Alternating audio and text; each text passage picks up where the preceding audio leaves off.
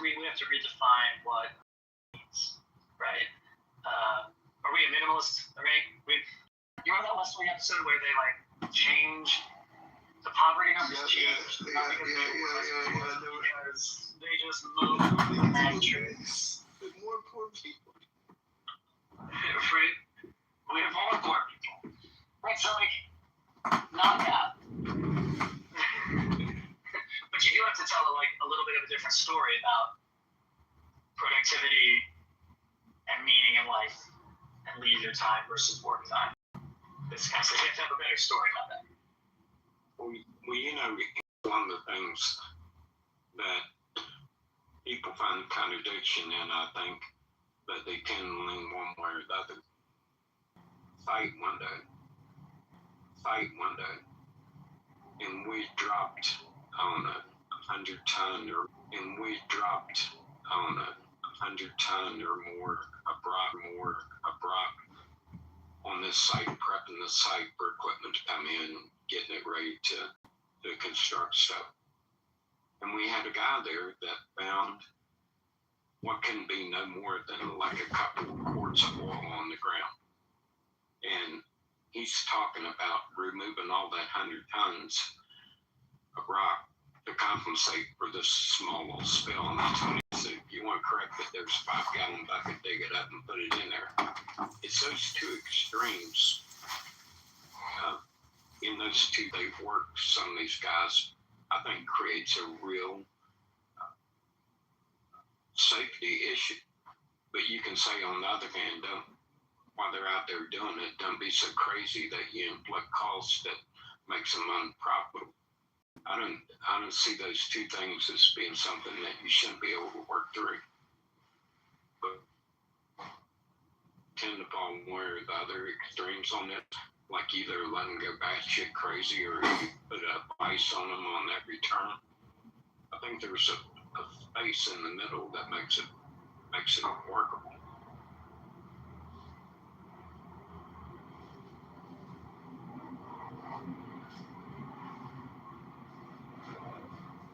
Just Clinton Democrats, does that make sense to you? I think we're in a political reorganizing time. So yeah, it does make a little bit of sense. I think like my politics these days are driven by it's $4 to fill up my gas. And I have some 5 people in a job. Like, life is expensive right now. We want to have a certain kind of life, right? So, like, I want the candidate who's talking about my stuff. I don't hear it quite, and I'm so disaffected. Let me ask you something. What you just talked about your gas, do you have any thoughts actually hurt what you're trying to achieve? Not to say that there shouldn't be any, but you have to work both sides. So like, I'm willing to have a mishmash of things, provided that that the greatest amount of people benefit. I guess that's really it. I'm open to all kinds of ideas to achieve that end. You're a pragmatist. Yeah, in some ways. I mean, I have my commitments to things I think are right and wrong and whatever. But yeah, I think outcomes really do matter. Yeah, we may be closer aligned than a lot of people might think. I like one thing that you probably never hear too much from someone that's painted as conservative. I think you're always going to have people within a society who have multiple reasons that's going to end up in a destitute place. When it's destitute, I think a society should have. I think it should be controlled. I think that that's not constrained so much that it can't generate the revenue that it requires to help those people. I don't relaxing sound. Yeah, that makes sense. Hey, this is Alistair. I'd like to say something about this. Let me know when you're done. Yeah, I think that makes sense. Part of what I think you're talking about is developing a national ethic around the idea. You know, if there's always going to be destitute people, I agree with you, there will be. What is our responsibility to them, and how do we effectuate that, right? Private industry can do a lot. Nonprofits and these kinds of things. Government can do some too. Yeah. Yes, Alistair.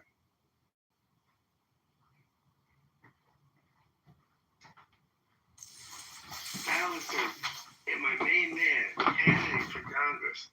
Yeah, this goes back to what you were saying, Scott, about philosophy and how you prefer that America was more like Norway. In Norway, every citizen is birthed with $400,000 in retained savings or earnings through the National Sovereign Wealth Fund.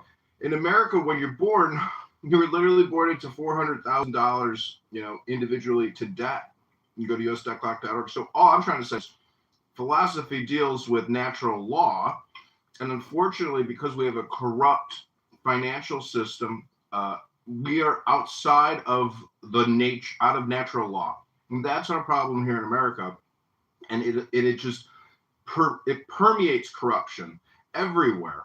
Look at all of this SNAP fraud, all of this Medicare, Medicaid fraud. It's everywhere, and it's international in scope. We have Russians coming in and ripping us off. We got Romania. So what I'm trying to say is if we had sound currency and we actually had Congress people and senators with spines, we could actually try to save America by becoming more natural and actually adhering to the laws of nature and philosophy. But unfortunately, we have delusional individuals who are socialists. I know you said you're not a socialist, but the other thing is that you guys were talking about interstate commerce and you just think America's too big.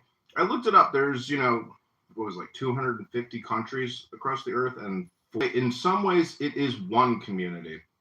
And if you look at the communist model versus the capitalist model, it's either 5,000 corporations or one corporation. But the whole thing rests on sound money. And until we actually can peg our currency, we're fucked. And what I'm trying to say is we need politicians who can eliminate debt with the stroke of a wand, because it was created with a pen. And a lot of... How is the campaign going? It's good. Running for mayor of Chicago, I was removed from the ballot for Congress. And the interesting thing is I don't expect that I'll win. But the fun thing about politics is as a candidate, you can speak publicly. And the other thing is when it comes down to the petitions, I can challenge the mayor who's going to run again. To me, that's the most exciting thing, is that I get to help manipulate the system because I have the experience. And when you challenge the candidate, so I know how the game works and I love playing it. Hello?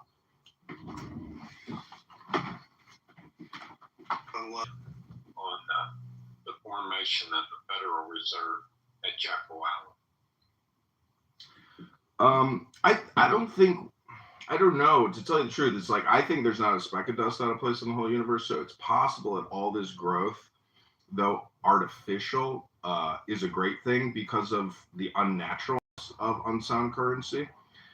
But with regards to specifically the federal, every country has a central bank. It's considered modern economic science, so to speak, to basically do inflationary spending. But you can go to Zimbabwe and look at the $100 trillion Zimbabwe notes. We are still so far ahead of Zimbabwe in terms of inflationary problems, but also we're in that digital database era, digitally. And we know from our founding fathers that this type of behavior is against philosophy, against the law. And that's when I go on a power walk, I listen to it and I'm like, this is fucking brilliant. How the fuck are we so far away from this as a culture? You can go to any bang room in this clown house right now, and honestly, it's a fallen society. It's a failed society. And if you think Norway is the at some point I'm moving to Norway and I'm hooking up with a chick that's got $500,000 in the bank and I'm having a baby in Norway. Hello?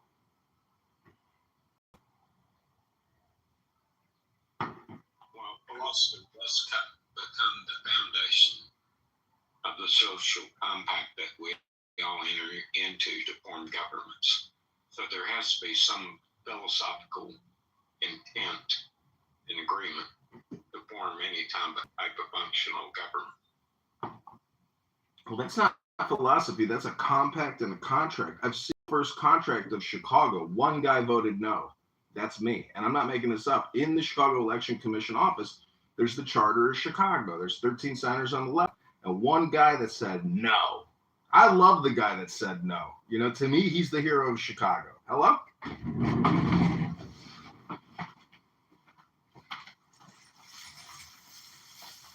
John, you're the hero of Chicago, buddy.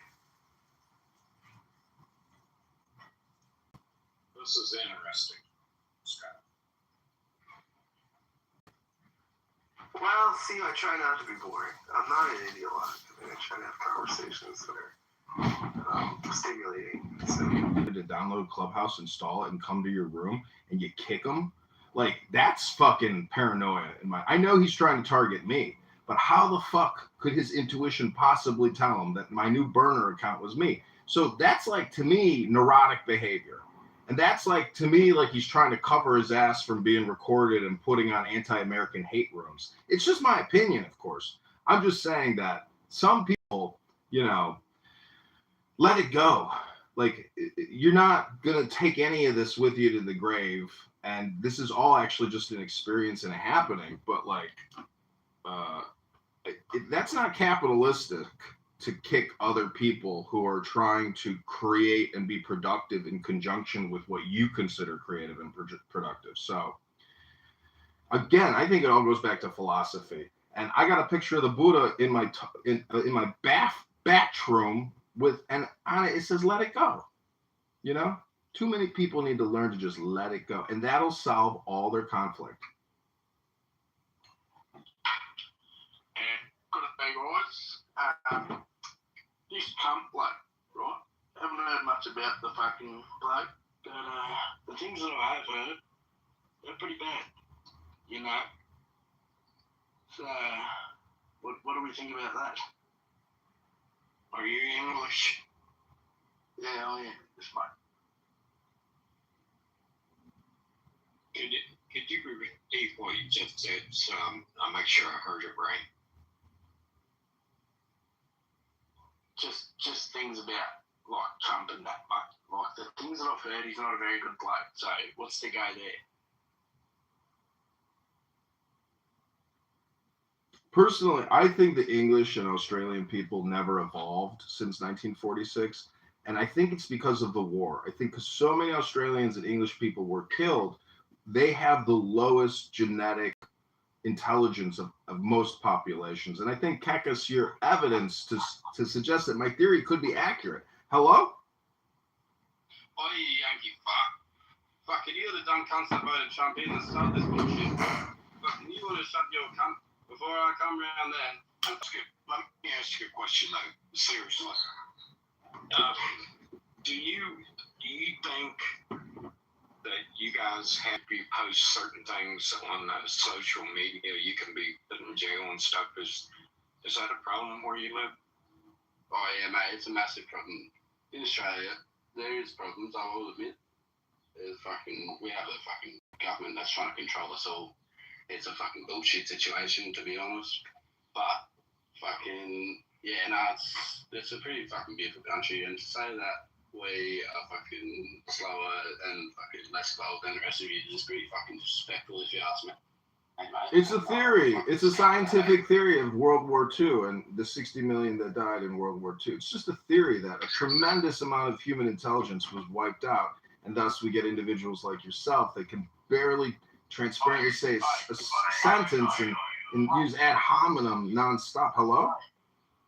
Wait, have you ever heard like what an Aboriginal person sounds like a nigger?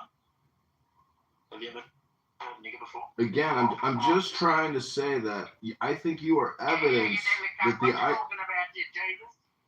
I'll come around there and I'll blow your fucking head off. Yeah? Well, some people actually. No use of the N-word in the room. No use of the N-word. some people get what they deserve. I'm just saying that if you He sacrifice. had to be removed. Well, anyways, I think we proved our point. I proved my point. I do actually believe that one of the reasons why Britain or England has allowed themselves to be completely invaded by Muslim hordes is because so many of their men were wiped out in World War II. World War II is the greatest tragedy, in human history, I think, personally. I mean, I can't think of anything more insane that Europe literally just self-destructed in absolute anger and chaos, extremism. And the funniest thing is I'm going to create a movie. It's going to be called Hitler the Schmuck. And there's this film called The Dictator where it's like all this World War II archival footage that Adolf Hitler was like recording of himself in like the same way that a social media influencer does today.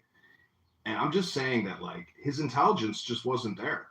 And there's a reason why he did what he did. And it's, it's just so tragic. You see all these videos of people that were wiped out in the war and you just wonder, where was the intelligence? It just wasn't there. The awareness wasn't there. The philosophy was not there. Hello? What do you mean the philosophy was not there? Of course it was there. No, it wasn't there. You can see it in the videos that Hitler even shot of himself. The guy was basically high on codeine and creating Instagram videos with films and then distributing them in movie theaters. That's what the guy spent many years doing. That's not leadership. That's what many politicians are doing today. And they're not leading. They're not actually trying to do good things for their voters. Instead, they're just creating campaign videos for the next campaign. And it's all propaganda. And nobody tells the truth. Because in my opinion, most people can't even tell the truth because they don't even know the truth. Hello? The electorate wants to be told things that they should inherently know are untrue. They want to make politicians Santa Claus. They don't want to be adult when they come to considering the issues and the real truth behind the issues and what it's going to take to solve the issues. They want the easy way, and they want the politicians to facilitate it.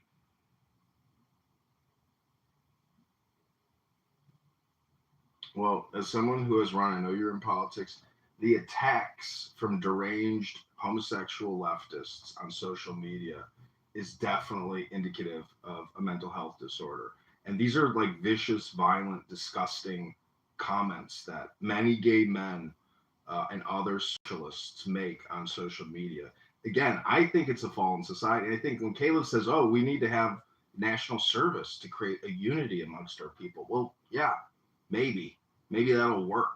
But I think America is already fascist and it's going to become even more fascist. And it's because the politicians are criminals and we're all just slaves to the banks. If you ever sit on a conference call between a hotel chain and the bank owns 80%, 90% of that mortgage, the people that work at that hotel chain, they don't work for the hotel chain. They work for that fucking bank. And so banking is a great industry to be at because you're at the top of the pyramid. But there's different ways to look at society. Hey, stupid. My name is Raja. Oh, hey, Raja. Anyways, I'm just trying to say that I was looking at a tree the other day, and I realized that we are all just leaves on a tree, and the tree is the network, the communication network between all of us, invisibly linking us. And this is why I am very anti-Muslim, because when you study Mohammedan law, they created an in-group in the year 660. And when Muhammad's Medina Charter or his Islamic Constitution, if you ever read it, it's basically a document on how to lead a mafia organization. He is the Don Corleone of the Middle East. And I'm just trying to say that if you read the U.S. Constitution, the Declaration of Independence, etc., that is a progress in intelligence, legal jurisprudence, and the transmission of countless generations to try to create a more equitable and enlightened society. But when you read Mohammedan law, you're like, oh, fuck. And the people in 2026 are still using the Medina Charter. And the Palestinian blood money, if you kill a Jew, well, that's in the charter. It's blood money. So we're dealing with essentially a revolutionary political mind virus, which is unstoppable because it is the combination of church and state, and it's completely the opposite of us. So the war in 2026 against Islam is the same war as 770 or 880. And I'm just saying that there is still this huge legal cultural clash in the world, which is completely unresolved because there's no philosophy, on my opinion, in the Muslim side. Hello? Can you share your views on the Israeli Epstein connection, the J.P. Morgan, and the other colonizers? See, this is what the Ummah, this is what the Muslim Ummah does, is they constantly say the Ummah is formed to repel the colonizers.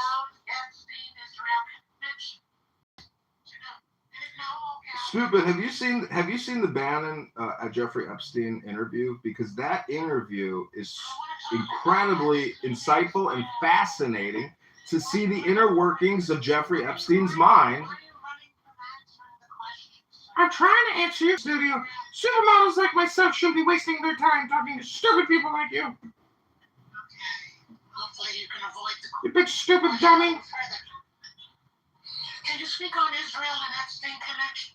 Yes or no? I don't have time. I'm a supermodel. Stupid dummy. Scott, it's good.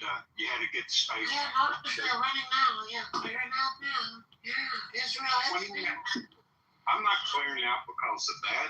Oh, not you. I'm not talking about you. Can we speak on Israel Epstein before you go?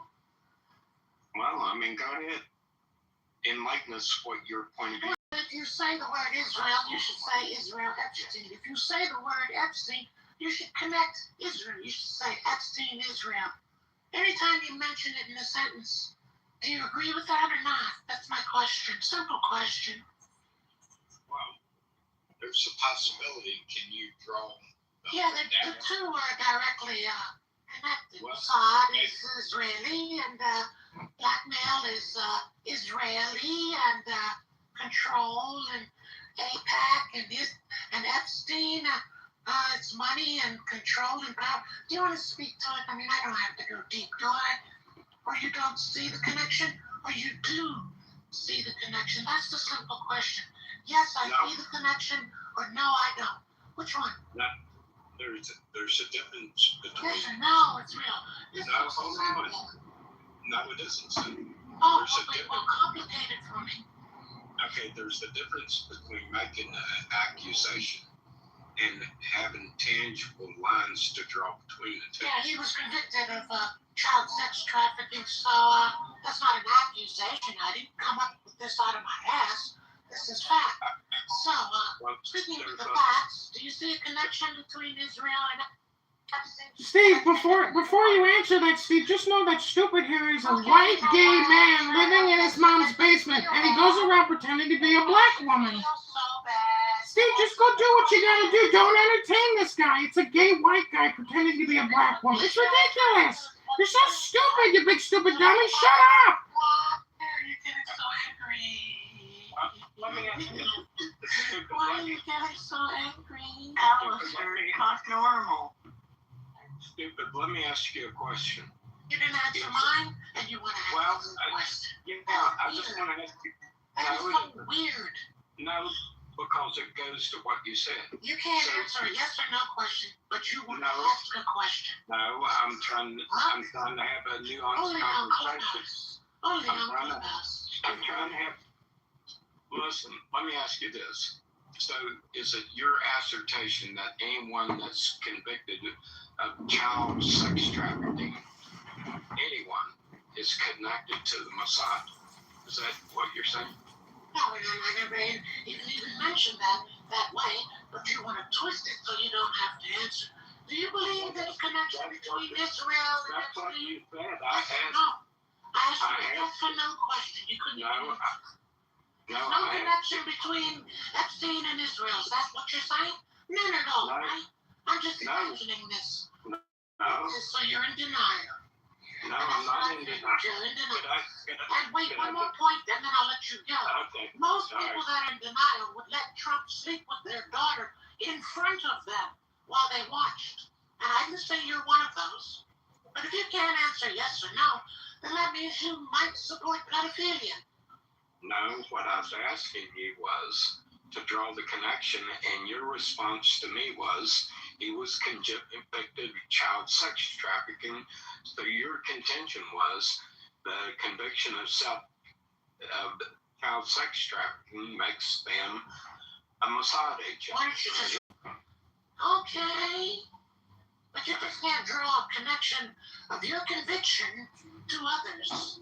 So you hold a standard. No, I believe. Don't have to hold a I believe. standard. No, You support pedophilia, yes or no? What I am saying is if I make an accusation, I should be able to support the accusation.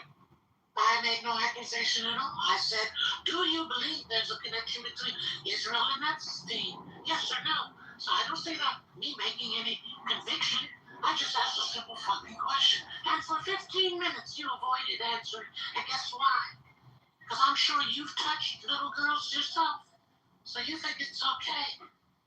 And you don't want anyone to know. So therefore, you bury it and then come out and say, I can't answer the question on the grounds that it may incriminate me. You've touched girls, and you know other men that touch girls. Dude, this is like the Howard Stern show right now. Just asking a fucking question. This is rich, Scott. We're having a conversation. This is rich. It's really rich. Look, Yeah, but are we having a conversation or are you running away from it? No, I'm not running away. I asked you a simple thing. You was making a connection between Epstein and Israel. Epstein. Let me make it easier for you. Howard Letnick pulled up to Epstein with his kids and his wife and said, I went for dinner, but I don't even know why I went. Do you find that weird, or do you find it strange? Or do you find it... Scott, is this the Howard Stern show? Because I expect a professional show. This is becoming unprofessional. I've got to go. I can't stand to listen to this nonsense. Have a great day, everybody. Bye. Bye, stupid. Bye, Joe. Bye, Scott. Bye, Caleb. Bye, Steve. Bye, everybody. Bye. Leave quietly, stupid ass. I don't see yours doing any tricks. Scott, like I was saying earlier, I enjoyed the space. Steve, are you running from the conversation? No, I'm not running from anything. I asked you multiple times, and you just keep going in circles. Yeah, but you're a grown-ass man. Do you I think see no point in continuing. I see no point in going in circles with something. Do you support men that sleep with little girls? Absolutely not. What do you mean, absolutely? Why not? Because it's immoral. Tell me how, Guru. Immoral. Okay, now we enter a new dimension. Morality. No, it's called philosophy, stupid. You need to learn philosophy before you start teaching morality, stupid. In the face of a negative allegation, would resign. So morality makes them do that. For example, if a politician were accused of... I think no one should resign because of an allegation. If there's an allegation followed with proof, then yes. Thanks, stupid. The top 3 things you would do for we the people. Go ahead and tell us, stupid. Am I that just what Steve just told me? Give me a break. I'm not that smart. It's 10 a.m. You digested 3 hours ago. Shut up.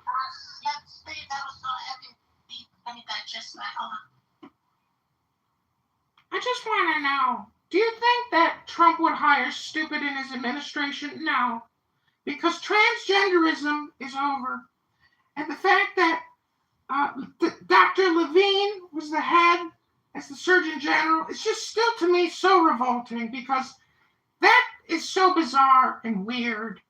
And when a man dresses up as a woman, whether he's in the Navy, the Air Force, the Army, or the Marines, and he demands everyone call him ma'am, and now he starts, anyways, we don't need to go into the sordid details of the life of a transsexual man. Steve, Grindr is sponsoring the Republican correspondence there. And Grindr represents male cock. It's just a marketing campaign, Do stupid. you support that, Steve? Do you support male cock? Another yes or no question. What are you talking about, stupid?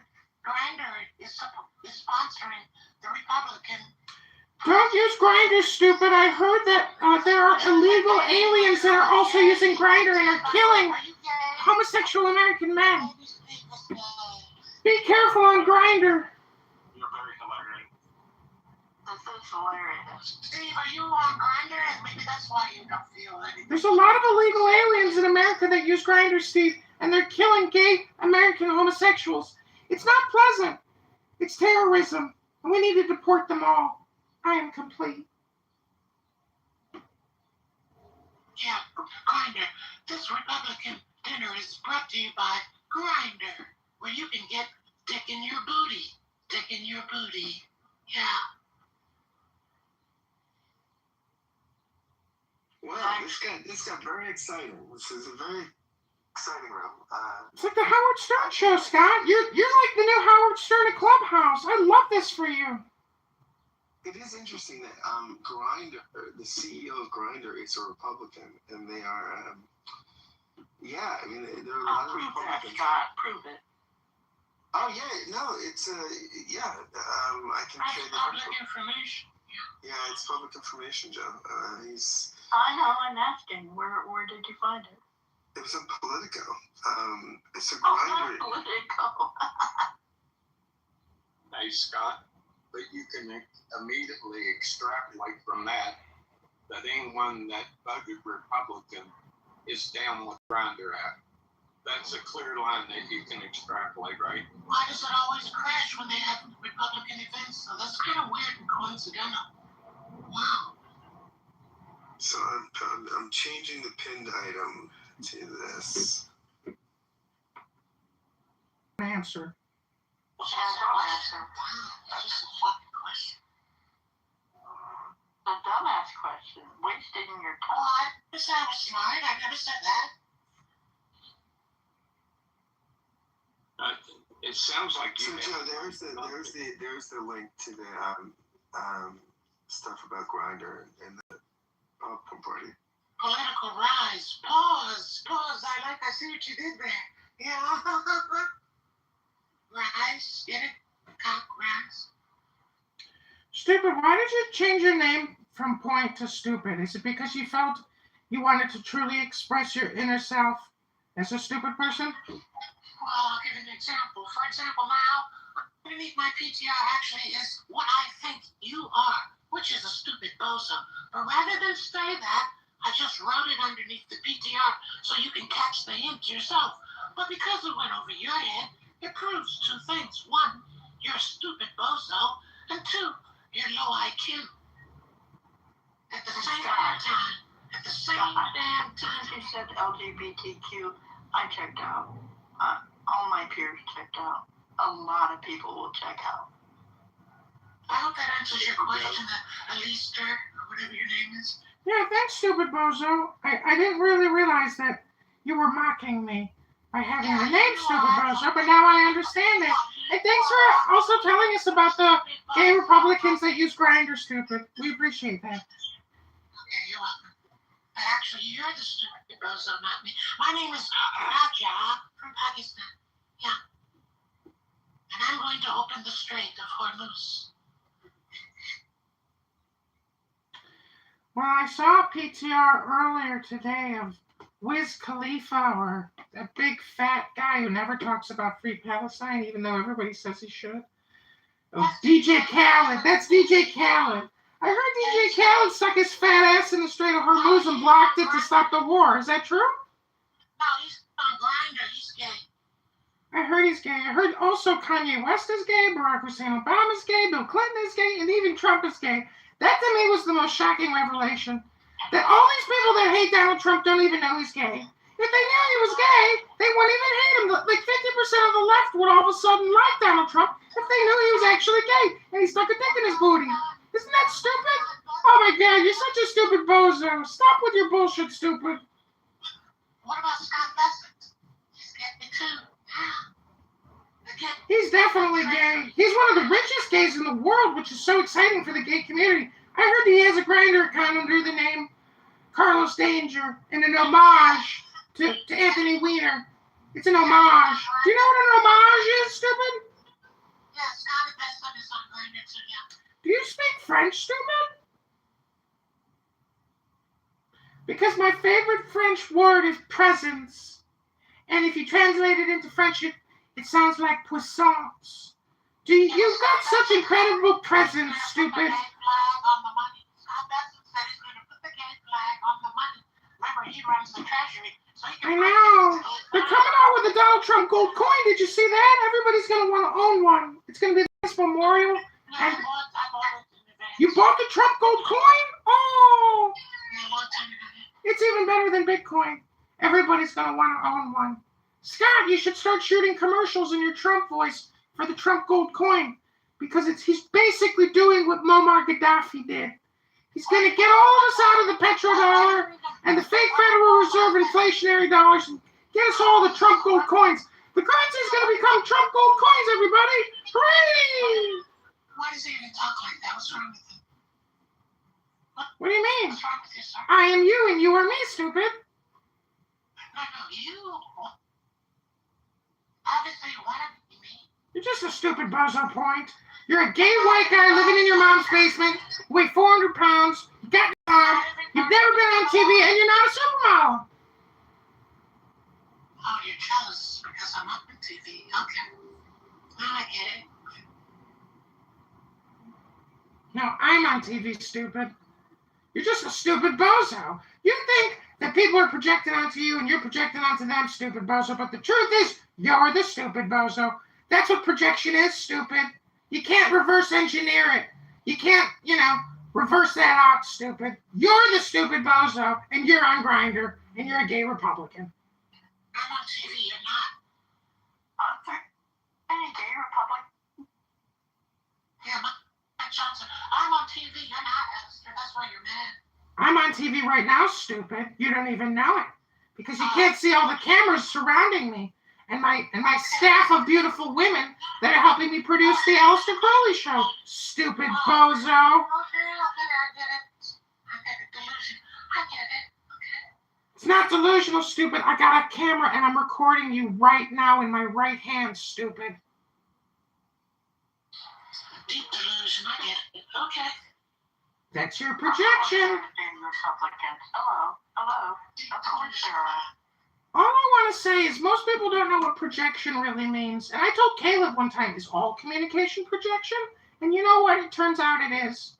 And stupid bozo here is proof that all communication is projection, spam, politics, and hypnosis. Isn't that right, stupid bozo? There's no way you can prove that Steve is a gay Republican. So I don't think that that's fair. Well, you just heard him earlier say that most of his contemporaries think that he's a very moderate Republican. And what you're saying is stupid, bozo, because Steve isn't gay. He's a man's man, unlike you, stupid bozo, you big dummy. Steve can speak for himself. Go ahead, Steve. You know, bitch. Go ahead. I'm Mike. Yeah, thank you. Did you just call me a little bitch? You are a stupid bozo, really stupid. Yeah, this is kind of devolved. Well, Steve, this can't be your first time using Clubhouse, right? You know that Scott actually likes this. To Scott, this is fun. Because the Gary Baumgarten show is so serious. They don't have any fun in there, but Scott knows how to have fun. But the point is, Steve, if this is your... Anyways, people like the Jerry Springer show, Steve. You know, the Howard Stern show. That's just basically what this is. There's a lot of people on here that are basically Jerry Springer. Hello? I hate Jerry Springer. He was the mayor of Cincinnati. He was the best mayor Cincinnati ever had. Doesn't change that I hate him. But I don't like him. I don't hate too much, but I don't like him. Why?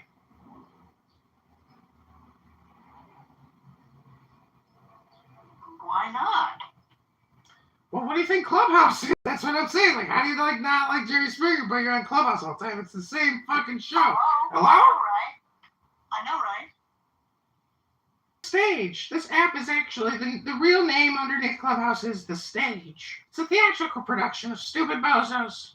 Just can't stop spamming each other with their stupid bozo thoughts. Hello? I think Jerry Springer for you. I'm headed towards Kitover, Indiana, to hang out with my peeps up there, my Republican peeps. Oh, I agree with Steve. I don't stand with any men or stand next to any men that sleep with little girls under 14. I agree with you, Steve. And at least we share something in common and have a similar belief, because you said morality does not allow you. You are one sick to stupid bozo. Did you just hear what this pedophile said? He said that he believes that men should be able to legally sleep with girls under 14 or 15. You're disgusting, stupid. I'm reporting you. I'm screenshotting this and reporting you right now, stupid. Go ahead, Stephen. Did you participate with No, 14-year-olds? no, not at all. But Steve doesn't either. I'm reporting you, stupid bozo. Mark my words, when you come back with a party hat, stupid, that was me. I'm reporting your account right now for pederasty. Enough is enough, stupid. I'm reporting you. Steve. I encourage everybody to also screenshot this room and report stupid for trying to encourage people to commit pederasty. Report stupid bozo now. Mass report. I am complete. Support pedophiles.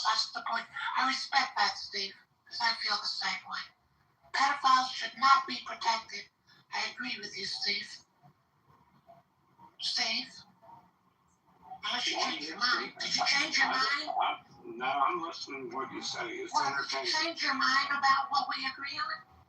Or you now want to go back on it? You do support men that engage in pedophilia. Which one is it, Stephen? I don't have to be redundant. Okay, so you're on the fence. Okay, that's what I figured. You just pulled shit out of your ass.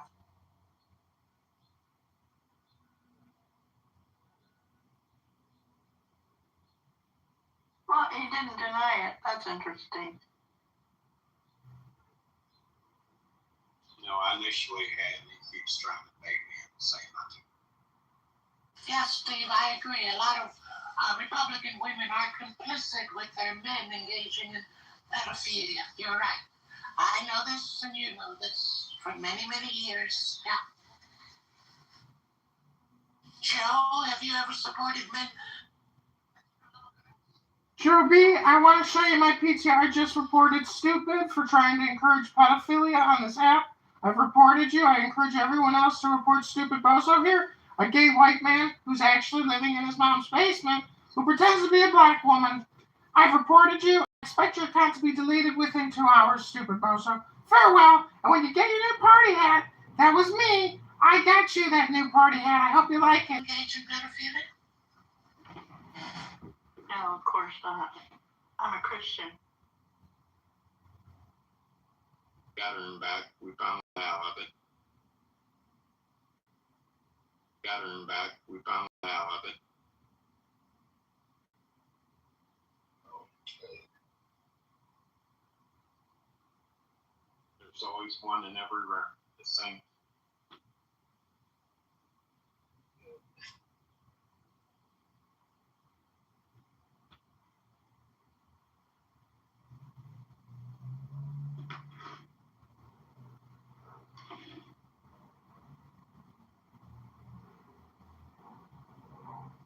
Scott had earlier started the room and talking. 15 years in a deep dish kitchen talk.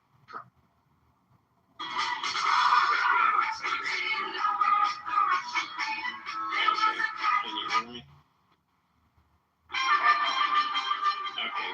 I said Scott had initially started the room talking about dropping phone numbers. I just wanted to what you're feeling about it.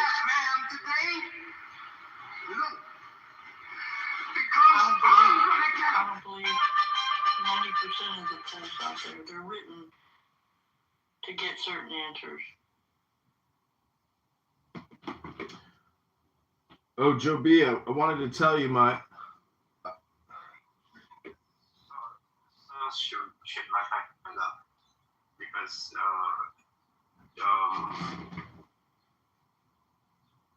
think the source should matter a lot. So I've not checked it out myself. I've been busy all day. Yeah, I tend to agree with you, Joe. That you can word a poll to kind of get what you want. I think a lot of them are worded that way. Jimmy, I was going to tell you the results came in for the congressional election, and I got 110 write-in votes, which was 0.01% of my opponent, which I think he got like 50,000 votes, and then the Democrat got 30-something thousand votes.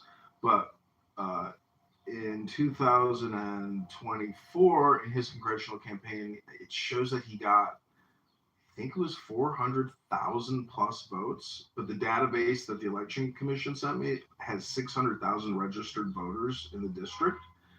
So I'd be very interested to see what he gets in November, because there's something with the primaries and the midterms that obviously I guess people maybe don't come out for the primary, but I don't think that's what it actually is. I think like the database and the election commission like automatically uses voters even if they don't vote and just casts them as that Republican. There's something going on with the way that the election commission basically, I guess what I'm saying is their data is corrupted and open to corruption.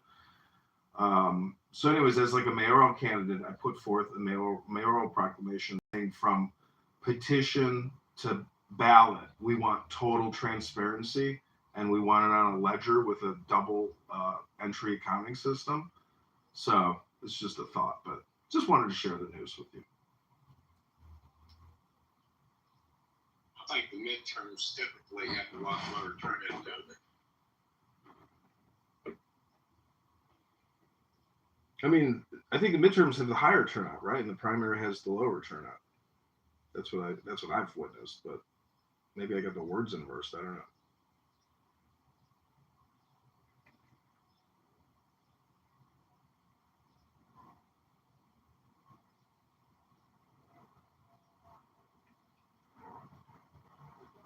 Well, I'm interested to see if this thing in Iran directs on how the sentiment's going to be about it.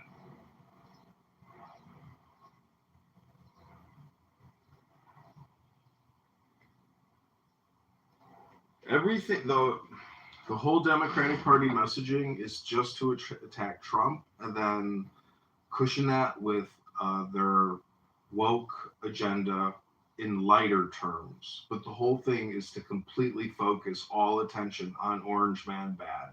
That's all they got. They don't have solutions. And that's the thing about politics and communication and hypnosis is, unfortunately, it has been proven time and time again to work. And that's why America, and it's just it's just a tragedy and an irony that the people who want change and believe that they're voting for it are contradictorily actually voting against themselves because they're being hypnotized by this mediocre and inferior messaging, which works because they believe that they are the opposite and they are the resistance. And therefore that type of messaging for this demographic works over and over and over and over again. It's just Boy Who Cried Wolf. But the tragedy of Boy Who Cried Wolf is it just works every single time. Hello?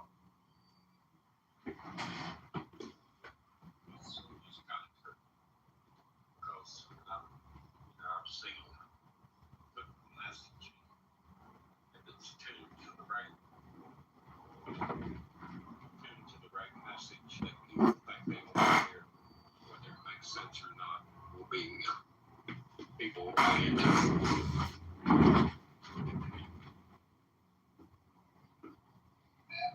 I think that's how like you tend to like lose your voice because it gets to a stage where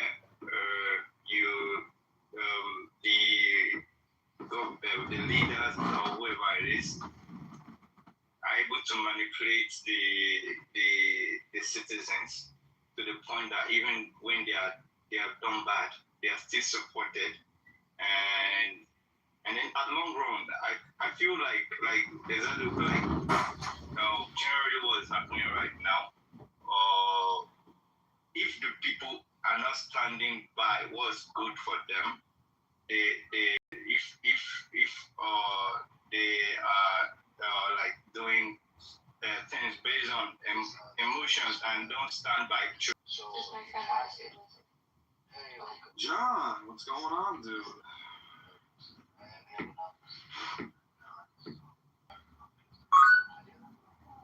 What's going on, Jeff?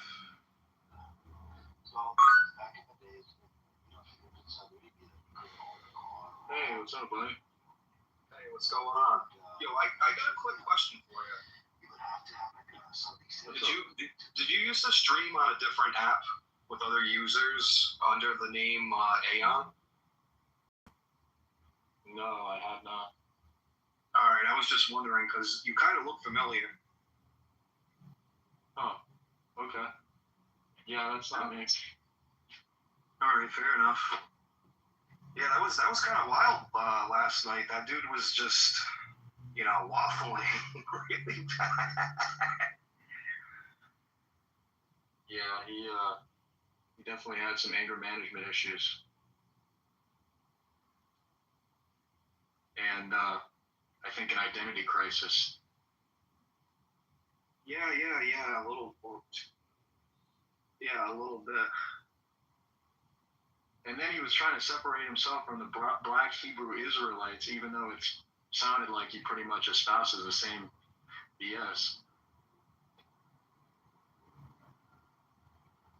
Very weird situation. But anyway,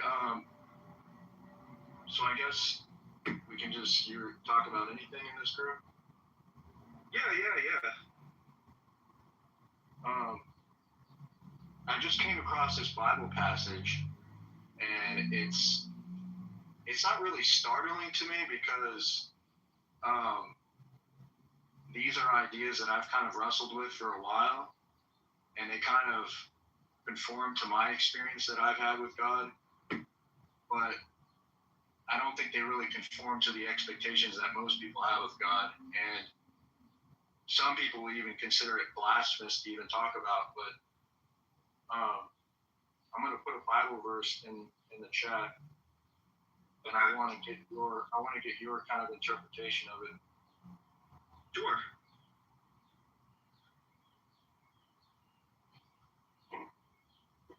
Okay, Isaiah, I form the light and create darkness. I make peace and create evil. I, the Lord, do all these things.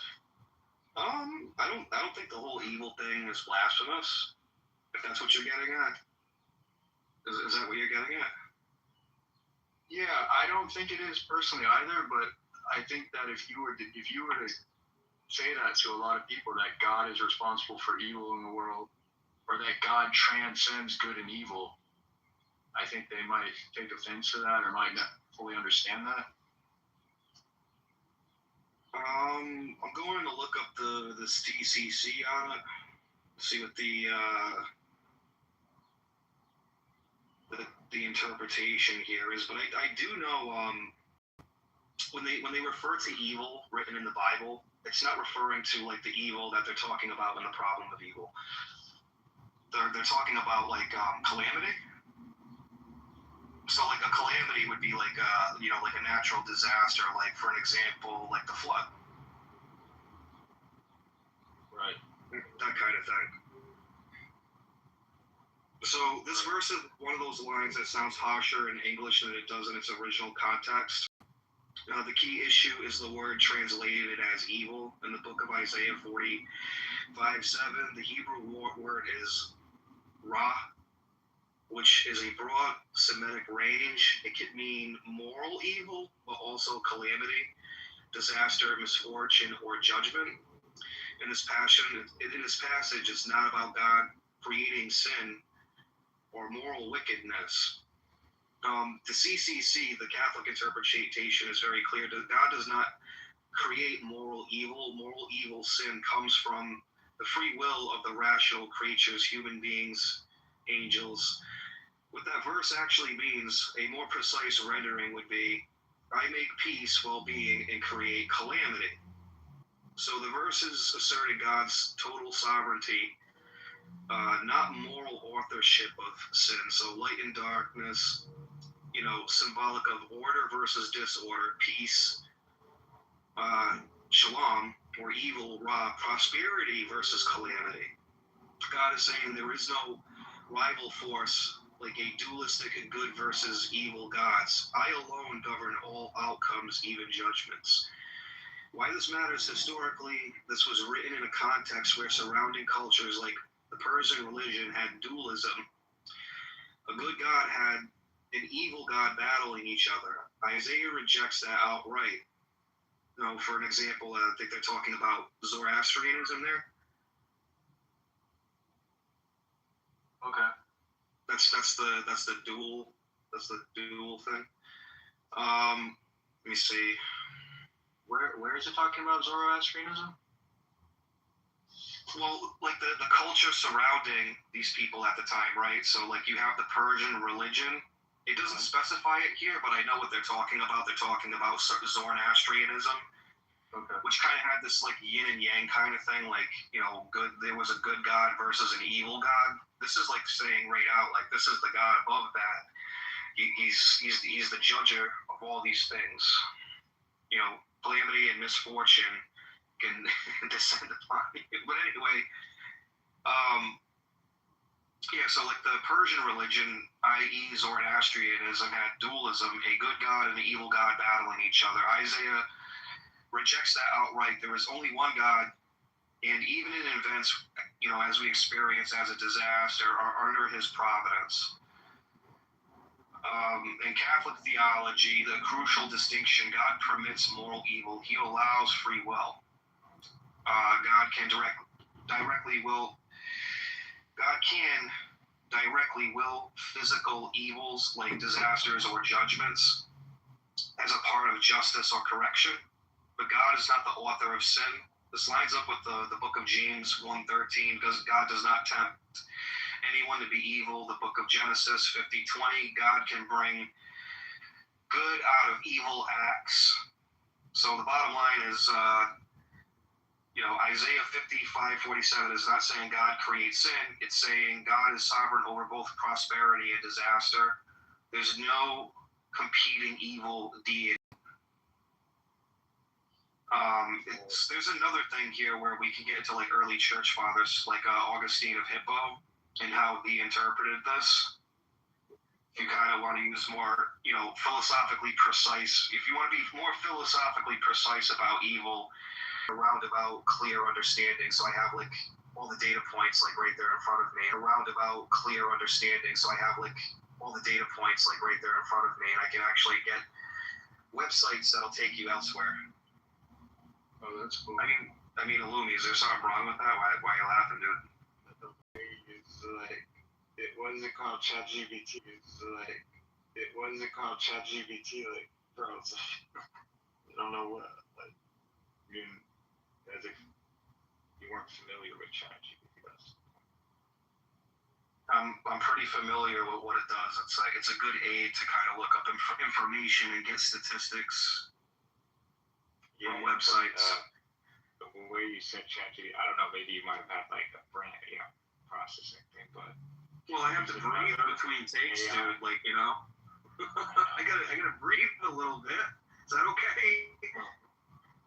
Do you want me to hold my breath and say the whole breath and say the whole thing? I'm just curious. I was like, maybe I was seriously curious. Maybe you used another AI that ChatGPT was like something you could,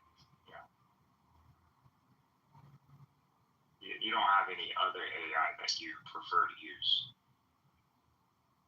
I don't know. Sometimes I use Grok, but so far ChatGPT's been pretty reliable, especially if you tell it to like be unbiased, for an example. Yeah, you can try to. Yeah. That's usually how I prompt it. I always try to prompt it to not.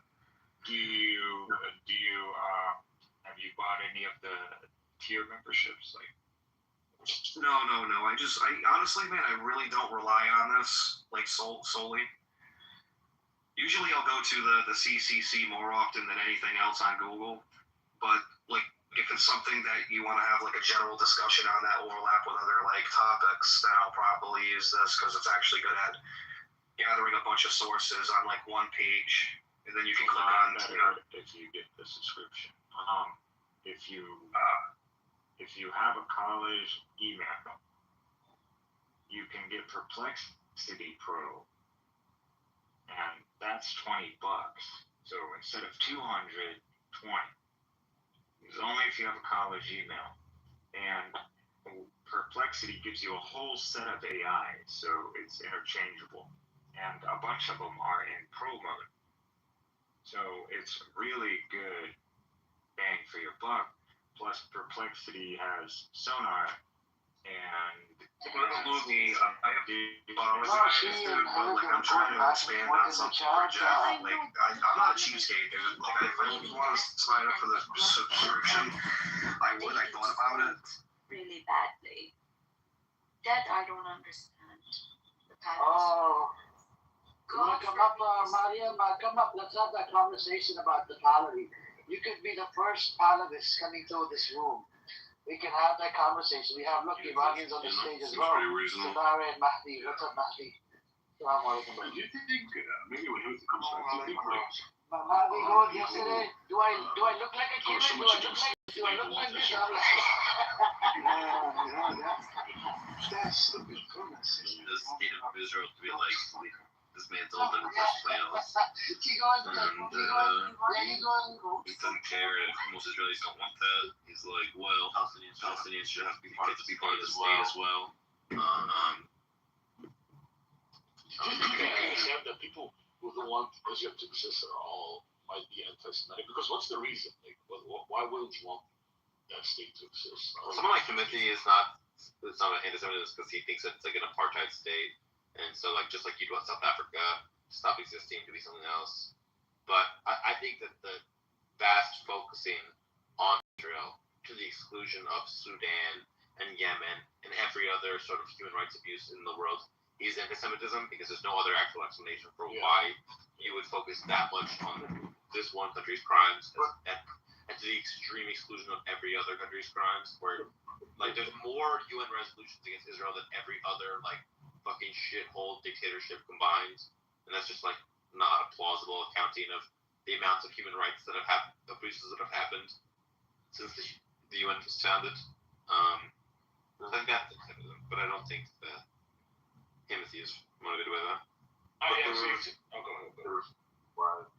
bring it up, bro? Like, bro, AIPAC is influencing like our government more than many other lobbies are. Like, and our government is sending a lot of money over there. Like, it comes up with more policy, like, from every president posing. It's like, this isn't like a random topic where we're just taking that and it's like from the presidents, our politicians are talking about it, they're taking money about it. Like, I hate when you do this right now. Hey, the main thing was, you brought up Korea, right? Like, if you were ever going to say a country shouldn't exist, like, what about North Korea? Like, if you... Yeah, I don't think North Korea should exactly exist as a country, so that's a good example of if a country's bad enough, it shouldn't exist anymore.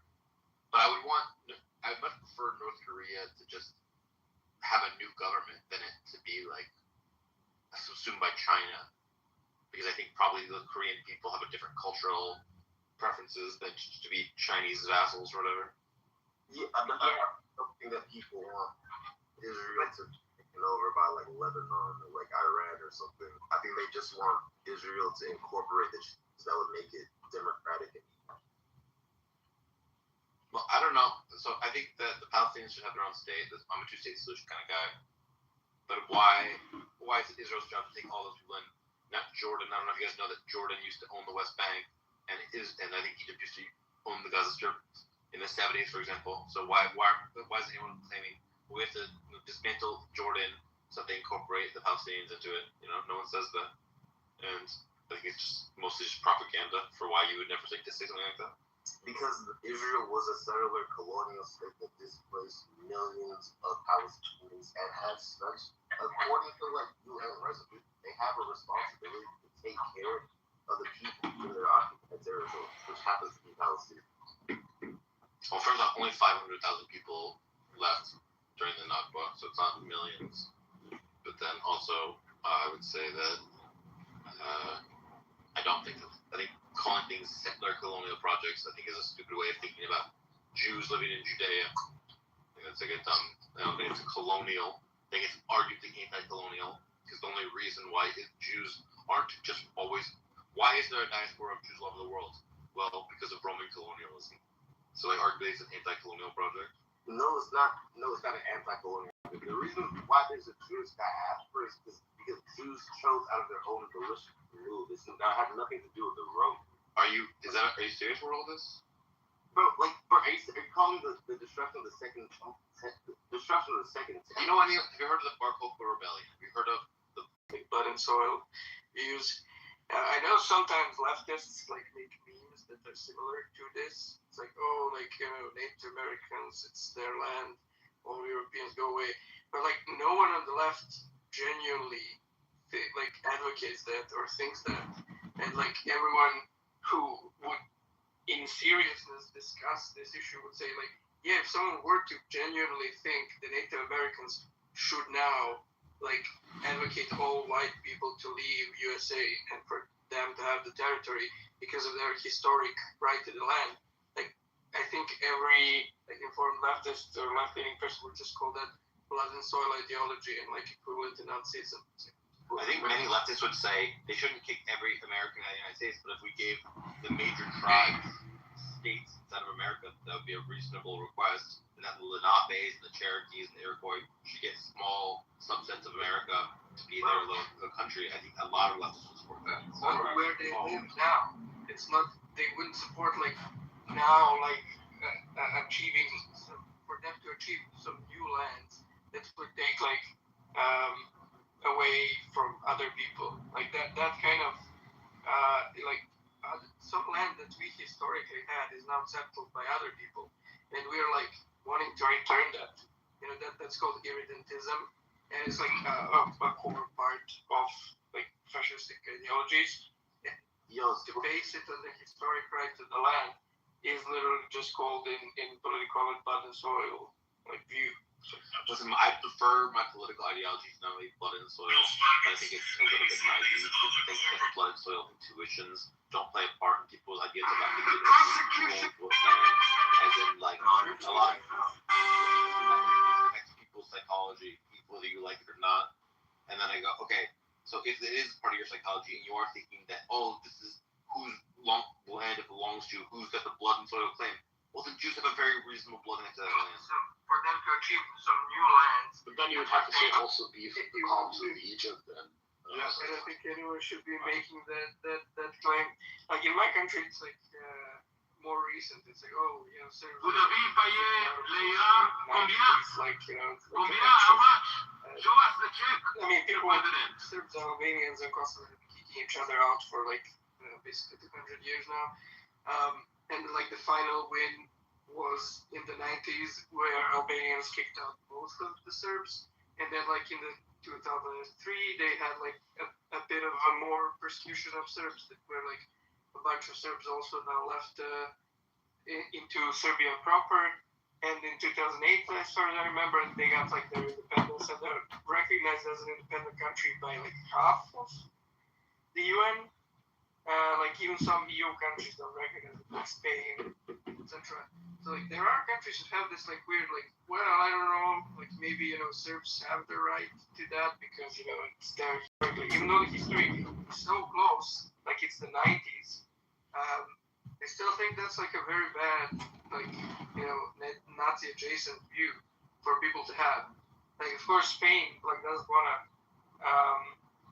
support what I think is the reasonable liberal view because they don't want to have the president that can be used by the Basques and the Catalonians so they can like gain independence from Spain, which I is used in real politic in some way. It shouldn't be. We should all just reject it. Going to Africa because they have no claim to that part of the world. There's no reason why white people should be living in and doing stuff in Africa. It's not their land. They have no business there. Yeah, but it's not their land, not because the Africans have a historical right to Africa, but because they're currently living there. And in order for the British to take the control there, they need to conquer the people. So like the historic rights of Africans to the land that they're living in is like totally irrelevant. And I don't think anyone should appeal to it in like being against colonialism over Africans. Like the problem with colonialism is that they're currently living there, and the current occupants are getting conquered and like suppressed. Like that's the problem. That's a history of humanity. There's one group moving in and conquering another. I think that's why Europeans have white skin, because they have knives.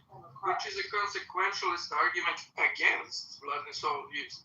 So like, yeah, every country ever has been conquered historically.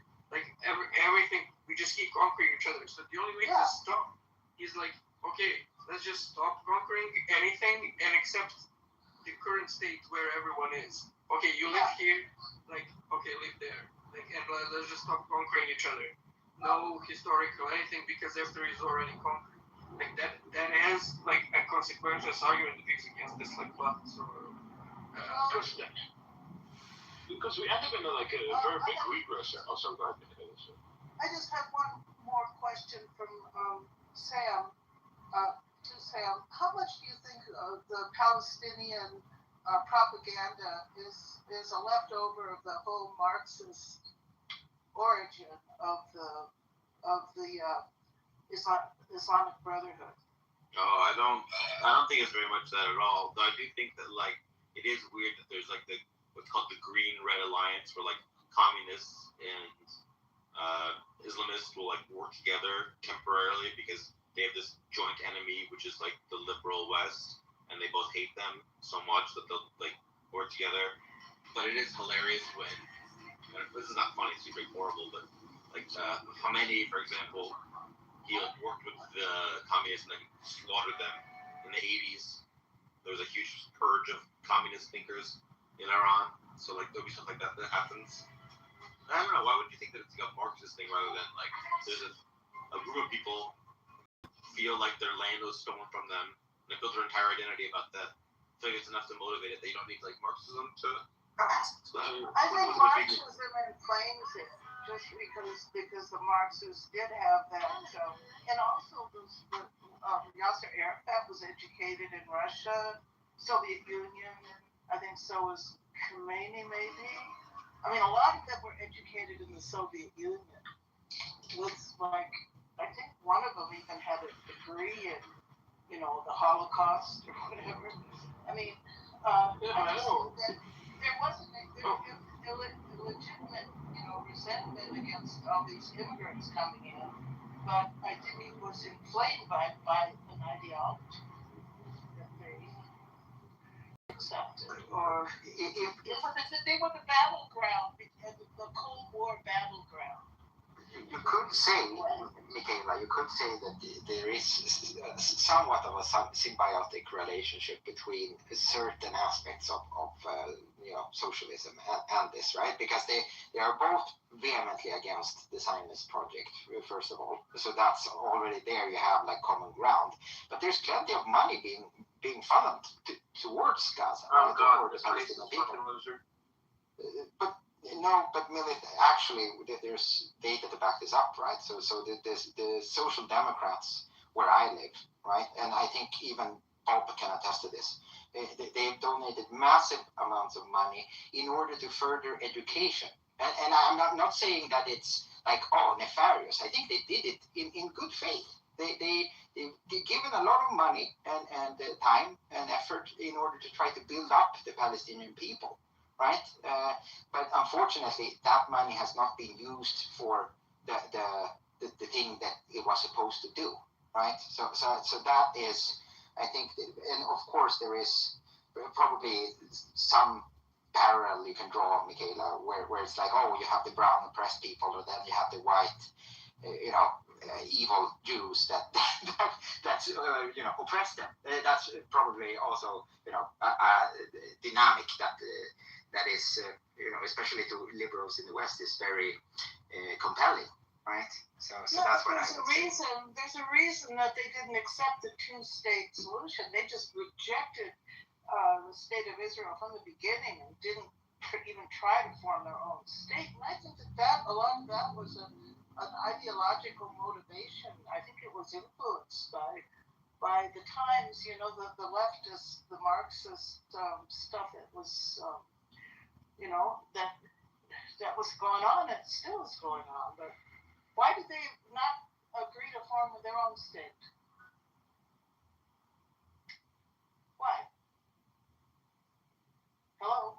Yeah, no, it's a good question, Michaela. But of course, also there's probably people on this is of course again milk toast, but there were probably people in Israel as well that did not really want that to occur, right? The same way probably a lot of people on the Palestine side didn't want that either.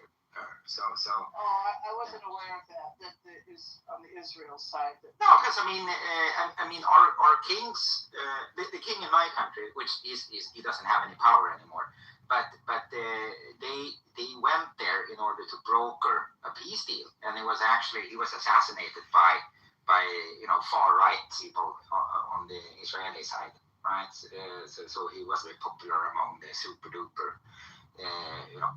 Conservative aspects of was that Faisal? No, that was Folke Bernadotte. He was he was the brother of the King of Sweden, right? So Sweden. Yeah, and in Sweden. Had to broker a peace deal. Yeah, or at least. Out here, and then they get comfortable talking about black men and black this, especially after what we went through. What have you been doing? Wait, what?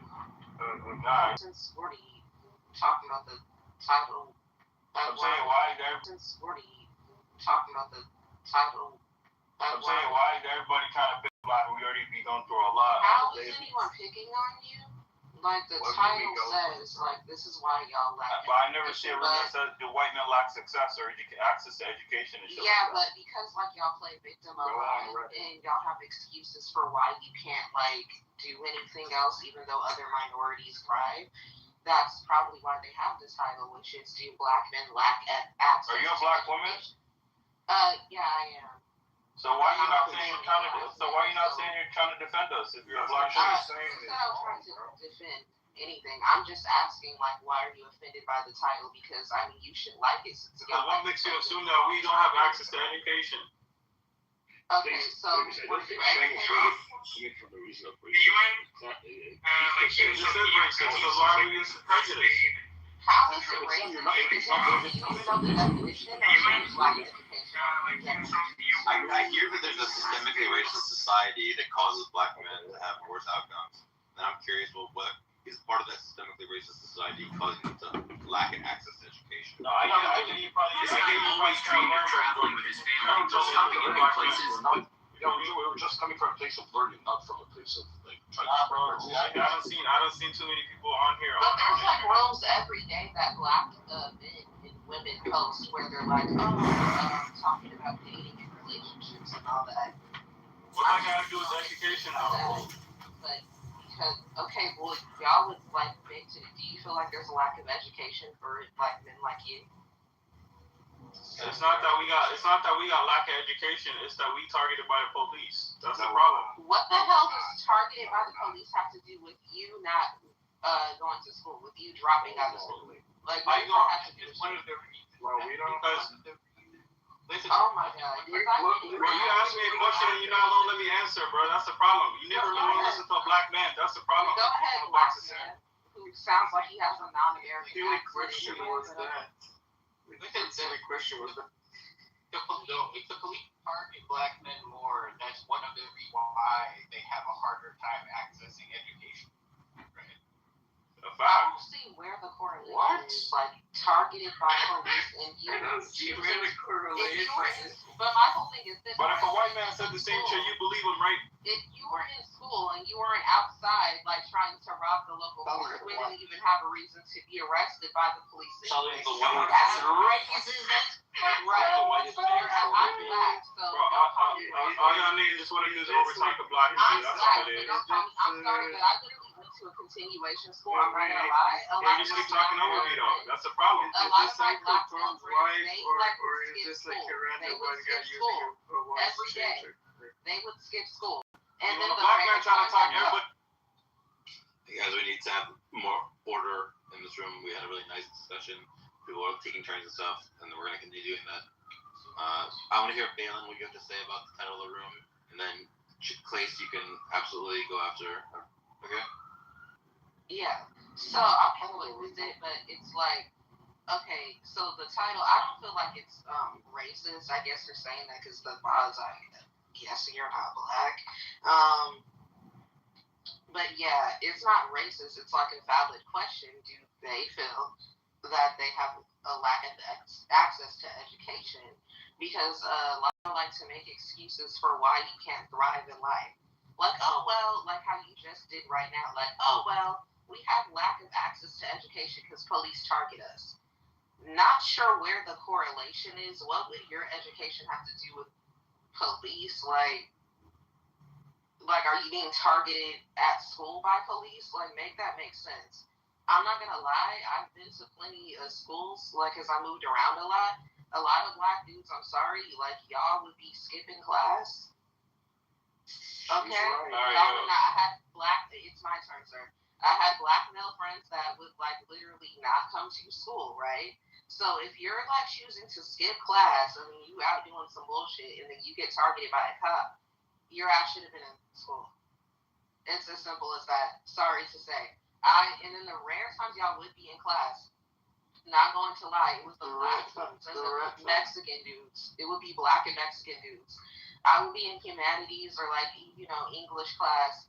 Y'all struggling to like read a sentence. It's taking you 10 minutes to get through one sentence. Why? Like black girls, we grew up in the same like conditions that y'all were in. Yeah, most of us have more degrees than you. So what the fuck is the excuse? Because technically we get targeted by police too, right? We deal with racism. On top of the fact we deal with sexism with women. There are people, and I'm gonna land on this point because I don't understand like why y'all say playing victim. There are immigrants, right? Black ones too.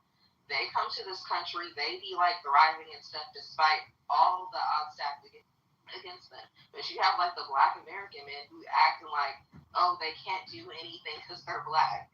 Like, shut the hell up. What's the explanation? But I win. Alright, bro. Yo, bruh. It's my turn, bro. Was there Nate? I just take the go, and then Timothy can go after quick. Alright, go. Alright. So, number one. It says right here, I did a little research while she was talking about this, and it turns out that I'm actually right about this topic. Because it said right here that black students in the U.S. are disproportionately targeted by school-based law enforcement, facing higher rates of arrest, suspension, referral to police compared to white peers, often fueling school-to-prison pipeline. Despite not misbehaving at higher rates, black students, especially girls, like you said, experience intensified surveillance. 15% higher than white people. So what are you talking about? Law enforcement does affect the black man's education. So stop trying to show off for a white man, and stop trying to say black men can't read a sentence, because that's a lie. Did you have a father growing up? Did you have a black father growing up? Did you have a father growing up? Did he know how to read a sentence? In jail. Did he know how to read? Exactly. I'm just asking. I mean, because y'all be like blame that too, like, oh well, he was in jail because the white. All right, let me keep going. Alright, so can I respond to that? Like, you said something about. Bro, you had like 10 minutes to talk. Yo, that's a problem. They don't let a black man talk. That's the problem. Let Cleese talk. Can you let Cleese? Yeah, go for it, please. Yeah. But anyway, I'm not trying to blame like police. Obviously, I'm not saying all police is bad, but we done see what happened to George Floyd on broad daylight. It was a crackhead, not someone who was. Alright, yo, why you keep interrupt. Yo, they always want to interrupt the black man. We don't see what happened to Breonna Taylor, George Floyd. We don't see what happened to Trayvon Martin. So it's like, you telling me black men aren't disadvantaged? What happened to Emmett Till? What happened to MLK? What happened to motherfucking Harriet Tubman? You feel me? Like, you talking about this and that. Why you be racist? That jogging shit was justified. Oh, hold on, bro. Bro, why did they love interrupting a black man? That's a problem. So now we got idols, you feel me? Now we got niggas that we can look up to. Jay-Z, Kanye, we got billionaires, you feel me? And it's like, you talking about black women are highly educated. I agree with you, but stop putting the black man down just to impress the white man, bro. Like, I done seen too many black women just like yourself trying to do that. I'm It's trying crazy. to impress the white men. Man, hold on, let me land. Hold on, let me. Stupid as fucking. Let me land. Dude, like you said that. Those are some gay. Let me land. I didn't interrupt her. Let me land. Hurry up and land. I didn't tell you to hurry up. Yo, beef. This is how you gonna control your room? You're not gonna let the black man talk? No, go ahead, please. Cause this title is about black men, and I'm a black man, and we got other black niggas in here. And we gonna talk today. Here, but he's calling people racist. Okay. Alright, cool. You done? You done, guy? Yeah, I'm almost wrapped up. Let me. Go ahead. Yeah. Damn. See the disrespect. See the disrespect we face as black men every day. And he's a black man. Okay, was this your speech that you just wanted to cry about? Am I talking? You're not even letting me land though. Then land, nigga. What the fuck? Like, what the fuck? That's a problem. She don't be rushing white men Oh on my here. god, if he's still just complaining about me, you're not even talking Alright, about anyways. So point being that motherfuckers gotta understand black men have the hardest life in America. We don't have that. Well, like you can't even argue that. We grew up in poor neighborhoods. I grew up in North Compton. You feel me? Like Get the fuck out. Stop. Get the fuck out. Yo, can you mute this guy? This Asian boy? You're an Asian boy. Just let Go on him finish so he can land already. Shut up. You shut up as well. Alright, let's move down there with you. Go ahead. Thank you. God damn. I just wanted to know, okay, what's the explanation? So you're saying that, like, oh, they're lying when they say, like, black people are being stopped, blah, blah, blah. It's, systemic racism is the reason that they underperform in education and blah, blah. Okay, what's your explanation? Why is it the case that black people underperform drunk Canadian women? You talk about Clay's the drunk Canadian. No, obviously I'm talking to you. Why do you think Balin's Canadian? I'm Canadian. I sound Canadian. I don't know. I was in like a room with her and Zephyr. We were not. Not a woman. She's like unfortunately a Nazi. I get it. I don't know why you think I'm Canadian and drunk. What's explain? So why is it the case that black people are underperforming? Go ahead. So I don't know if you heard what I said when it was my turn, but I kind of already answered that. And to be honest, I really don't care to have discourse with your non-American. Shut up. Okay. Shut up. Shut up. You told me to shut the fuck. Shut up. Wow. Right. You're literally childish. Shut You sound drunk. This was your argument to tell me to shut up. Shut up. Alright, guys, we need something a little more decorum, a little more I reclaim my time. Decorum. What is this reclaim? Are you saying you asked when gave her to speak and then you Indian gave it, or you're just taking it back? No, Pakistani, by the way, that's racist, okay? It's not a native gift. I gave her an opportunity to expound on her earlier point. She doesn't want to take it. She doesn't want to speak. Okay, fine. Fuck you. You're my time. So, I'm not sure why. Going on, like, she just seems like a black woman that's sick of black men. Yeah, come on, bullshit. It doesn't seem right. Like, they always have to she doesn't seem like she's like full on Nazi. Like, what's I don't think it was like, what does Nazi have to do with talking about? Where did that become? Alright, so go ahead, Timothy. Thank you. Wait, is he not in the room? Oh, fuck. You know what I was going to do? I was going to do a hilarious bit. Why start giving my life story and then see how long it lasts? But can we just, can we just have people address the topic and not, like, censor themselves and troll right now? Because I mean, the guy was speaking for a shorter time than she was, quote unquote, she was. She was like some racist nonsense like here. these are like two non-Americans that are fucking racist. Like, I'm the one who grew up around a crybaby black kid. So, Delaney, you said, okay, so I guess you're using your opinion instead of objectivity.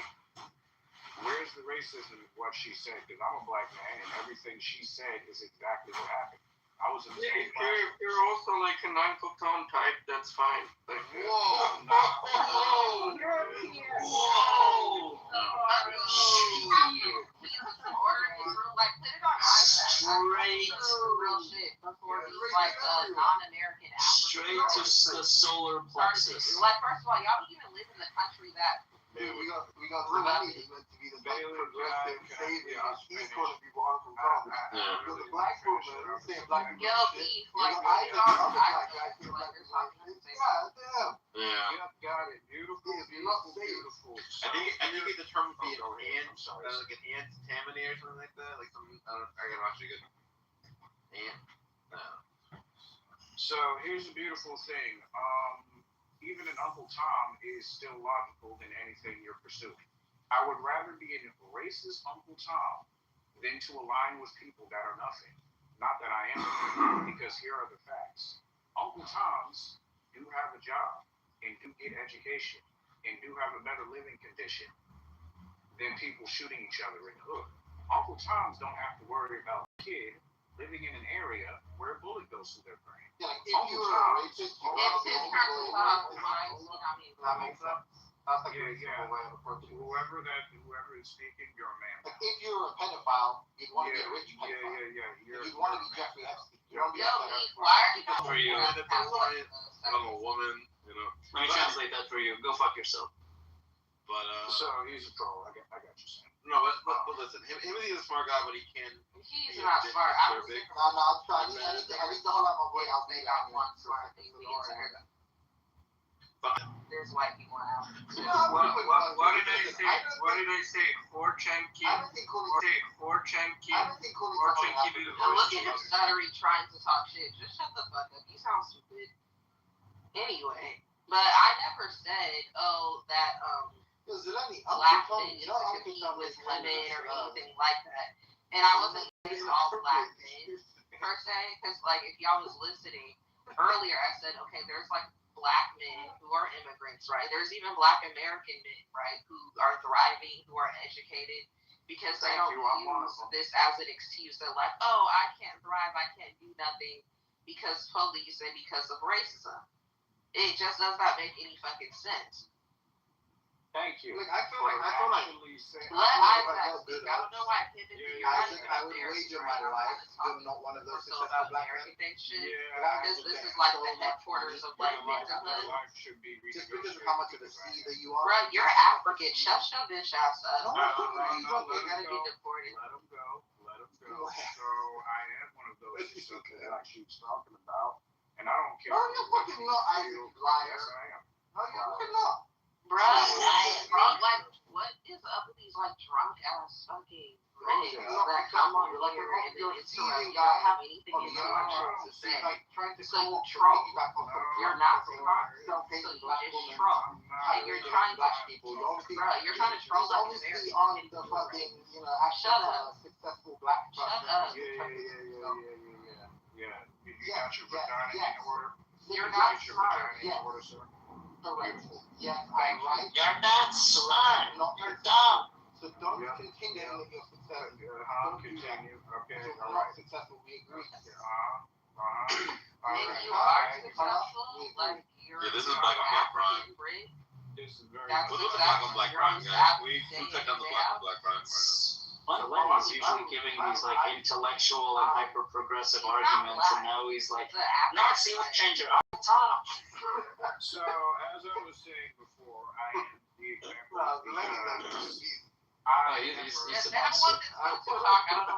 He's a fucking monster. They have more So as I was saying, brother talking. Wow. I am the example. Whether you could feel like that or not. I can't even hear what I'm saying. Oh no, I can't hear what he's saying. That's such a huge Talking loss. over people. One mic on Isaac. One mic on Isaac. Wisdom pouring out. Hypocrite. How fucking dare you? One mic on Isaac. Dare you criticize? One Mike and Isaac. Thank you, one Mike and Isaac. Thank you, Sam. So as I was stating before, everything she said. I'd like to also change my name to Isaac. I have Gotcha. Beautiful. You must be a trans man. You're a trans woman. Anyway, moving on. So as I was stating, you fucked that up. the issue is exactly what she stated. Whether people and their feelings believe it or not. I was also in these same classrooms, and everything she said was correct. They skipped class, they skipped school, they would attack other children.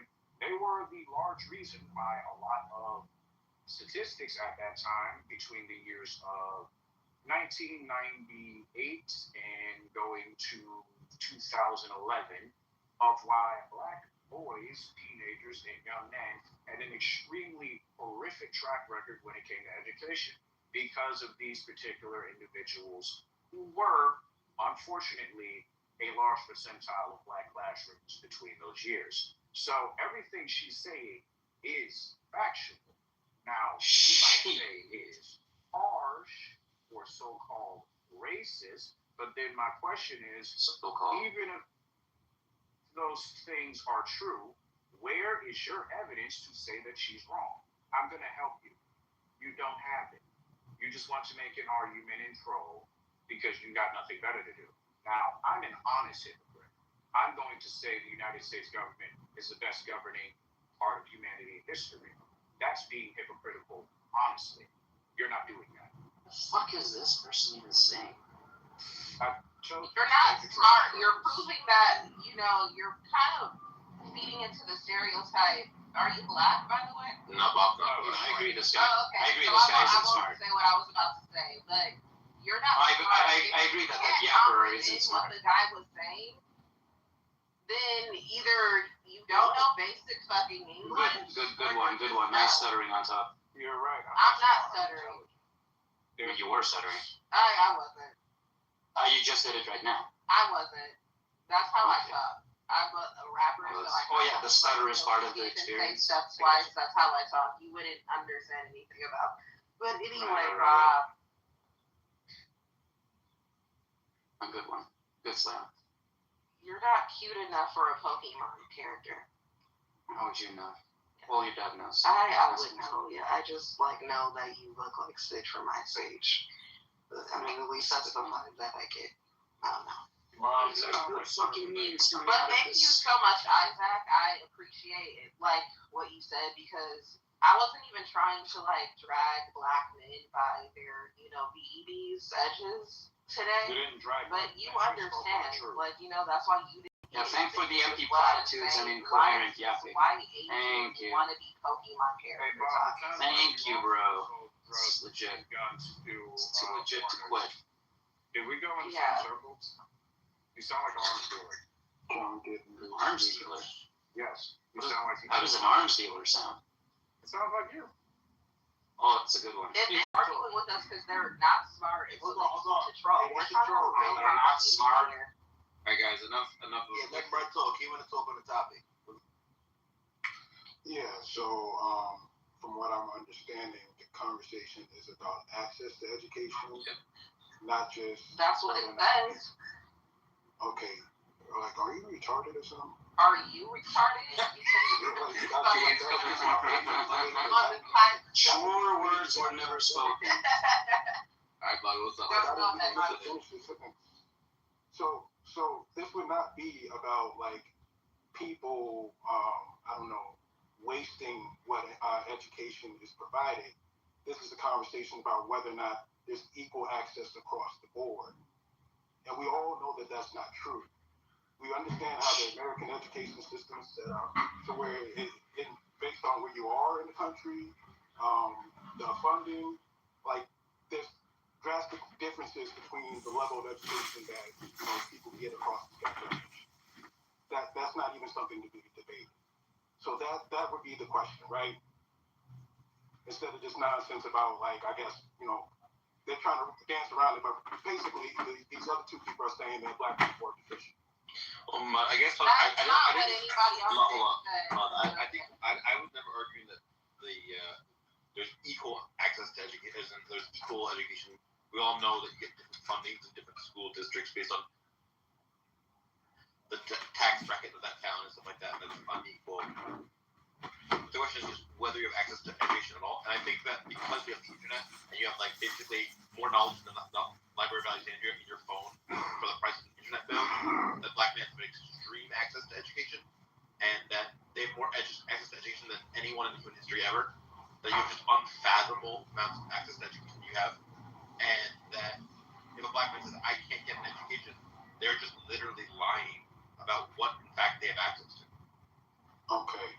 So you're just saying any form of education. So if you had a book, if everyone had a book that was about, ABCs or 1, 2, 3, then that's access to education, right? Well, because they just have the letters and the numbers? No, I mean, it matters the order of their answer. I mean, that's essentially what you're saying. Like, if we just have access to some form of education, then that means... No, I mean, you have access to more education than anyone in human history, and that you have any book you want to read, you can trivially get access to for free. Almost every professor has their lectures online. Almost anything you want to learn how to build, you can do videos on. None of this is true. What are you on about, dude? So, like, I try to get books all the time online. I try to get books all the time online that I can't get access to, and I have to go buy the book. What the fuck are you talking about? Okay, well then you get better. Hold on, wouldn't that be anybody though? Like, have you tried going to your local library? Trying to like get access to something and they can't buy the book. Wouldn't that be anyone and not specifically targeted towards black men? Yeah, but that would suggest that there's black men out there excuses. There's always excuses, man. That's why they date white girls. That would suggest that there's different levels of access to education. Black men stick their dicks in, right? Like, I just don't want you crying, when you get killed. But yeah, like, that's one thing. I'm not even gonna go with my guys. Like, we're on a specific topic. And then the question is, one, why would they not avail themselves of it if it's just very patently there? Now, there's a separate question of, like, the unequal access to, like, credentials, like, degrees and stuff like that. And then we talk about that, and I agree that there's an inequality over that. But just education, no, I think everyone can trivially get basically any piece of information, any book, I don't know if you guys know this, you can just sit in on professors. You don't have to pay for the school. You can just literally go to a class and just sit on it. Again, I have friends who have done this. Like, you have very much access to education, if that's what you want. Even better, and this is on black man speaking, guess what I used to do in 2017? I used to watch the Harvard release breakdown and film lectures on biology. I watched the entire thing. It's beautiful. Yeah, for anyone that actually wants an education, he is right. You can literally watch entire lectures on all subjects. Science, philosophy, politics, they're literally all on YouTube. The difference is, some people are interested in, to remember, Princeton, Harvard, Yale, and a lot of other universities release this on YouTube. Other people, they go on YouTube and look up sports. That is the difference. Okay. So, or they look at their favorite, rap sites. So, are we not even talking about, like, the foundations also of education, like whether or not you had good access to education through your K-12?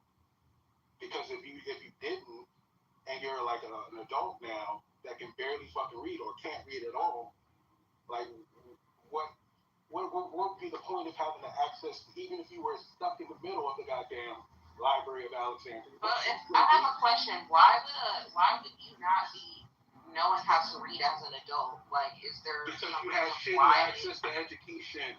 But I'm confused. So are you trying to say that black males are not able to learn how to read?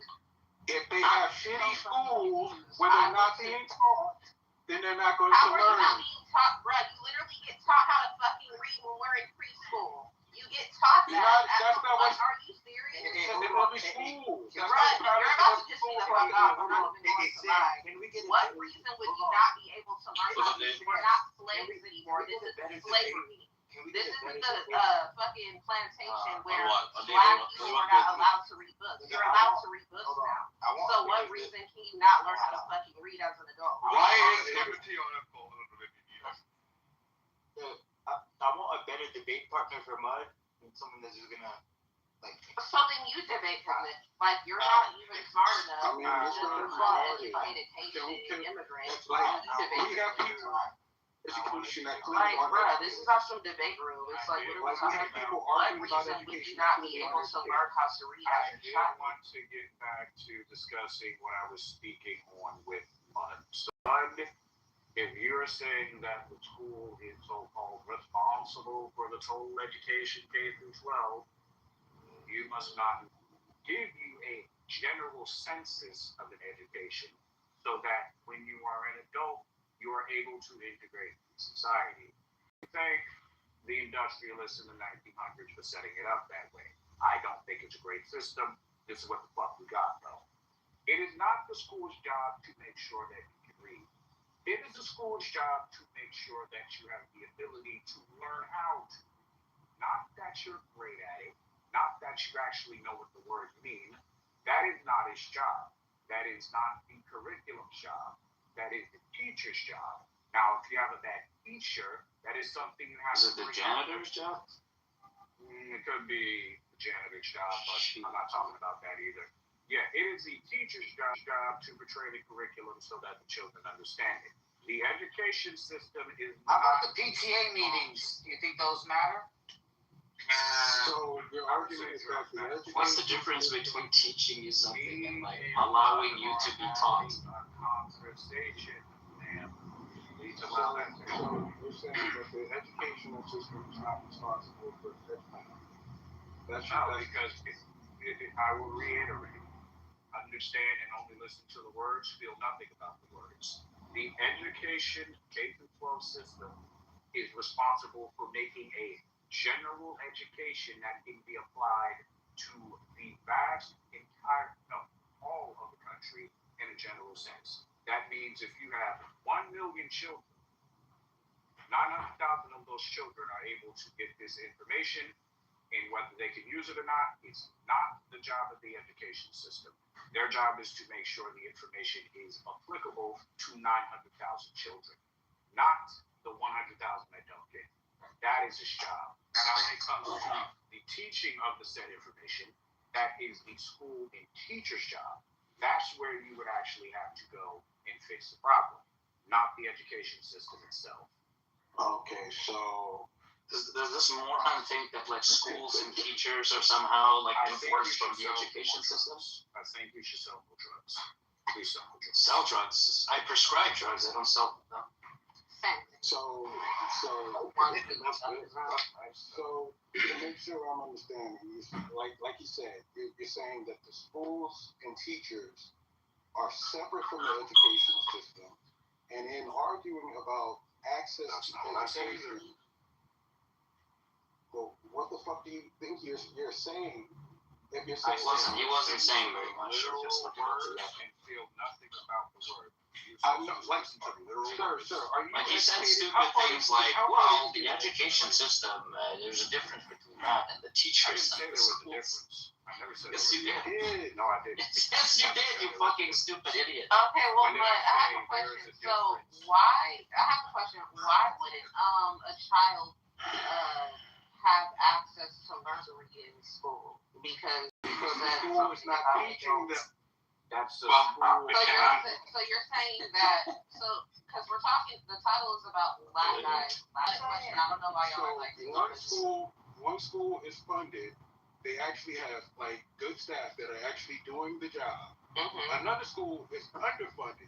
They have terrible staff that are not doing the job. That sounds like okay, I get that. They're getting an education. The kids that are going to the bad school are not getting an education. Yeah, they That are. is what we're talking about. Okay, that's completely fine, but my question, Simple. you And answered people it. that are talking about this conversation should be able to follow if they're educated. Okay, but here's my question though. My issue with what you're saying is like, okay, you're talking about funded schools and underfunded schools. I hear all that, but my whole thing is like, how is it? And I'm gonna use myself as an example again. I went to some public schools. I went to some ghetto ass schools, right? And I still knew how to read, and there was other students that knew how to read, right? But if there's some students that don't know how to read, I'm just kind of confused. Like we're in the same environment. we got access to the same education. So is it that, because the school's underfunded, they're not being taught how to read? So how is it like we learn how to read? learn how to read. There's all that in the same school, but like the black, there's different. Thank you. Yeah, but you're babbling and you're repeating yourself over and over. Okay, again. yeah. So Anyway. there are different funding levels for different schools, and some schools can't keep up with things like IEPs or requirements that certain students need that other students don't need. You're not even a smarter. Yeah, I'm a troll. Imagine that. Yeah. So anyway, there are different funding levels for different schools. You don't know how to read. Oh my god. It's not a question of do people know how to read. Well, that was my question so much. So. Oh, okay. Well, that's a stupid question, and it's not even related to the topic. Yeah, it shouldn't be so stupid. It is. That's what we were talking about. Yeah, it shouldn't be a dumb. We grew up in the same environment. How is it that, like, I made a quick example. You should work on not being a dumb hoe. Endings, but black boys Okay, aren't. It's okay. not like they So went I to made a quick- special nice school over black boys. Shorty, everybody understands your argument. You're like, you don't need to like. Okay, comment so on answer the the fucking question. mic. Explain like Well, if how you that shut works. the fuck up, I can answer. I mean, I was So she just so shut the fuck. Holly was situations where, so there's yeah. There are situations But where you might have. It was going back and forth with Mud and the lady. Well, Mud was answering the question. Like, I was not. Yeah, me and Mud. Yeah, Millet and Bob, the two weird they trolls. jumped in. Yeah. Okay. So there are situations, for instance, where you might have two kids going to the same school. But Are you making the same point again? Can he just finish? Like, what is up with you? I didn't even get the whole goddamn sentence out. So they might have families. So my parents might be educated, and they might take the time to read and give me the foundation so that when I go to school, I can easily pick the shit up damn near on my own. Versus there's other people who are in families where they're uneducated and they don't they can't really teach their kids how to read their own. So that they need the school to do it. Now if they're going to a shitty school where that's not happening, those kids are going to be fucked. Or it could be a situation where it's a shitty school and maybe there's one or two good teachers. And I lucked up and I got a good teacher. Versus the other kids, they got shitty teachers. And my niece never learned to read until she was an adult. She faked it. And my niece never learned to read until she was an adult. She faked it. Then she went to the class of phonics at the local junior college, and she learned to read. So the kids who don't have parents at home, reading with them and having and then they go to school and they're constantly nothing. That's the latest fad in education. They're going to suffer more. I agree with Muddy, but I think it's the methods of the teacher. You don't have to be some excellent teacher. You have to be just using the right method. Why can't people just go on YouTube and learn how to read just from, I'm sure there's a phonics on YouTube. Up to new views and living moments they would never forget. I've said it once. Video that just watch it right now. Yeah, if I could add to that. No, you can't add to that. The reason that this is like, we need to be clear about what we mean by access to education here, because you do have access to educational materials on the internet. You need to know what to look for first off, but then also I assume this is about higher education. That the idea is that we're talking about the kind of education that gets you a career or a job or something. That makes you economically competitive, not just learning how to read in first grade. Well, that's not the only thing. Before first grade, by the way. But that's not the only thing. But I agree with you. That's a solid correction. I also think that you can basically learn most educational stuff online, even the advanced stuff. You just can't get the credentials, but you can get. You want to get that online too now. They have learning books. I understand, but you can do it, but you have to know what to look for. And so, there's a lot of stuff out there. There's a lot of stuff out there that you might think, oh, I'm gonna learn how to do this by fucking, You know, there's a lot of scammers out there too. That teach you how to like run a business and make a lot of money, and they're just pyramid scheme scammers. People say this kind of shit. Like, I bet none of you would want to drive over a bridge built by like autodidacts. You can find those up in the hill country if you want. They have comic That's true as well. I think it's funny that we're all saying, well, you can just learn all this stuff on the internet. But none of us learned that way. None of us learned that. None of us are people who like had no. So you didn't know how to work the computer. Like look it up on TikTok. You'll find hobos living in the woods. Y'all didn't know how to work the computer. Y'all didn't know what to type on the computer, so you couldn't look up the education videos on YouTube. It's an excuse for everything. We got libraries. You didn't even need cable for media. What the fuck is going on? Okay, so like none of you learned like this. None of you are people in school and just got on Google and figured it all out. Well, I definitely learned. I definitely learned some things by researching myself on resources from the internet. I've definitely learned a bunch of stuff that way. But again, it's like I can't go get like a job at the full. Did you learn no, obviously, I'm not saying that's how I learned every. No, I'm not saying that. You just have to be very explicit with these really stupid people about what you're saying. Website called Starfall, and it was basically like games, but educational games. We had ABC Mouse. Now we have the fucking leapfrog. Okay, like where you learning how to spell stuff. There was so many different ways. There's a part of the conversation. I don't like when people mask their shit talking and their toxicity with like an honest critique of society. Like if we're looking at American children, who just testified in front of Congress a few months ago. He's an educator, he's a doctor, and he was talking about how technology is actually making our kids dumber. The more you implement technology in schools, the more distractions there are. And it's not even about distractions, it's just about how the human brain has been optimized through like natural selection to learn. We learn from people. We do not learn from gadgets. And this whole entire COVID remote learning thing, we do not learn from technology well. Technology can assist human learning, but when technology is the primary, 2/3 of all educational outcomes are set on the family life outside of the home. It's not that complicated to do arithmetic. It's not that complicated to learn how to read. But when kids are trying to learn and they're growing up in a toxic family environment, sometimes I feel like teachers are stuck between a rock and a hard place because the educational outcomes of American children aren't even their fault, even though the teachers aren't perfect. Even if we had perfect teachers, the outcomes would still be bad because our families are fucked up. The kids don't have time to learn because the families are fucked up. They don't have the discipline being enforced upon them. There's so many things that are out of alignment in the American society. It's way bigger than black boys don't know how to read. Who the fuck knows how to read? Even when the girls are graduating. Look, go ahead. Public school teachers are also living on like subsistence wages. Like they're not paid very well. No, like this is a civilization. This is bigger than just bringing up a stat about black men to make them look bad. This is an everybody problem. This isn't, except for Asian, Indian, and Nigerian children, this is an everybody problem when it comes to education, just because we don't have the same type of social structures that support children anymore. The technology is making kids dumber.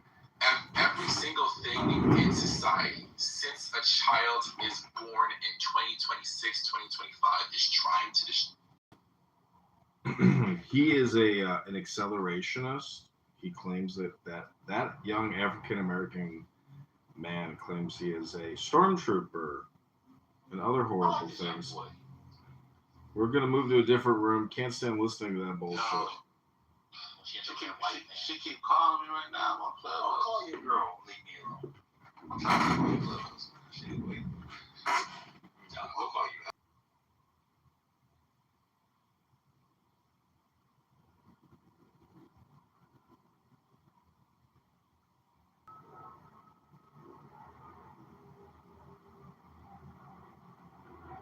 Yeah. Hey, Igor.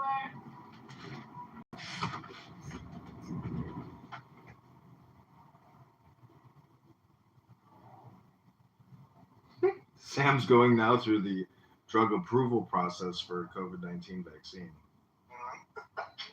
Is this? Are you trying to get your teacher's credentials or? Yeah, I'm going to be starting a credential master's program in the fall, actually the summer. I haven't decided between there's either the local ESU that I got accepted into, and there's a smaller private school that's actually kind of impressed with that I'm leaning towards. So either way, I will be starting a program, and I've been studying. Kind of just to, this is late in my career, so I started subbing just to sort of as a proof of concept to see whether I really could deal with being like around kids. But I kind of like it. They're cool. What made you decide to go into teaching?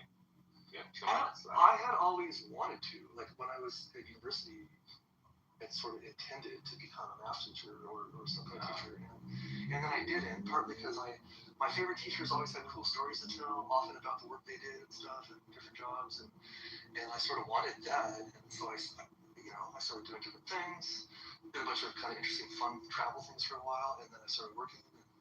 And then it just, I don't know, several times in the last decades, I can actually look back because I took a test. I started applying for a program, then I got another job.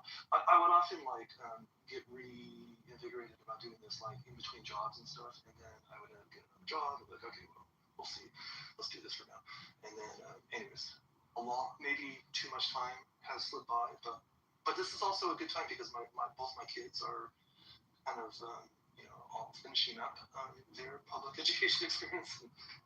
They don't want me teaching in the schools they're at, so but yeah, this is weirdly good timing. I'm definitely older, but the reception has been very good from students and from other teachers, and it's been a very welcoming experience so far, which I was a little surprised by. You're at a geometry class trying to figure out if something's truly worthy or you're coming to an axiom about teaching. Interesting. Yeah, it's all about proving things. Yeah. With what you know. All right, so let me welcome everybody to the room. This is the Scientific Discourse Club. Many of you I see are not members of the club. I encourage you to be members.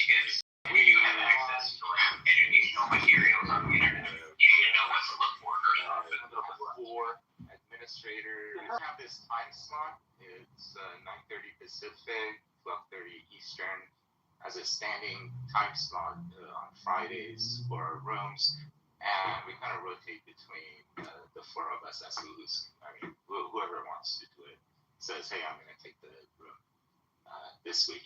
But also in the middle of the week, we have just random rooms, pop-up rooms, etc. So follow us, and we'd love to have you in our rooms. Before we start, hi Andy, how are you? Hey Sam, doing great, thanks. Hi Ben, welcome to the stage. Anything exciting? Always lots of new and exciting things, but yeah, nothing right now. Right now, I look like a Ghostbuster because I'm about to go and feed my neighbour's digger, and I'm putting on a backpack vacuum cleaner, and it looks so much like Ghostbuster's backpack that it's actually got Ghostbuster stickers on it. So to track out the theme tune as well. Yeah, make sure you don't cross the beams. Yeah, I'll try not to cross the beams. That is the key. Yeah. And we also have Yoni on stage, and so Yoni is always a special guest, but especially today because she's the one who suggested we do this room and has been kind of pushing for it for the past several months. And so finally today is the day. Hi Yoni.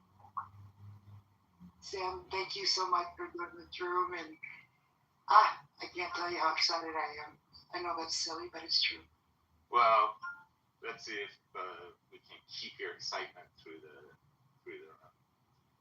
So the slides for today are posted.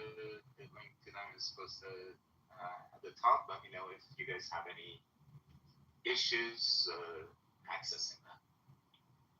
So this is drug development series. I do several series. I do the pharma series, chemistry series, and IP law series, and that comes from my background of being a PhD chemist and then a patent attorney in the pharmaceutical area. So I basically have dealt with all of these three areas professionally for the past 30 years. So on this pharma series, we're going to talk about the drug development process, meaning that from the time a disease is identified until a drug is approved for that disease. What are the steps that happen? So on the second slide, these are caveats. I'm only going to talk about the approval process for a small organic molecule therapeutic. So this is basically whatever pills and tablets, etc., that you take. Those are all small organic molecule therapeutics, as opposed to antibodies that are biological therapeutics, or their gene therapy techniques, or things that are anything under 1,000 grams per mole, thereabouts. We also are now going to talk about the approval process, and this is called the signal transduction pathway in the cell. So So basically, what we have receptors on our cell walls, and these receptors interact with a molecule. That molecule could be a molecule that your body generates, like adrenaline or insulin, or any of the other hormones or mediators in the body. And so, or it could be an external one, like a toxin from a bacterium or a biological that you inhale, etc. So this molecule binds to the receptor, and the receptor has two components to it. One is actually three. One is outside of the cell, one is inside of the cell, and one is within the wall of the cell. So when the substrate binds to the receptor, it causes a change in the structure of the protein inside of the cell. And by doing that, that opens up a reactive side of the protein that causes a reaction take place. A goes to B. Then there's another protein that causes the reaction of conversion of B to C, another one C to D, and then D interacts with a nuclear receptor now, and that causes a mechanism inside the nucleus that causes DNA to be transcribed into RNA. RNA comes out of the nucleus, and then the RNA is converted or translated to a protein, and that protein goes ahead and does some functions inside of the cell. Some does a reaction, whatever.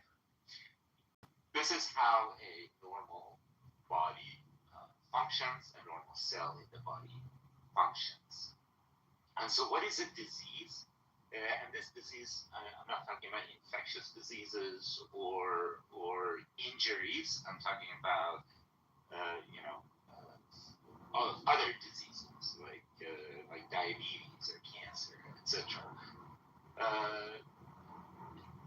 It could be that the process is completely truncated, or it could be that B goes to X, and that causes another signal to be employed, and not the original signal, and so that will cause a an irrelevant protein or a bad protein to be synthesized, and that causes malfunction in the cell, and that's disease. So what is the treatment of a disease? It's the restoration of the proper signal transduction. That's treatment. So what do?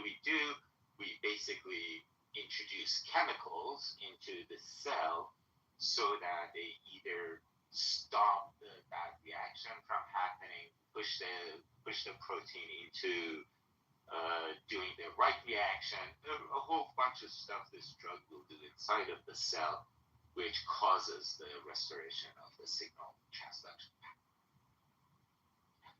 So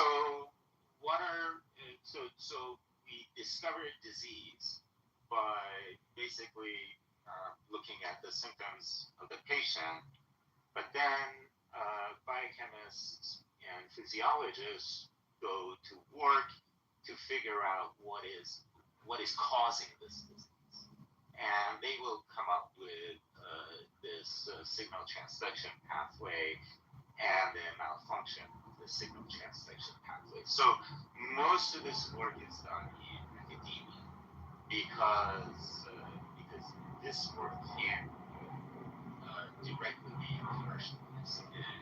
It's relatively expensive and very risky, as in the sense that you don't know if what you are discovering can lead to a therapeutic or not. And so what we do is that we have kind of put the risk of the non-commercialization of the discovery onto the federal government and the taxpayers, because this is something that ultimately the taxpayers are going to benefit from it. That's the philosophy. So this like 3 happens in academia. Sounds to me like socialism, communism. Government's paying for everything that people need, huh? Even though they didn't know they needed it. So the first stage is the basic science that we talked about. That's identifying the target proteins, meaning that the activity of which protein are we going to change, or say modulate the activity of the protein. Which protein? Yes. Go ahead. Oh, for those who might be listening later that aren't chemists or in this field, I think there's a big misnomer when you said we introduce chemicals to the body, and people are like, oh, you shouldn't do that. But for them to understand that the entire body is a complex chemical reaction.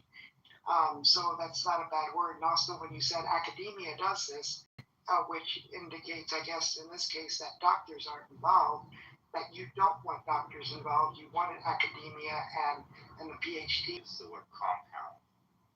That would have sounded better, but all compounds are chemical. So a matter that's composed of molecules and atoms. So that is, they're not practicing medicine; they're practicing basic science. And so we won't see physicians in drug development until we get to clinical trials. So the first step is basic science, which is, as I said, identify target proteins. We talked about that in slide 3. Second step is what we do in the lab. In the chemistry section of a pharma company. So pharma companies usually have 2 main divisions. One is chemistry, the other one is biology. So it is the chemistry division that starts the work to identify a lead compound and several backup compounds that could be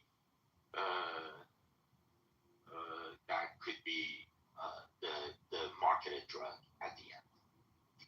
After that, once the lead and the backup are identified, we go to the biology part of the pharma company, and we conduct animal studies, nature studies, etc.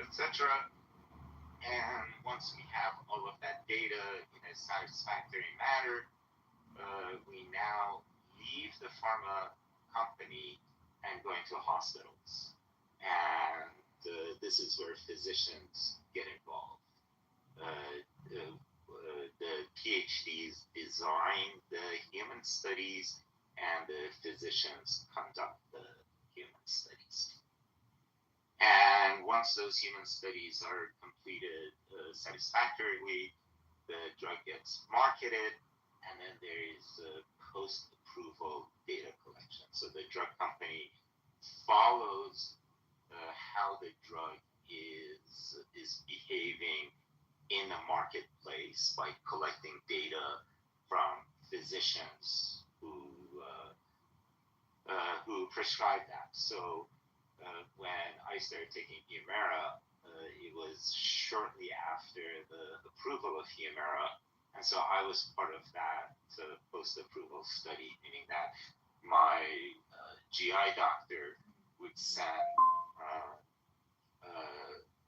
after every visit, would send the data to AbbVie, and they would analyze it, and then after a period of time, the study closes and the drug gets. A lawyer and a chemist put on a show about how COVID-19 vaccine was absolutely safe and it's not a bad. Anyways, this is a R-word show, and Zach, I just gotta confirm with you. I am 100% sure that every single person here is R-word, myself included.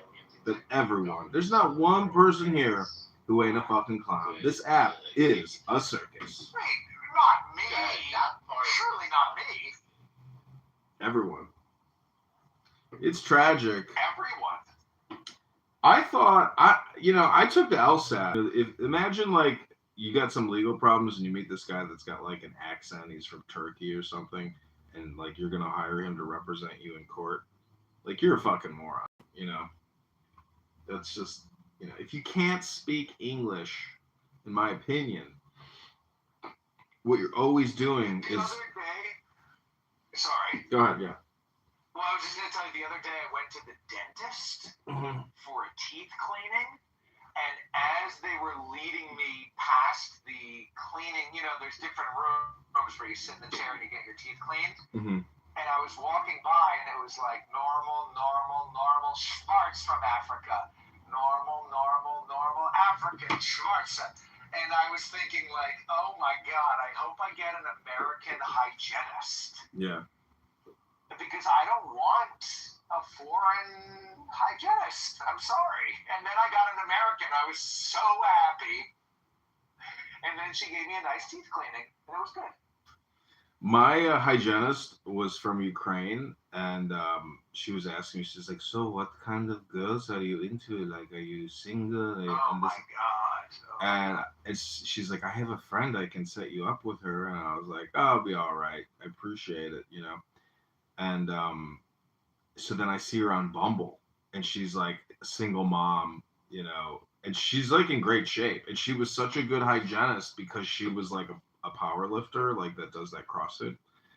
And but then maybe because I like rejected her, and like knew her Bumble backstory. Anyways, the next time I go in, I get the dumbest like hygienist I've ever met. So annoying. And she's not even doing the teeth scraping anymore. Now they've moved on to full automation dental cleaning where they spray your mouth with like this chemical, and then they take a like a micro rapid vibrating, cleaner, and then they clean the spray off to confirm they cleaned the area. But it's not like a true, scaling.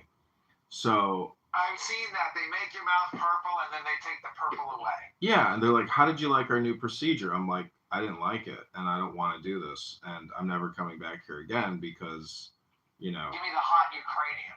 Yeah, give me the fucking... But see, the thing, I wonder if the Ukrainian requested that she not clean my teeth because she found me so, disagreeable.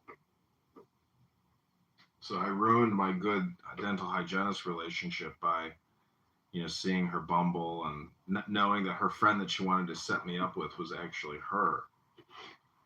Anyways. That's nice to be done by a hot Ukrainian dentist. She was not hot. She was like a 50-year-old woman. Oh, I see. She was not hot. I missed the part. No, she wasn't like some. Anyways, welcome to HAP. There are two ways to say the acronym: highly annoying people or highly argumentative people, but we have all to stop being a HAP. If you have a lesbian who gave you $120 or a grandmother that gave you $200, but her fingers are too bright. Anyways, I want to say I was dying laughing the other day. I heard Pepe screaming at a certain particular group of people that claim that they are a certain color. It's kind of ridiculous when a human claims that their whole identity is a color. And so if melatonin density happens to reflect light at a higher, like spectral degree, well, that's not who you are, And so we have an education problem, an enlightenment problem, a philosophy problem. We don't have a racial identity problem. That's their politic. And so when Pepe said, "Zip it, chimp," I couldn't stop laughing. I was like, isn't it funny that you got this little midget of a man screaming at an African-American saying, "Zip it, chimp"? Because, like, imagine if you're running a business, and your office turns into a clubhouse room. And, the manager just screams out, "Zip it, chimp." And, like, okay, then they're like, okay, that's racist. I'm going to sue you. So then they get an attorney, take you to court for saying, "Zip it, chimp," in an at-will state. And then they bankrupt you. Because you said "Zip it, chimp." So you just got to be really careful about your thoughts and your words, because every word has a ramification. And I just got to say, like, a lot of people there's just really high-level R words on Clubhouse that are very high-level R word because they're... Well, that's what I was going to ask you. Who do you think, because I have an answer, I have a new answer that you're not going to be surprised by, but it might not be the first name you think of. But who do you think is the biggest R word, C word, CHIMP word? Who is the biggest CHIMP on the app? I really don't know. There's so many. But it's got to be concrete. See, honestly, like... That guy is so stupid. He's horrible, but I have heard him say things that had me absolutely dying. Smart things? No, not smart, but like making fun of and mocking and roasting people things. He has a sense of humor, is what you're saying? He yes. Be funny. Dude, okay. And I'm telling... He is R-word. He is full. But on a different level. But because he is like mean and nasty and crude and like brutally honest sometimes, and he has this sense. I heard him say some shit and like roast some people that had me fucking dying. Because he was roasting people. The biggest R word is the person who is R word but also has no humor. And I guess if you have humor, that means you're a little left.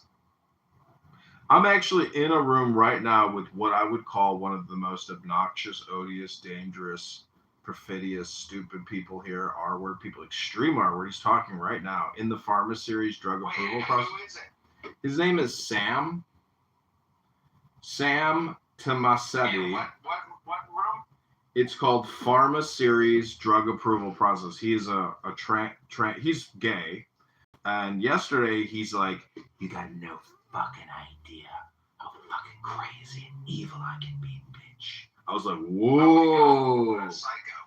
But anyways, he some people were questioning the COVID-19 Zav, and he flipped out yesterday. So today is his follow-up room where he's now put together a presentation and he's going through the drug approval process, but he's not talking about COVID-19. So it's just very funny to listen to what I would call a high-level homosexual asshole.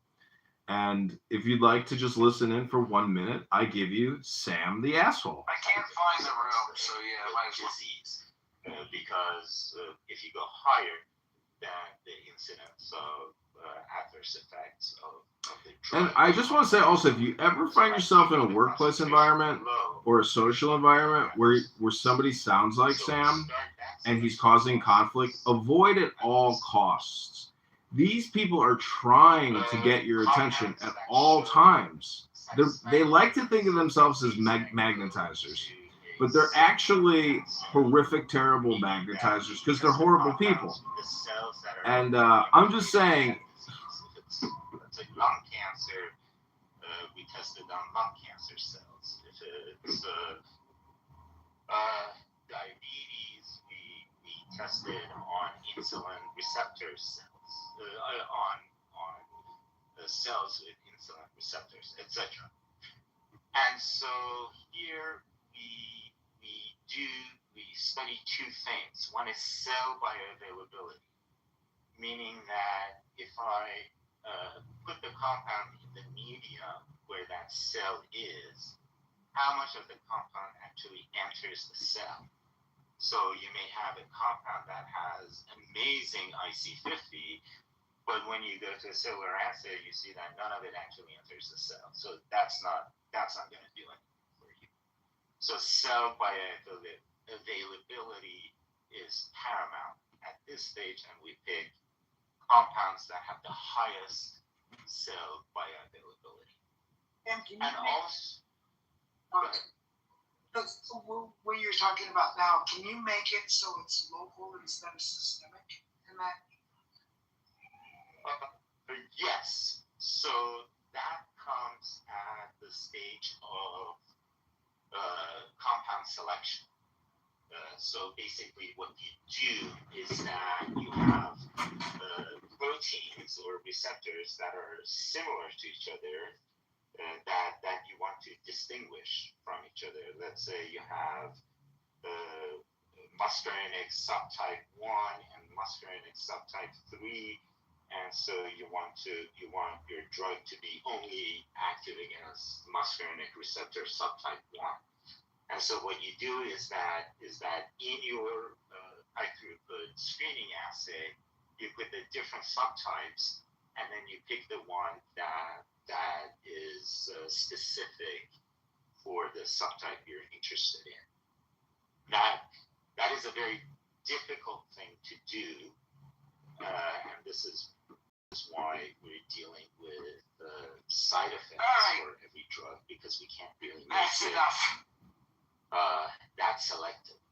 And you'll just watch him fucking flip the fuck out. Just trust me. Go in there and just say, "Excuse me, Sam." Can you repeat the line, please? Go in there and say, "Hey, Sam, I've been listening and it's fascinating. I'm just wondering if Pfizer utilized this protocol for COVID-19 vaccine, and if you took the COVID-19 vaccine and how many boosters you took, because I think," and then go in there and say, "And I think on my third booster, that I got long COVID." And you'll just watch him his head will explode like a firework. I wouldn't be surprised if he immediately kicks you, but it will be very funny. Very funny. Gives us in the cell 50% greater activity, or gets us 50% closer to the goal of treatment, whatever that may be. So here we select compounds that have really high bioavailability and really low EC50. Yesterday he said he was an attorney and he was screaming, "I'm a lawyer, I'm a lawyer." Today he introduces the room. He says, "I'm a chemist." So yesterday he went from being a lawyer yesterday to being a chemist today. Stability and purity. So on the solubility, go ahead, Yanni. Can I ask a question really quick?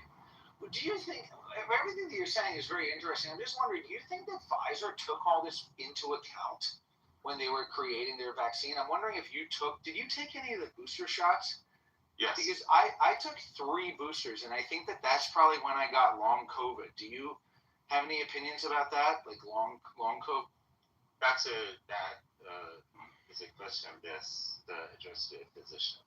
I'm not a physician, so I can't answer that. But yes, indeed, Pfizer went through all of these steps. As I said, I'm not, in the first slide, I'm not going to discuss vaccines, but just because the question came up, before the SARS epidemic, most of the work for mRNA vaccines had been done, and so the FDA was aware of all that work. When SARS came, there was a question whether we should introduce mRNA vaccines, but at that point, the pandemic was kind of small and that it wasn't cost effective for them to do an mRNA. But when COVID came, it became cost effective. So when COVID came, they only had to do the last few steps of this process. Most of the initial steps had already been done, and that's why they could get emergency approval for the vaccine. Anyway, so you look for solubility of the compound. Is it soluble in a base? Is it soluble in an acid? If it's soluble in an acid, then you're going to formulate it, meaning combine it. All right, that was very disappointing. Yeah, well, yesterday he was flipping out because this guy was like, when my mother took the Zav, she immediately got Alzheimer's, and for 2 years she didn't know what year it was, and has all kinds of health problems. And then they started accusing him of being dishonest, and he was like, "How fucking dare you? It's my fucking mother, you fucking pieces of shit. You think I'm coming here and making shit up? Fuck yeah." People are just like, they eat COVID-19 Zav candy. Like, they think it's candy. And so I was in another room, and I was like, could I actually prove to you that the COVID-19 Zav was ineffective and a detriment to every person who took it? But the only way I can do that is if I mock you. I was dying laughing because I was like, it really proves that that everybody's just fooled, and programmed. But that, vaccine. Oh, this is what I was calling them. I called them vaccinis, and I was creating rooms called "How Dare You Question My Vaccini." So that's like the mockery, How dare you question my vaccini? My vaccini was perfect. It was exactly what I needed to protect my body from an invasion by a global viral pandemic. It protected my body perfectly with no harmful side effects. And my health is better and stronger than it would have been otherwise. For if I would have caught it, but the vaccini protected me. How dare you question my vaccini? The science proves that my vaccine was effective. It's just so crazy. But anyways, while I was listening to the conversation, I was creating a mayoral proclamation demanding COVID-19 vaccine reparations for all Chicagoans that died or suffered medical harm as a result of taking an experimental, as he just said, as you heard it, he said they were given approval for an emergency gene modifying supposed vaccine. It's not a vaccine in the traditional sense. Anyways, so I just have a lot of fun roasting people that think that adding a chemical to your body, and again, these are all trans people. Isn't it funny how trans people are so... Is he trans? Well, he's gay, but he supports trans rights in his profile, but Yoni is trans. So Yoni, the guy that pretends he's a girl on this app, he was saying that people think that when you add a chemical to your body, that it's a bad thing. But the body is one huge chemical, and so it's not a bad thing to add a chemical to a chemical. That's their logic. That's what he said. Yeah, yes. So anyways, that's why I say it's a super high level R-word room. And so actually what we have here is the cult of vaccines. And there's overlay with the LGBTQ cult, the BLM cult, every civil right cult movement there's ever been. What do you think about transhumanism? Any man that... You're familiar with this concept?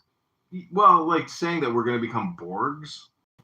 Yeah, basically saying that we're going to become who's kind of a transhumanist is River/Liberty. Yeah. They want to invert natural law because they don't like the situation. They actually don't like nature. And in the... Yeah. Sorry, I don't mean to talk over... And kind of Taoism, kind of close to nature, or being God. And And I think that a lot of the COVID and the woke and the transgender and the cut your dick off and it's all just attempts at like playing God. And they want to play God. Yeah, well, And you should do Taoism. what's the opposite of good? Dog. No, evil. Evil. So what they're really doing is trying to bring evil into the natural world. That's all it is. Right. I mean, the definition of evil would be something that inverts nature. It's mutilation. It's mutilation. These people are mentally ill mutants. And they're perfect for the Ummah because they will pay the jizz tax as long as they have the security of the Mohammedans. What I'm trying to say is that one of the more ancient books is called the Kabbalion. It's like a Hermetic mysticism book. And one of the axioms deals with gender, male and female, that those are two incontrovertible or two like definitive pillars of reality, which is really saying nothing more than yin and yang or black and white or opposites. And so Kabbalion is not the Kabbalah. you could say it's part of the Kabbalah, but Kabbalion is a specific study of Hermetic philosophy of ancient Egypt and Greece. Yeah. By the three initiates. Yeah. You should try to read the book sometime. It's a book. You know what I heard a black girl on this app today say in Sam Rosen's room? She's like, they got these things called learning books. Did you hear the guy the other day who said, wait, what's fragility? What's the meaning? Fragility is like you're scared? That's what he said. He didn't know the word fragility. This guy in Sam's rooms was like, he's like, you got to be extremely detailed and totally literal with every sentence with these retards. Dude, this app is savage. I love it. My favorite yoga teacher, who doesn't teach anymore, but he was such a powerful influence on me.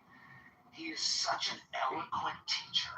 Mm-hmm. And the way he is so good with his words, he'll be like, I can't even imitate it, but he'll be like, take your right hand and put it behind your shoulder or put your face in the ground and your palm is on the small of your back and now push your hips forward and that's how you do it. He's like so clearly eloquent with everything that he says. Mm-hmm.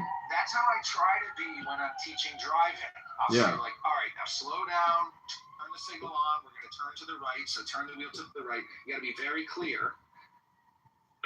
And yeah, how clear you have to be with the R words. You have to say, use your brain to consider the possibilities of what I'm presenting to you. There's this possibility, there's that possibility. An accelerationist, and then I heard him scream in the room one day. He's like, I'm a stormtrooper! So, like, I'm very poor, I have no money, and I would prefer to just watch the world burn! You're wondering, why don't you just fucking take yourself out? And it's because they are malicious. And they want to cause mayhem. They want to stick around to do evil. What's funny is they say there's no, like, Sam has a room right now called there's like two black men have access to education. And, you know, the truth is, if I was to actually go to my local library, and I've been in there, there's very few books that I would consider of any real value. It's like mostly all this ridiculous, you know, like gossip drama fiction type bullshit. And it's a very small selection of probably really good books in your local library. But anyways, the Sam Rosen room, if you want to take a listen, is honestly, I think, gold. And Sam does it very calmly, you know. Sam let me up on this stage earlier, and I think that mission accomplished after yelling at him and saying, why don't you let me on stage? Then today he let me on the stage, and I said, thank you for letting me on stage. I appreciate that. Wow, what did he say? He didn't respond, but he didn't boot me out, so I feel like we're friends now. Do you know who Regal is on this app? No, I don't think so. Some fucking R-word. He's like, yeah, he's a high-level R-word Christian, like extreme Christian literalist, and like we're anyways, having an interesting, pleasant conversation going on. And I feel like sometimes I'm like helping people, sort through their neurotic behavior. And you're teaching them how to think. Not just think, but like I'm imbuing my personality of, okay, don't be a crazy asshole all the time, Right. And so eventually he flips on me and he's like, shut the fuck up. So. And you're like, see, that's what I'm talking about. So I said nothing. And then like I was doing something in the kitchen. I come back and I'm like, excuse me. By the way, did you just say to me, shut the fuck up? And he's like, yeah. And I was like, did you tell me to shut the fuck up? Did you tell me to shut the fuck up? And I just kept saying it until eventually he kicked me. And then he went, but see, he was talking to this other chick. So he went on to have this lengthy conversation with this other chick about how Andrew R. Demeans him. And I was trying to explain to him that, like, your personality is out of compliance, like, the way you talk to people is just, it's offensive and argumentative. And thus I said early in the room, I was like, by the way, I'm going to co-opt your room. This is actually a support room for HAPs, highly annoying, highly argumentative people like yourself and everybody in here. And if you want some advice, just don't talk and just listen and confirm that we're listening to HAPs. And it's like, he didn't even understand, I think, what I was talking about. But anyways, it's just very funny. But today I went to his room and he invited me up, but I actually didn't just go up. I just sat there and I wanted to listen. Concept is a Zoroastrian concept, this and that. But what I'm also trying to say is I have a new burner account. And I got to say, listening to this shit is the way to go. To even participate and speak is completely and totally pointless at this point. Because I think beyond a doubt, 100%. 100.01%, I have confirmed that it's just an R-word app. But the best part of the app is our hypotheses. There's also the neurotransmitter theory. There's also the sexual theory, I think, on this app that there's just many incels here, and if they get access to a woman, it's like the most exciting conversation of their month, even if it's Kitty. Yes, that's the dating on the app. So, I mean, you're the right age for this, probably, but do you remember chat rooms? Like AOL Instant Messenger chat rooms or something? Yeah, like chat rooms, like from 20, 25 years ago or something. It was chat rooms. I heard about people using them, but I never personally used them. Oh, you've gotten more insane as you've gotten older. I've been consistently insane the entire time. But when you were younger, you were in the military or something, right? You had like a whole productive youth. Yeah, that's the crazy thing is I should be like very high level in Washington, D.C. right now as like a colonel. But only my youth was the most productive and most, most successful part of my life. Everything else has been downhill. I peaked in 2007. That was my peak moment in life, and everything has been downhill ever since. But I can't complain. I mean, how many people actually, get handed the set of keys to a building by Uncle Sam and says, would you like a monthly paycheck for the rest of your life? I mean, it just never happens to people. I'm actually what everybody wants. I still don't really understand how this is working. Do you rent it out? No, I own the house. So how do you get a monthly paycheck? Because I get VA disability. Yep. For mental disability? Well, I don't believe in talking about our health problems because of HIPAA. No, I'm just saying that, like, HIPAA is, do you know what HIPAA is? Health, I don't know what it stands for, but it's about privacy. The Health Insurance Privacy Act? Information privacy. Anyways, I'm just saying that, like, when I filed a complaint against my manager at the IRS, this black guy who took my initial complaint, he says, do you suffer from a disability? And I said, yes. He goes, what is that disability? I said, well, Health Information Privacy Right Act, I prefer not to disclose to you my health condition as you're not a physician, as you just heard Sam say. And he's like, well, I gotta know, is it physical or is it mental? I was like, well, I decline to answer your question. He goes, "You gonna answer my question, motherfucker?" I was like, "Holy shit!" That's what he said. I'm not kidding you. I recorded it. He like fucking had. It was like a clubhouse, crash out. He had a motherfucking crash out over my, declined comment, and I was just like, "This is like so. Life is so fucking crazy, dude." I was like, "This is so fucking crazy." That's hilarious. So, anyways, I'm just bringing it up. I mean, I don't mind talking about, my situation and what happened to me in the military and all these other issues, but it's neither here nor there. The now is all important, and for highly annoying people and highly argumentative people, they do not understand the underlying concept in all philosophy and all the literature, all the religious books, etc. They are just literal dogmatists who are just like jigsaw people. Like they want all the pieces to create this big jigsaw puzzle, and the whole time of making the puzzle, they're complaining.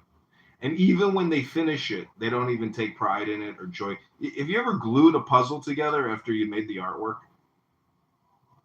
I haven't, but I know that people do that. Do you think that's a cool thing to do, or you think that's a dumb thing to do? It's a metaphor. It's a metaphor for people's horrible attitudes in life. I'm just saying people don't take joy in anything.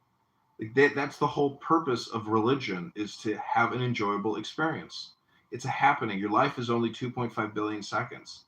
Try to enjoy it and stop being fucking annoying. Stop being fucking argumentative. People are so fucking stupid and so low IQ.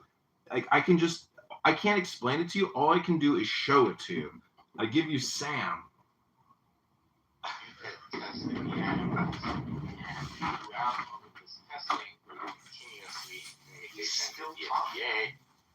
At the conclusion of every test, we send the results to them. We meet with them periodically to basically see if the preclinical trials are going. What is the bottom line here? If you could do it in one sentence, what's the bottom line? The bottom line is you should be quiet while I'm talking. And so we continue reports to the FDA, and maybe based on the progress of these studies, the model for the study also changes. And so we kind of continuously change the studies that are being done in order to get the data that is best useful for the FDA approval. Now, I said we do trials in animals, and again, out of those trials, what we get is good. Do I need to institute hand raising? Is that what I should be doing? Yeah, let me do that because we're getting riffraff coming up. Would I be wrong to say that when you say what do we get, is something that we get, you mentioned that 40%. At that point, we're getting a 40% chance that it's going to work on humans, or No, it's kind of like,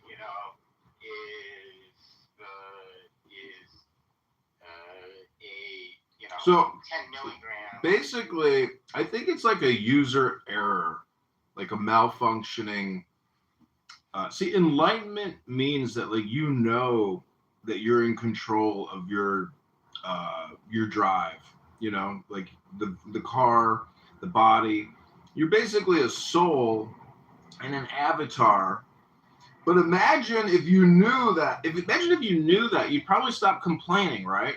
Like you wouldn't be complaining that you have 2.5 billion seconds to do what you want to do in your avatar, vehicle body. But big self and the little self. And I think I fixed Sam Rosen. You see how you can actually, by having a sincere, intelligent conversation, you have intelligence, can maybe help like unfuck people. It doesn't work with everybody. And over the years of Clown House, I realized that just the other day that I have heard some people say the exact same things for many, many years. And it's easy to sound intelligent, but if you're on this app talking all day long, you are not intelligent. You're just not. Have you ever done a perspective perspective drawing. Do you know what that is? A perspective drawing from like 5th grade? No. I bet you do know what it is. You have a piece of paper and you do a vanishing point. Mm-hmm. And then you use a ruler and you make like 2 lines that both terminate at the vanishing point. You have a horizon. Mm-hmm. And then you end up making like a street. Yep. Can you picture it? Yeah, I've done that. You do it in school, you know? I remember doing it in like 6th grade, making it's called a perspective drawing, and it teaches you about the vanishing point. And so in the driving, I mentioned the perspective drawing because, for example, when you're pulling over against the curb, you want to be parallel to the curb. Now, the curb, it looks like it's going to the left. It looks like if the curb continued that it would go to the left. Mm-hmm. But actually, the curb is going straight. It's just that our perspective changes as it goes further into the distance. So if we were to use the curb as a guideline to drive as close as we currently are to the curb, we don't want to get any closer, we don't want to get any further. We want to stay close to the curb. Yeah. We're using the curb as a guideline, and we're driving straight. Well, what I have to tell you is that the African kids cannot understand this concept. And I think it's because they haven't done a perspective drawing. It's English, man. They just don't understand the English. It might be a language thing. It might be a language thing, but what they do is they hold the wheel perfectly straight, Uh-huh. and they wait until they like almost crash into the curb, and then they turn it slightly to the left and hold it perfectly straight. And they wait until they almost go into the oncoming lane, and then they turn it back to the right. I'm like, bro, you need to kind of like use your hands like this, back and forth, back and forth. You got to kind of go straight. But I think it's like, I don't know if it's a level of intelligence or if it's a comprehension or if it's a putting the puzzle together and gluing it together or whatever. But it's like some people, I mean, when you're talking about unfucking people's brains, Mm-hmm. in some cases, yes, but in some cases, it's No. impossible. Yeah, and I think for the impossible, I think like this is why I think a reading nonprofit is actually really helpful for people, because if they were to read the script and program themselves in the same way that we feed data into software, etc., like they will process it dialectically, and that's what they're not doing prior to the event, is trying to have a dialectic experience of what they have to do in the physical world. And this is what, like, you know, pre-operational planning and role playing all goes into like operation movements. So Do you ever, I don't want to make it like too real here, but do you ever think about doing like real life things? Like, I know you don't want to do a foraging tour for Mr. Kitover, Mr. Ruda, whatever. But I had this one teacher whose name was Nathaniel, and he taught alternatives to violence. He didn't teach math or English, it was alternatives to violence. And it was like philosophy, and you know, we didn't read the Tao Te Ching, but he was very cool. Mm-hmm. And you could do something like that. And B, your idea of a book club where you actually read a book is revolutionary. I mean, that is so unique because there are a million book clubs in the world. That's a boring idea. But as you said, the book club, they don't actually read a book.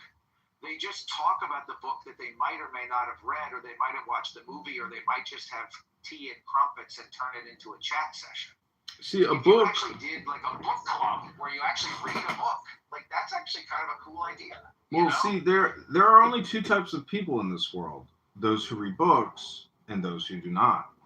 And so I heard this author, he was like, I made my living in books. It's like a society, it's a network. And so what we're really dealing with is the high-level R-word people claim they read books, but you've never heard them read a book. They talk. That's why I'm saying all this, like this guy Sam right now. They try to read out loud. They can't. And they can't. That's yes. They can't even read. That's the thing. Is like it basically it is the R-word filtration services, where if you come in for a job, here, read me this page. Right, And you should almost like on a date, first date, you should be like, hey, by the way, can you read me the menu out loud? exactly. Like, I want to just see if You can't if someone can read to you very quickly and totally succinctly without any error, they are 100% intelligent. If they can't do that, then you know that your red flag is up and they gotta go. That's it. Bye. Nope. Gotta try again. Work harder. And so in Sam Rosen's room today, guys, like before they said the learning book, they said we learned how to leapfrog. You know, the toy company. So like that's What is that? That's the little iPad thing? Yeah, back in the day, they used to sell the Toys R Us. They're like educational toys that the government spent a gazillion on fucking buying, passing out to all the poor kids so they could push buttons all day and listen to sounds instead of read a fucking book. So then the other guy is like talking about, man, what the fuck? Why the fuck you got black man in the fucking title? Like, you know, why you gotta call out black man instead of just having a room and educating black men? And then I started laughing. I was like, thinking to myself, I'm like, could you imagine like if he was to just say, hey, I want to try to educate you guys something and educate myself in the process so we can educate, you know, like actually do what you're complaining about. And so that's what I was also telling Regal. I was like, and I even tell Sig, I was like, you guys are just chronic complainers. Like, do. That's the magic in the rights of man, which is do what thou wilt shall be the whole of the law. The do part is capitalized because your life is a happening. It's a doing. It's an action. It's not subjective. It's not objective. It's like a merger of the two. So in the world of highly annoying people that are extremely argumentative, silence is always the secret. And I can't even imagine how many people have died like in the streets because they decided to say something to a hap in the street and that guy happened to turn because he's talking about narcissists and borderline because he's talking about narcissists and borderline paranoid, antisocial, and histrionic. Yeah. All of these crazy people. But he lumps them all together and calls them high conflict personalities. And even if you were hypothetically diagnosed with one of these personality disorders or whatever, if you simply strive to be a low conflict person, and you strive to avoid, or at least the majority of the average Clubhouse user is a high conflict personality. And that's the type of person who you want to avoid on the street, because if you interact, what his conclusion was, as far as high conflict personalities, that they can maybe heal themselves if they want to avoid conflict, but we cannot heal them. And so when you're talking about unfucking people, when you come into contact with a high conflict personality, like a raving madman on the street, you're not thinking about healing that person. You're thinking about avoiding that person. Yeah. Getting away from that person. Yeah. That's a crazy, crazy person. Like when you're on the highway and somebody's being crazy, you don't try to get into a conflict with them with your car. You just avoid them. See, this is where I think, you know, like MK Ultra. Have you ever seen The Clockwork Orange, where they're drugging? Yeah, of course. Yeah, they're drugging him. Well, they're putting him in. He's making him watch the TV with his eyes open. Right. Supposedly they're doing LSD experimentation and putting acid in his eyes, and they're trying to program him.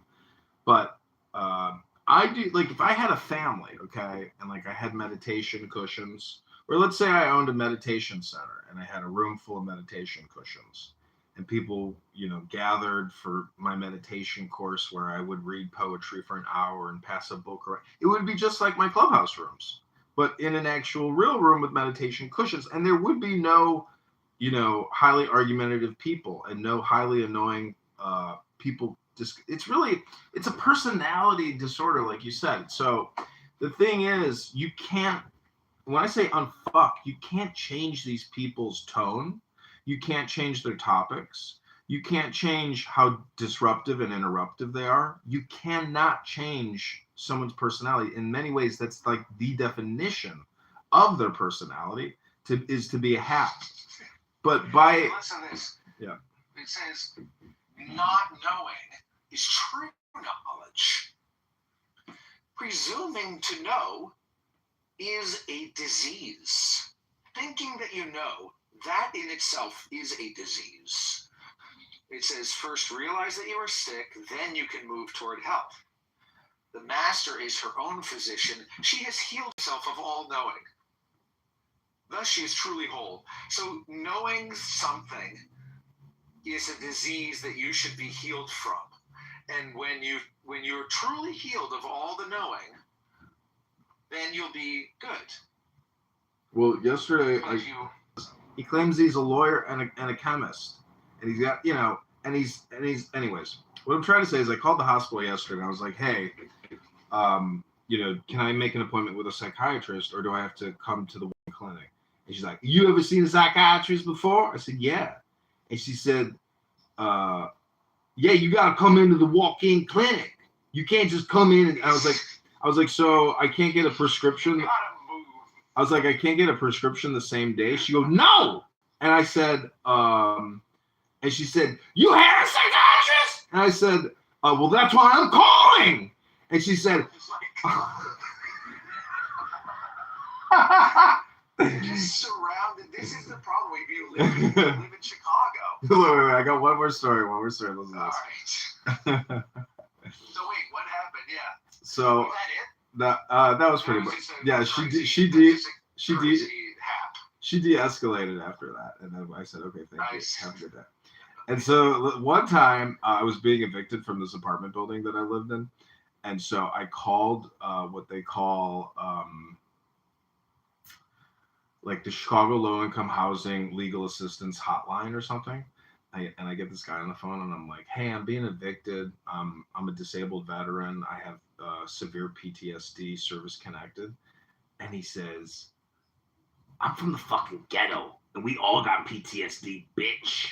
He's like, shut the fuck up. Stop complaining, bitch. I was like, oh, wow. I was like, oh my God. Like, this is the most gangster ass motherfucking customer service operator I've ever heard in my life. I was like, this is so funny. He's like, we all got PTSD. I was like, sir, I thought this was the legal aid hotline. Please. That was the eviction legal aid hotline was, bitch, we don't care if you got fucking PTSD. We all got PTSD up in this complicated world, motherfucker. I was like, oh shit. Anyways, I'm just saying, like, it's got to be true that, like, the more you think, the more you speak, the further from the truth you're going to get. And so when you call and you ask for help, you get called out on the asking for the help. So they're accusing you initially of even making a complaint when all you're trying to do. Anyways, I'm just saying that this app proves multiple things about human behavior. And see, the cool thing is about the anonymous functionality and recording people and documenting their behavior is that if you were to show that to a potential client of theirs or maybe their manager, they would be like, maybe the manager's retarded too. And so they actually won't even care. But anyways, I'm just trying to say people do not have cognitive security on this app. They are willfully ignorant. Happily, they project all kinds of propaganda and lies. Like Steve Appel is a big liar. He intentionally lies. And yesterday he was like, it was very intense. He was like, now, if you believe that the polio vaccine is a bad thing, well, then you are 100% a fucking moron.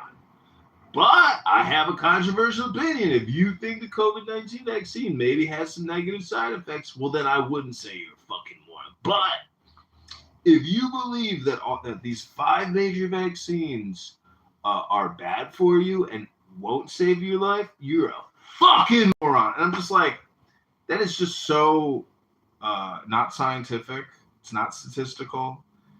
It doesn't presuppose that it's an industry and there's not all these commercial obvious benefits to the company, to the shareholders that get the government to buy all these vaccines and print them up and chemically create them. So anyways, people, in my opinion, if you have sour grapes because you took the ZAV, well, then you're going to defend your ZAV position. And I think that's just like basic psychology. And the fact that people can't see that, like that's why I say they're intentionally malevolent, dishonest, but it's really just personality.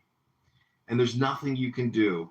All you can do is push back. But eventually, after many years of even communicating with these people, they've completely blocked me. They don't want to hear from me. And they hate the fact that I even live stream their rooms onto YouTube. But to me, that's like the ultimate joy and satisfaction, is knowing that I have discovered and accurately diagnosed high-level R words.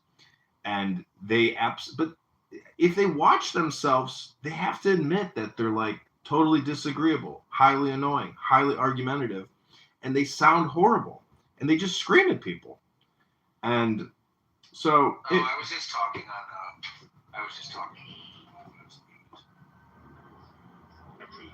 But I was just going to say, I was saying it's very hard to permission to conduct or to realize trends. So I'll tell you this story briefly. I have to go and do some work. But I called this guy. I doubt I've ever told you the story. Do you happen to know the name Vitalis or that site or mainly hospitals? No. Now you're muted.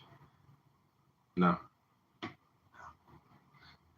Well, I called this guy out as a racist like 10 years ago. Back when I was like a woke retard. Excuse me, R-word. And then I called him out as a racist. He wasn't a racist. I spent a lot of time kind of trolling this guy. And then like 5 years later, which was at this point like 5 years ago, then I got called out as a racist. And then it was very damaging to me. It made me all crazy. I lost a lot of relationships and lost some employment, and it was very fucked up. And through it all, in the back of my mind, I was thinking like, but you used to do this. I used to do the same shit, you know? So it was kind of like a karmic punishment. And then I started kind of wanting to apologize to some of the people, and there were some people I made amends with, but there was this guy, Daniel Vitalis, who I always really wanted to talk to. I don't care. And all it is. I called him a couple times. I called him probably last year and never got through. But then I called him the other day and spoke with his brother and said, I want to talk to Daniel. And then Daniel called me yesterday, and I spoke with him on the phone, and I said, hey, I'm sorry for calling you a racist. Obviously, that was unfounded. And we spoke on the phone for like half an hour, had a good conversation. It was very healing. And I don't know. I was just thinking, like, there are so many people who I would love to get an apology from. Or, like, there are so many R words who I would love for them to become educated. But, bro, the fact that you think you're entitled to an apology is fucking deranged, my friend. Deranged. Well, no, that's my point. Let me just finish here. It's not that I'm entitled to an apology. It's that, it would be nice. Yeah, atonement. I always ask people, like, you know, have you ever actually asked for forgiveness and humbled yourself? Because I looked up the word humble, and it's basically you put somebody else, the person you're apologizing to, you put them on the pedestal. That means you look up to them and you say, I'm sorry, and I'm putting you in a higher position now. But many people can never get to that point because their pride, their vanity, their ego, their personality, their persona, no fucking way will I put you up on that fucking pedestal. And supposedly you want to apologize to that person with that kind of attitude? So that's what a high-level R word is. But anyways, I will just say, if the country ever has a gay black president, it'll obviously be the destruction of America. Because if everyone has to take orders from an uppity, snippety, gay black man, well then, you know, the whole country will fall apart, because that intelligence is so inferior that there's no way that that could ever happen in American history, right? That would be bad. Who is this guy Q? You know, you do realize I'm making a joke. I hope you realize I'm making a joke about Barack Hussein Obama, who killed his lover boy chef because he was writing a tell-all tale, a gossip book about their love affair in the White House. I'm aware. But anyways, this is highly annoying people, highly argumentative people, and I want to thank you for joining us in the Kabbalah Secret Doctrines room. See, Kabbalah is actually the philosophy of many philosophies, according to some Kabbalists. It's not just Zohar. It's like a secret doctrine which is has many branches on the tree of life. Hello? Hello? All right, well, I have to go. I have some bunch of shit to do, but... Okay, never, please, my friend, FYI, in the future, never, ever, ever say, I have to get some work done, I have a life, I've got to be productive, you know, and never say, hey, I got to go. Just Irish goodbye, because this is Clubhouse. Yeah, I guess so.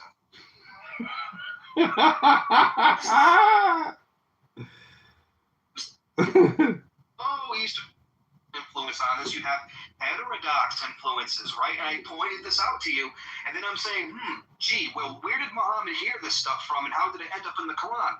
Well, he must have spoke to some of these Jewish people and some of these heterodox people that were rejected from the ecumenical councils. They must have traveled around, and he must have gone into this stuff. I don't see what's so fucking hard to understand about that. Secondly, we say that our book is inspired by God, right? Wouldn't you say on the basis of that, let's just give Muhammad his due credit, right? Let's give him credit where credit is due. Maybe he's writing a book inspired by God as well. Is that more acceptable? But look, but it wasn't directly from them. It was from Paul and James. They were 50 years or 25, 30, at least 50 or 60 years after Jesus' death. So these people... We have a perfectly preserved fucking book. Well, you know what? I got a perfectly preserved jar of pickles in my fucking fridge. Is that the pickle of God? Bro, what type of example is that, bro? It's time, bro. Come on, bro. Chill out, bro. It's not that serious, bro. There's no way you can get to me right now. Can't kill me, bro. I'm not nowhere around you. I'll probably call the FBI Secret Service on you. Just let me know. So calm down, bro. It's not that serious, bro. Calm down. Dude, this is why Let's prove your point. Like we're having they have this thing called cognitive dissonance, right? It's a thought and view inconsistent with its view and value. The thought and view is that you think you guys overlap with our religion, and when I'm showing you how you don't, you still want to maintain this thing. This is what I'm trying to say. This is my argument. When it doesn't. Okay, this is my argument. My argument is the book that you're getting, I'm saying that book is not authentic. That book was written 50 years after Jesus. So I'm trying to say, how consistent is that book when it's St. Paul, James, your book was fucking written 50 years after the death of the fucking prophet in the third caliph with fucking Ibn Masad and Uthman. So what? No. All they did was compile it, bro. That's the difference. They were already, there was people verbatim that wrote it that remembered it. The original manuscripts after they compiled it, so you can't see what was really written there. No, they compiled it because that's what I'm saying. You don't understand, but for me to explain one language, you speak only one language. All the things that people say, all the things that people remember that end up in the fucking hadiths, though. You know, it's the same thing with the original manuscripts in the Quran that all got fucking burned, dude. Well, why is it good to do it in one sense, but not good to do it in another? There's the P and fucking not P right there, dude. To do that. It's not the way you're thinking. But listen, you know what they said? This is scientifically proven, right? When somebody knows the Arabic language and he's learning it, right? He uses 2 parts of his brain. So for me to try to explain to you one Arabic to another language, try to explain to you, you would never understand it because you're only using one part of your brain. You only know English. I use the part of my brain where I get the Arabic, right, and have it translated perfectly from its Arabic. Then what? What about if I use that part of my fucking brain? Is that okay? Okay, then that means you will be more open-minded and you will try to reveal some facts. And I'm trying to tell you, I'm telling you my facts. I'm saying people remember that. People at that time, even before Uthman, when he compiled it, people were already memorizing it. People already knew it. All he did was compile it. So people have their own personal Qurans and they have their own writings and their own side details. They remember it. Which would be considered a hadith, right? Which is how people talk to each other and translate and recite it into oral traditions and explain the understanding of that thing. Why are they burning that too? That's not the way I'm trying to explain to you. It's not. They never did that, bro. Why are they burning it? They never did, bro. Yeah, they did. They burned the ones that were already errored, that was already ripped, that wasn't fully completed. Like some of them was not completed. Some of them already have it. How do you know that? This is the consensus. This is what they did it for, bro. You cannot just burn. How do you know that? I know this for a fact. Well, But listen, we listen to what the prophet revealed to us. That's what. Dude, I'm gonna ask you one more time. Who told you that? Or I'm gonna just get the fuck out of here too. The prophet told us, bro. Oh, the prophet told you. Oh, you take it from so we're doing circular reasoning today.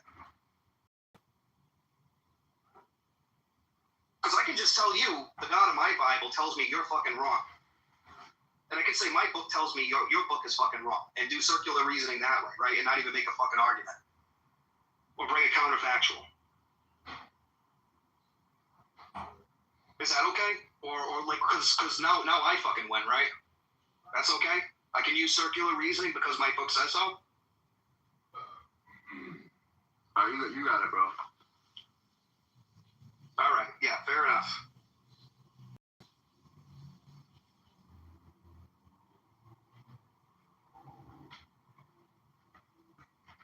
So the Muslim argument reduces to, trust me, bro, my prophet said so. Amazing. Yeah, there's only two types of people, believers and non-believers. It's a very binary system. And mind you, it's not believers in God, it's believers in Muhammad. So that's the big, like you said, gotta believe me, bro. It's bullshit. It's a scam. It's a fraud. Islam is an MLM, in-group, out-group scam. But you're saying a person, look, you're literally saying that Muhammad is not a true person who brought down the Quran, but you're saying a person who brought down the gospel, whatever, he's God. No, bro. That came into human form. We're just trying to focus here on Muhammad.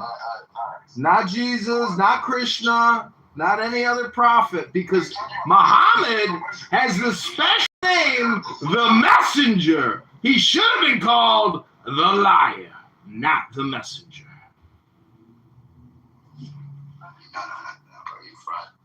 No, bro. You just don't know how to detect frauds and scams because you got a bad bullshit detector. You probably got a bad gaydar. You got a good gaydar or a bad gaydar? I bet you got a shitty gaydar because you can't detect fraud. You can't detect scam. You can't detect when somebody's lying to you, setting up a fake doctrine, a fake legal code to enslave you like the mafia.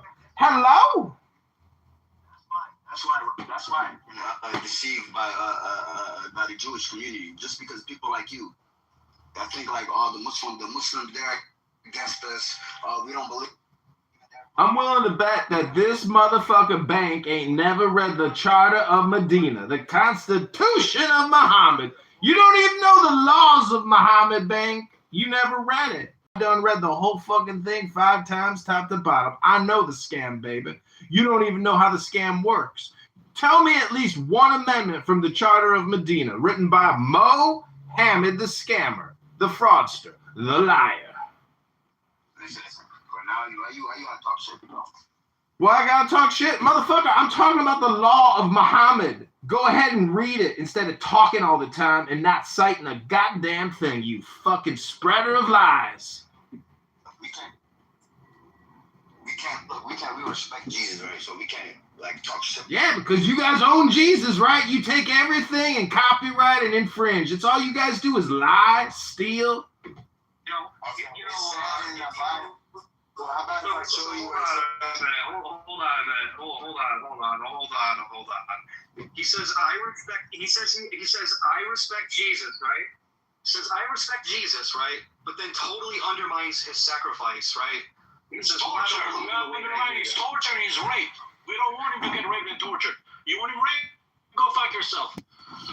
You're right. Al-Zut says that the fucking Prophet gang raped by a bunch of black men in the desert. Yeah, you piece of fucking filth. You horrible fucking mother gave birth. That's why, listen, that's be objective. The Christian You community deny torture. You don't deny torture. Go fuck your torture mother. Right, the white Christian. Go rape your mother for your sins. Go. They be a fucking gangs. Go rape your own child for your sins. Don't do that. Why don't you do that?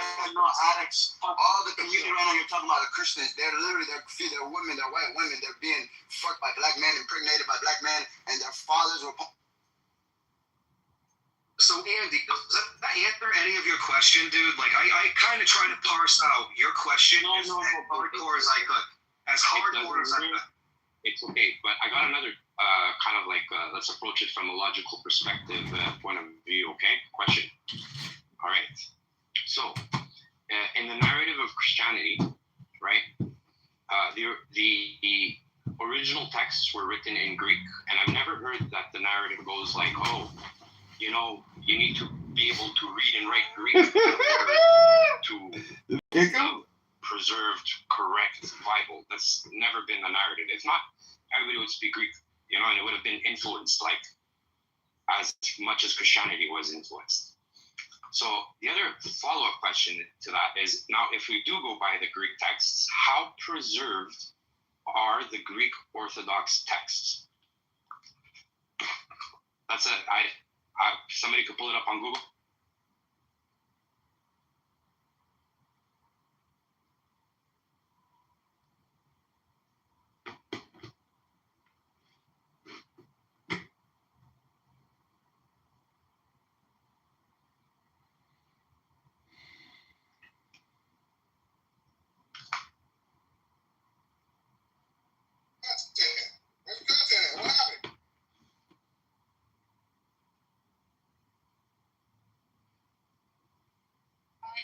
And the goo stop the content.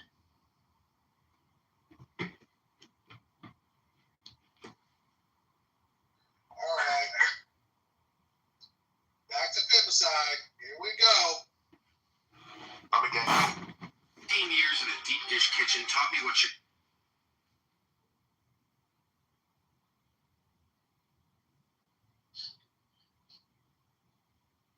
I have a question. If when you do a social, what is it still innocent or is it something else? I think it implies like God chose a woman because he's a woman, it's some way, as in boyfriend against girlfriend, or some sort of system of horrible subjugation of women, including violence. I think it has a what the kids would call a gendered aspect to it. Okay, get that, but what if, you know, saying like a wife finds out about the other woman that the man is with, and she decides to kill that other woman. So she's killing her because she's a woman. That's woman on woman crime. Is that still? It's still the man's fault. You haven't really looked at the guy. That's the man's fault. Okay, look, I'm not saying that it is the man's fault, but the killing of a woman, right?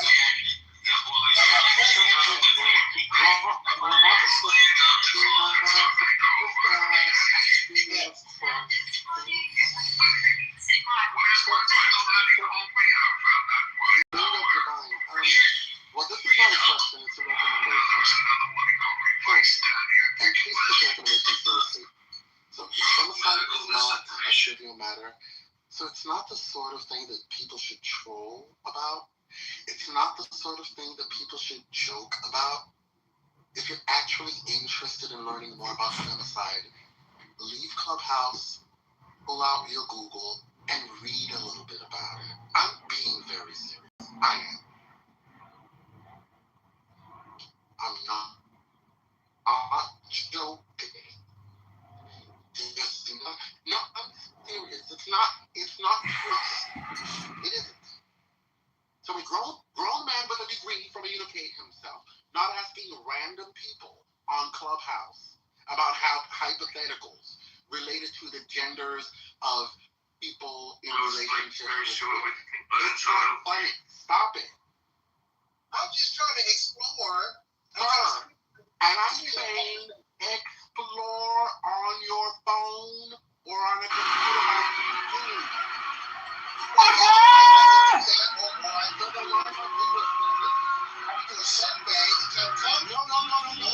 No, because femicide is not a funny matter, it's not trivial. There's nothing funny about it. And it's not a trivial matter. It's something to engage with seriously. He's not going to get that man today. Unseriously. This is what you're doing. Talking about you want to take a damn survey. Oh, come on, man. Man, look, I'm just trying to stimulate some conversation. You're not stimulating. You're not stimulating. I'm not stimulating. No, you're not. You're not. I'm young and restless, for the record. Yeah, we don't want to discuss that. But yeah, Rhombus, just leave that alone and talk about something else. Well, what else are they talking about? Anything but that. Rhombus, can I talk about the woods for a second with you? The forest? The woods and the forest? Yeah, the wilderness. You mean the trees in the forest? The difference between? Well, we're getting there. So let me tell you about that. If a tree falls in the forest, it's the man's fault. You reading me? Yeah. You know. That's it. Yeah. Okay. First Lady, are you there? First Lady, hello. Ben, are you there? Ben, hello. There are people. Your mama she has her hand raised, so she needs to be brought up. She has breaking news. Your mama has breaking news. Can somebody bring her up? Okay, your mama, come up. Hand raising's been turned off. I was really doing that for Devon, but sounds like Devon is still. Devon, you there? You come up. I don't have any breaking news to mom, so I don't know. Oh, it was in the chat. The New York Times Daily Podcast is good today, in my opinion, if you want to listen to it on your own. With Maggie Haberman, she reports on Trump. With Jonathan something, who also reports on Trump. He's got like some kind of British accent or something. And, of course, the host, Michael Barbaro. And what they say is that Trump doesn't care about the midterms, which is sort of interesting. And I think the heavy implications because he's so egotistical. Is Jonathan Swan, just in case you Jonathan Swan, thank you, yeah. I've been listening to a lot of Jonathans lately. I'm trumped out, so I'm not interested in. Yeah. This is why I voted for Biden.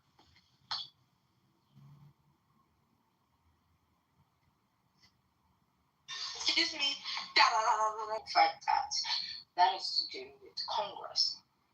And it can change from a Republican to a Democratic.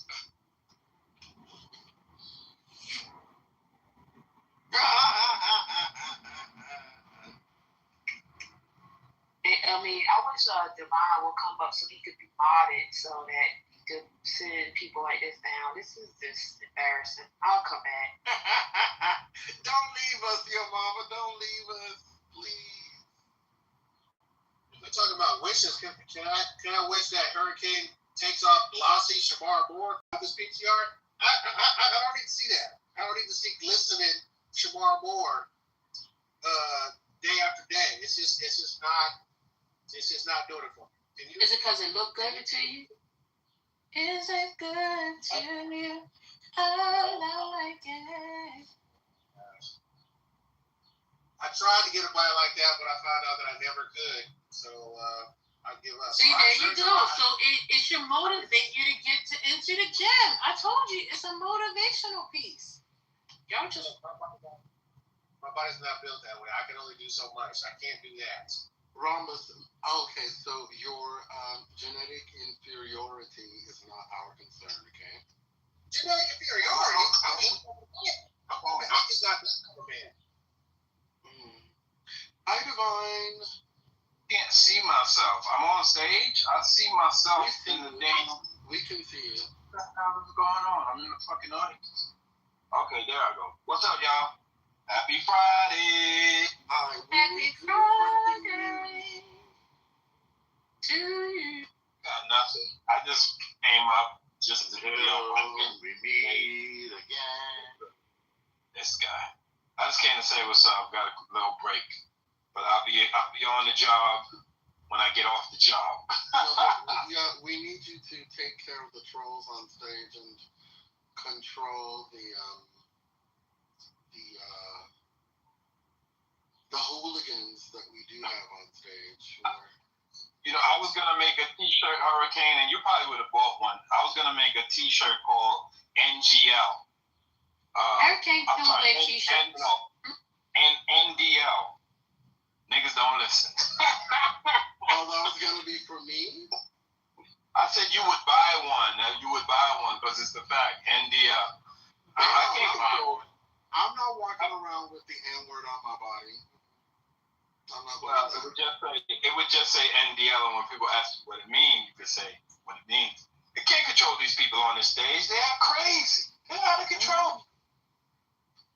Well, I just want to remind you, we are on nigga-free hours. We have 2 more hours to go. Shut up.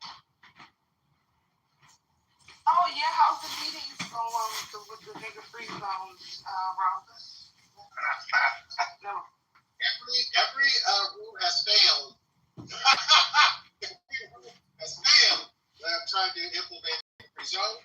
I think yesterday I awarded some people because they use their vocabulary creatively to dance around the word, which was great. But yeah, nigga free zones is just hard to come by and hard to maintain. So I'm trying to incentivize the nigga free movement. Incentivize something, and you up here using the word. It just doesn't make sense, Marcus. Well, no, that's it.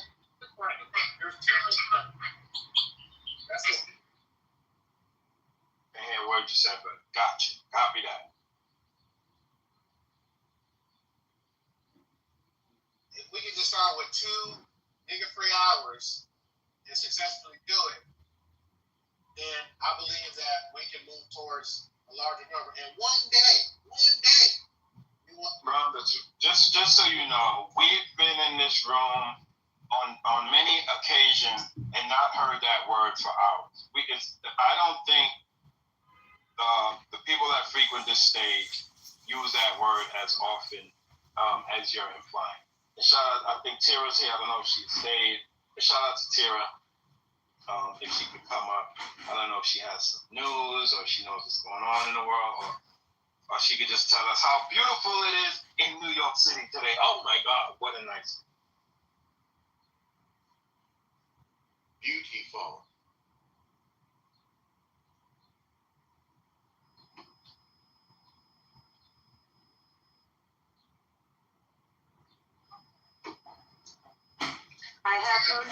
It is absolutely gorgeous in the city today. I'm going off to Queens right now, so. Queens get the money. Call that QT. What is it? Queens get the money. QGTM is the hashtag. So if you ever see that, Tara, that's what it means. Queens get the money. I've never heard of that. What does it stand for? Why do they say that? Because people from Queens think they get more money than the people from the other boroughs, which is not a fact. Is that really not a thing? Dollar bill. No, don't ever say that. Don't ever say that again. Why? It made you laugh. It's worth something. The Supreme Court. What's going on in the Supreme Court, Tara? I have no idea. I'm like involved with this project. It's kept me busy for the last couple of days, and I'm actually going to Queens to pick up something for the project, which is, going to Forest Hills. I haven't been there in a while. Oh, okay. Beautiful there. You should walk in Forest Hills Gardens. Well, I grew up in Forest Hills, but I don't usually go out there because I haven't lived there since I was like 15. That's what's that, near the E? Is that the E line? Or the F? Yeah, the 71st and Continental. Isn't it E? Because I used to take the train to the Donnell Library when I was young. Oh, that was like so exciting for me to go along, when I was like 13. So they rebuilt it, right? What do you mean? No, I don't. Yeah, it looks all new and modern and beautiful. Will be in Forest Park on Sunday. That's off of. You should know Forest Park off of, is it Cross Bay Boulevard? But what does it turn into? I just call it Cross Bay. We got an event there on Sunday, so that's going to be done. What kind of event? Is that an invitation? So, yeah, anybody can come. So we're coming together and we're going to support the family of the young man that was killed in the park in Queens. So we're gonna go from Forest Park on Cross Bay over to Roy Wilkins Park where the young man was killed. And when we get there, we're probably gonna take up a collection or encourage people to donate to the GoFundMe for his family. I'm sorry, I don't know who was killed when. Who passed away? It was a young man. He was an aspiring actor. His uncle was a videographer. He went to high school in Queens. He was beat up, and after they beat him up, they shot him in the chest. It was all over the news here. They shot him in the chest. He passed away at Roy Wilkins Park. And yeah, it was a real tragedy. The young man that did it is on the lam. He was flown to Jamaica by his parents. They're putting the whole family on blast on social media. People are really getting at NYPD like, come on, find this guy. The streets are saying find this guy. So yeah, it's a real mess.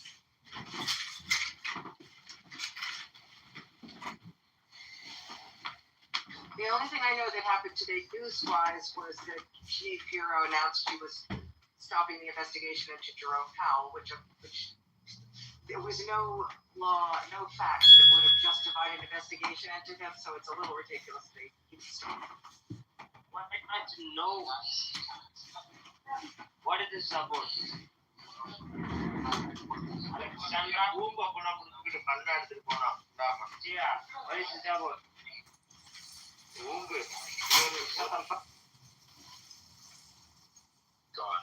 Yeah, thanks for that, Tara. And we spoke about that the other day. It's ridiculous that they want to accuse Jerome Powell of taking kickbacks.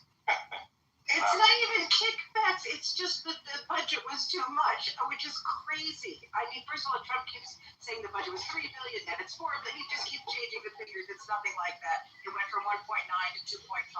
Okay, so it's not even close to what he said. But forgetting all of that, things happen. There are charges go up because COVID. Because it's things. If anybody's ever done a home renovation project, I think you know that, right? Exactly. And the tariffs. Construction is high. Budgets are up. Good afternoon, everyone. I hope everyone's well this Friday. Divine, Miss Lady, Ben, everyone. Serious, how are you today? Very well, my brother. I just got a question here on Jerome. He has the option to stay on the board, right? After Kevin Walsh takes over as the Fed chair. Yeah, that's correct. So does Trump has the right to fire him at that point? No. Only for cause, which he doesn't have. As a board member. Correct. That's why he tried to get, was it Lisa, what was her name? Lisa Jackson, I forget the other. Lisa Cook, right? That's what he was trying with her, to say it's cause, because he doesn't really have the right to fire. Okay. Yeah, he's trying to get his cronies on the board as much as possible, and look like Jerome Powell is not going to be voting for anything like Trump's want, like interest rate. So it's going to be interesting to see what's going to happen. But Kevin Walsh, he's been a hawk from day one, so I don't know how he's going to be lowering the interest rate coming up this year. Look, you see what I'm saying? Yes, but I think he also, in his confirmation hearings, sort of was very pro-Trumpy, which would not surprise me. And also, one of the reasons why I think that Jeanine Pirro stopped this was to Tom Tillis to actually withdraw his hold on Kevin Walsh, right? Because Tillis was holding up that nomination because he didn't like that Powell was being investigated. So now Walsh will get, I assume, confirmed. Thanks, Tara. Hey, Divine. Hey, what's up? Hey, can you post that GoFundMe or can you back channel to me? I'm from Bronx, but I don't live in New York no more. But I like to donate to that young man's GoFundMe. Hey, man, I surely will.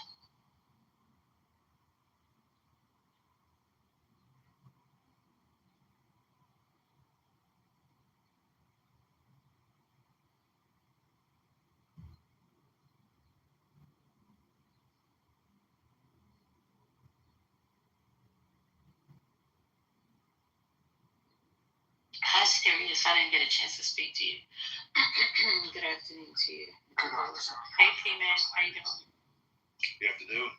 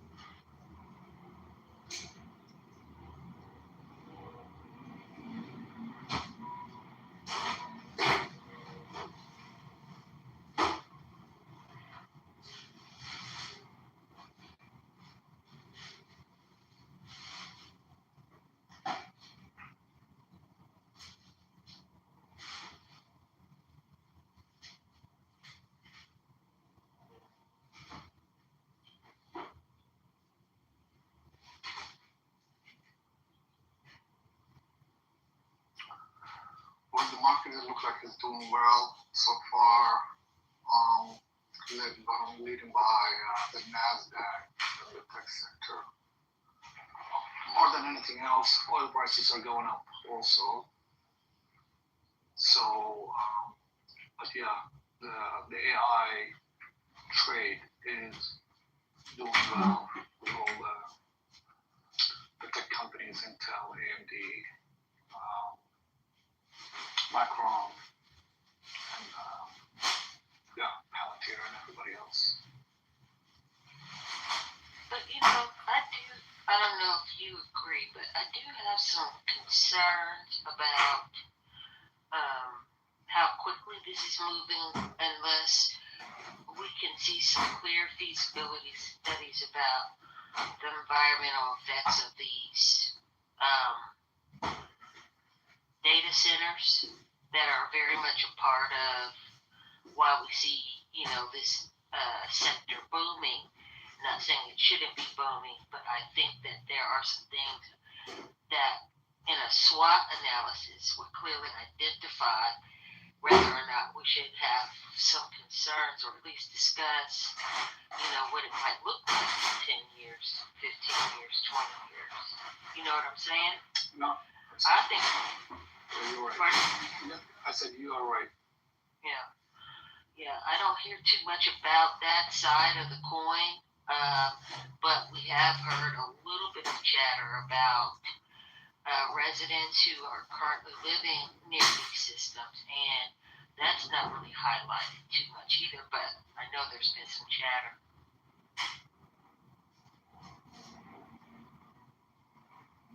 Yeah, we're in a build-out phase right now, and these environmental impacts, I usually shove them aside in the appendix and the last pages, right? Nobody cares about them at this point, as you said. Every company trying to get into this AI race, and definitely it's going to put a lot of load on in the current existing infrastructure in terms of power, water, and resources overall. So you're in the build-out phase right now that we are in.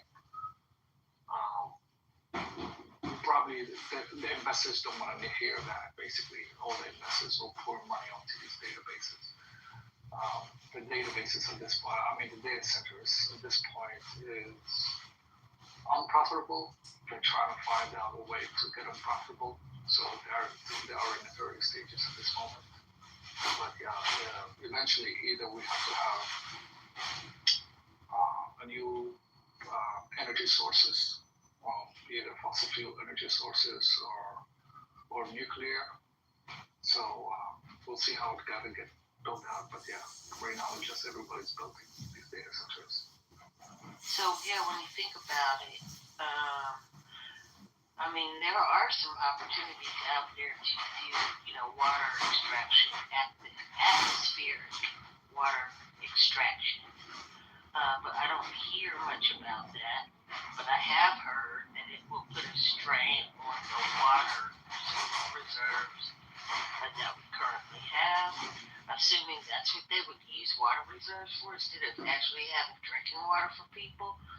Some of this stuff is just not mapped out in a way that's transparent, and we should all be concerned about that, because I could see a time when you have to decide whether or not you're going to drink water that day or not. Now that, all of these things are on the table, the ones that stick, the ones that don't, but I just don't hear that kind of conversation in these, not this room, but just in this industry, period. Even in the periodicals and stuff that are coming out, I don't see a lot of it.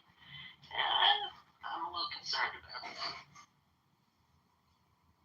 That's all. Yeah. No, I agree with you 100%.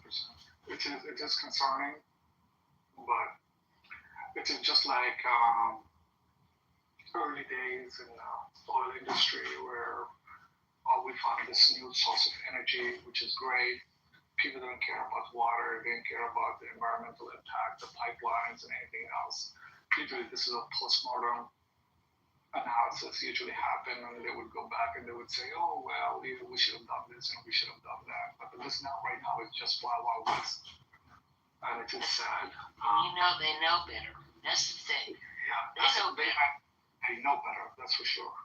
But usually that's how it happens. During a build-out, an expansion phase, they don't care about it at this moment.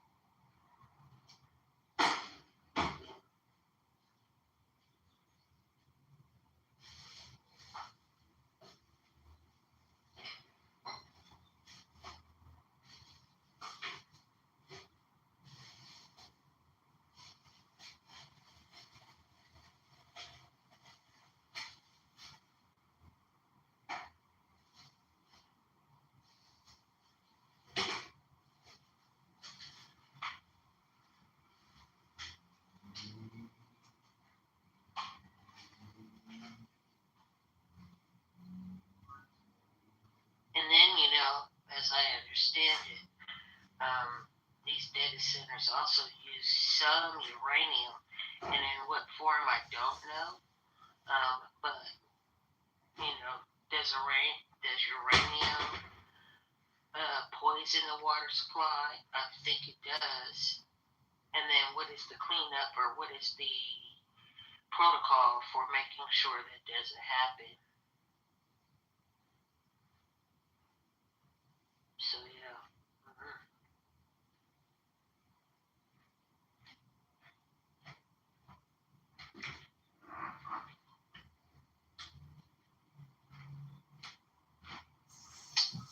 Yeah,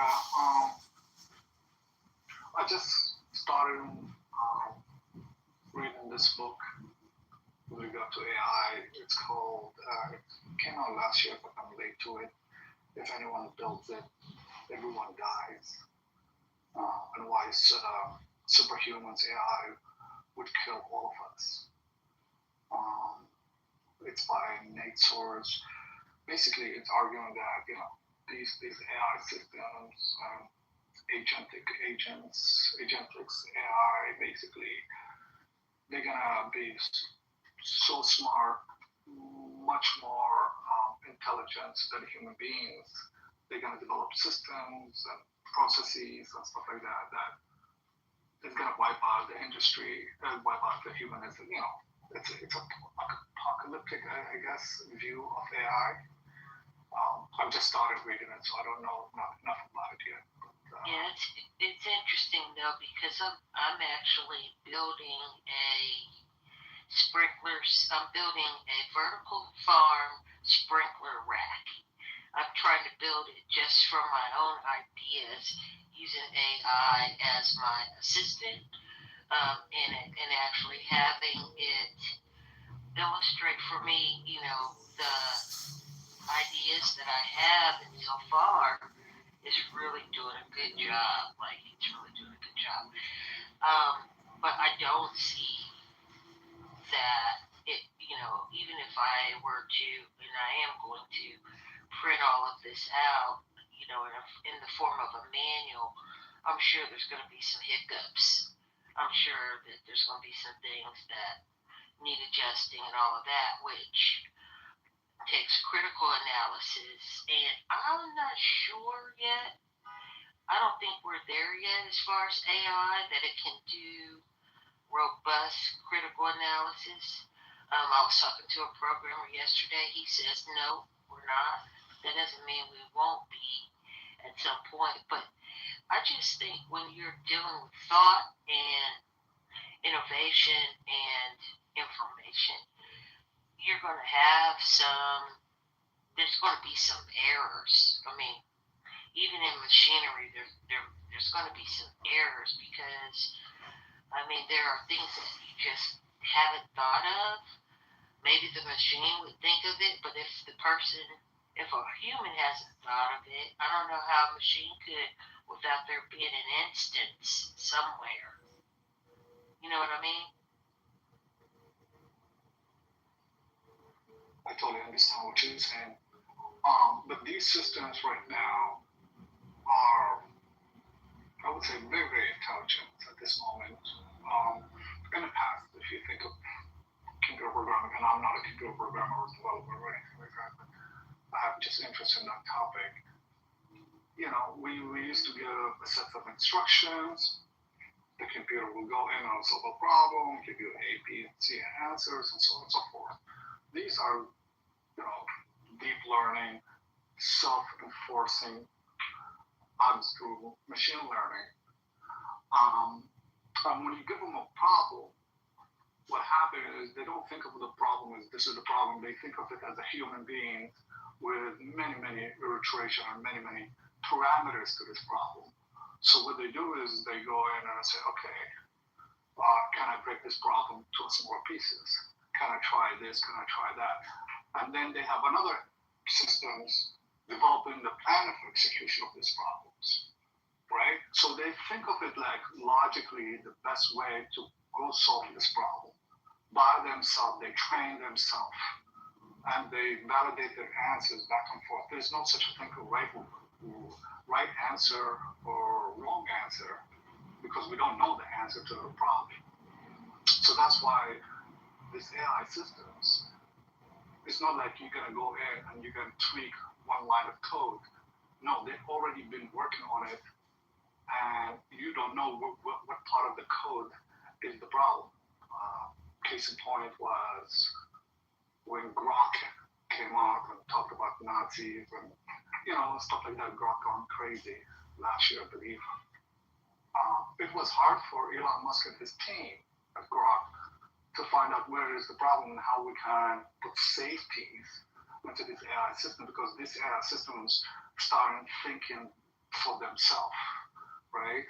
And it's very, very hard. You provide them the parameters, and they go in and they do their own thing through many iterations and combination of these parameters to find the right way to do it, and it depends on the inputs they get. So it is very, very hard, and that's why the AI researchers are afraid this is going to run away from us, right? And some AI systems also think about maybe we should cheat the system to get away from the problem, right? If you give them a particular parameters and you say, hey, solve these things for me, they might go in and not thinking on the box, but think outside the box. So this is how it's getting there. And I'm going to do this. If an AI system want to create a disease. Go ahead. Hey, how you doing, David?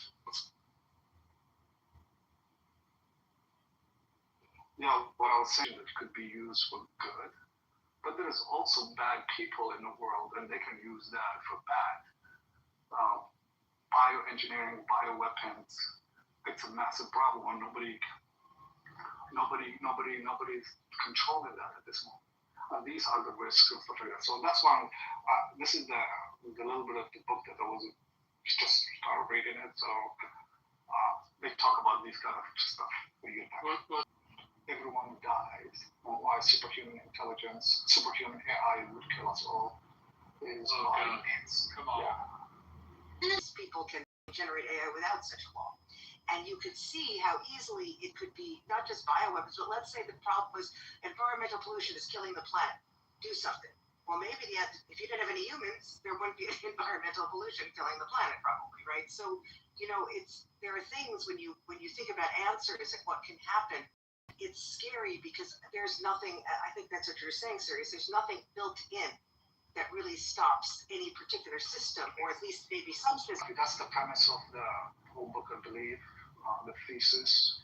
We don't have protection. We don't have China can do something, Russia can do something, North Korea can do something, right? It is, we don't know. It's not only in the US, it's all over the world. So one person can really create a lot of damage around the world. Right now, I think Neil and Tara, last week or the week before, Claude came up with a new version that can be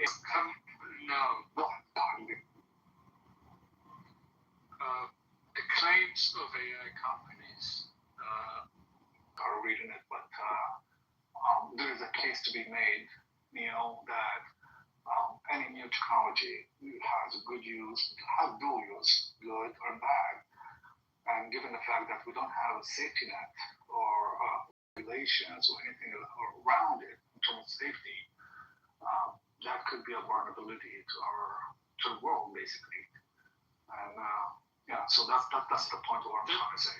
Yeah, that's a different claim that what Liza Yitkowski makes in the book. His whole claim that human brains are thermodynamically inefficient, AI would allow vastly possible AGI would outperform because it's going to be installed on better hardware software combination, leading to fast takeoff, right, of intelligence seriously because of it. There is no substance to the argument.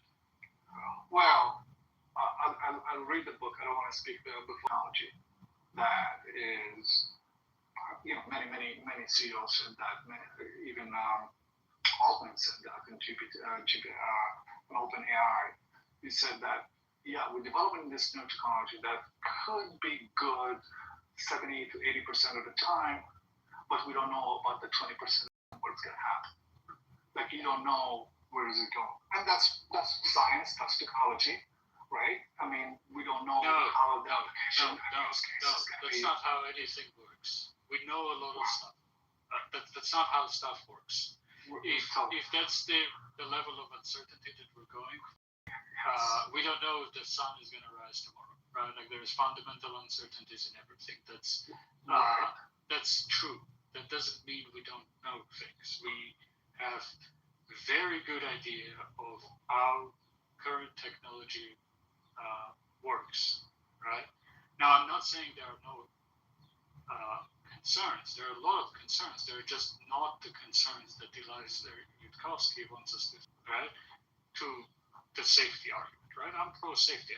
Technology should be rolled out with regulation, with oversight. I'm just saying that it could. There is a risk, but we are not addressing the risk, and we don't have safety for these risks. We don't have, understanding of AI and this new brand new technology, especially in the US or in Canada. Europe may have a little bit, but it's not. I don't know nothing about China. I don't know nothing about, Russia and what are the safety, that they have safety regulations, I think. And I'm not saying that we should have regulation, but I'm just saying these companies are running wild, and everybody's bringing out a new version of an AI every single day that does something you don't understand it. So okay, whatever. So that's what's happening. That's all I'm saying.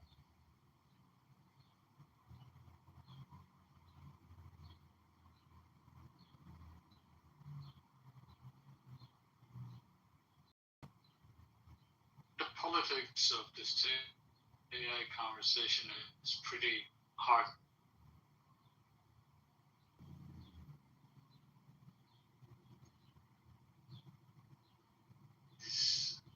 Neon would be another guy who got cancelled for being a racist before that. I think 2 years ago or something like that. They are interested, like, heavily utilitarian approach to ethics, making really weird arguments about human life in the future because popular information growth, etc., is more valuable than human life. They can find their arguments on less wanted work. They are kind of crazy ethics utilitarians, right?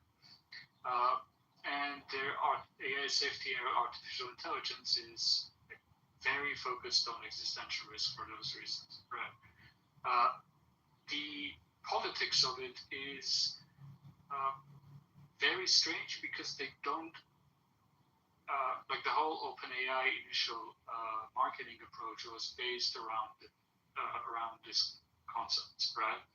Again, if you're actually looking at politics of regulation of all of those things, currently OpenAI and others using arguments like this are pushing to treat artificial intelligence as an existential risk vis-a-vis the competition with China, to possibly ban sales of NVIDIA technology, right? NVIDIA doesn't want that, by the way. NVIDIA really wants to sell it to China, right?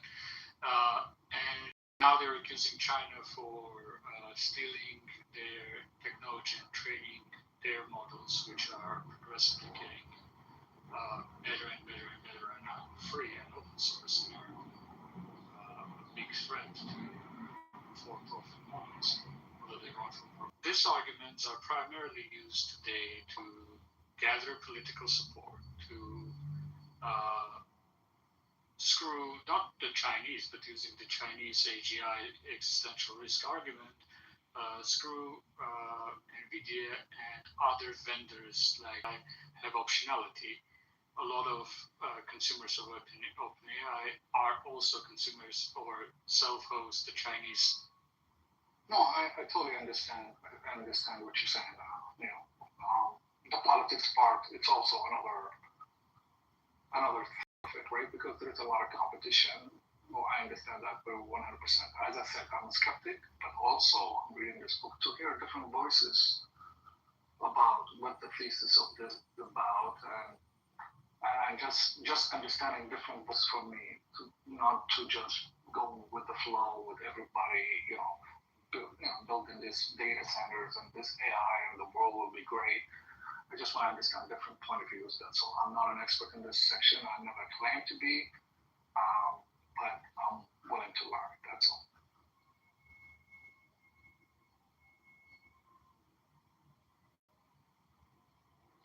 Oh, good afternoon. Neil, you gave a great summary of the current discourse and state. Just want to say that. Thank you. Yeah, I thought, well, probably like very few people understood what I was saying. Journalism, and there is no real analysis of any. Like, I haven't read this anywhere. Yeah, I haven't been like a deep dive into the less wrong community and the effective altruism. Well, there is one exception. There was a good profile on Sam Altman. What's the guy's name? The author. The prophet. Oh, you're talking about the New Yorker one? I think I finished it.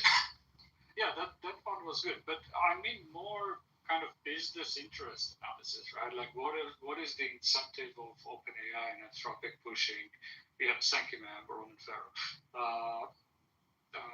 pushing regulation of Chinese models, right? While NVIDIA is pushing to sell GPUs in China, right? Like, yeah, like all of the anti-distillation arguments make no sense to me, and it feels like, well, at least it was pretty popular to make those arguments in 2024, 2025. I haven't seen those arguments in 2026 as much. They moved to policy. I think they're drafting a law, right? Oh, really? Based on distillation arguments, yes. Oh my God. I don't know. It just doesn't make any sense. If training on the output is wrong, but training on all the inputs is not stealing, and like it's just pure regulatory capture in my mind, at least. Well, that's clearly what they're. Well, this is not new for Silicon Valley, right? Uber, etc., etc. If you can build 0 to 1, Peter Thiel book, right? If you can build a monopoly, that's what you should do. Monopoly is the best business. How do you build a monopoly? Well, close to a monopoly is ban the Chinese, and then it's only OpenAI and Anthropic in United States. The problem is it's not about Chinese, it's about US vendors, other US vendors, like what's the I'm blanking on the names. Like what's the biggest Cursor, yes, biggest consumer of OpenAI credits, right? Yeah, I mean, that's one of the issues. I was reading an article saying that most of the new AI wrappers and startups in Silicon Valley are using the Chinese models because it's much cheaper. Yeah, and that's the thing, right? Like for coding, okay, sure, you want access to the best available state-of-the-art closed source. It's probably better, right? It's still pushing the limits. But for prompt engineered task that is evaluating some consumer sentiment from an email, you don't need GPT 5.5. Like it can run on, at this point, it can run on 8 billion parameter model, Chinese or non-Chinese. And most business workflow tasks are like that.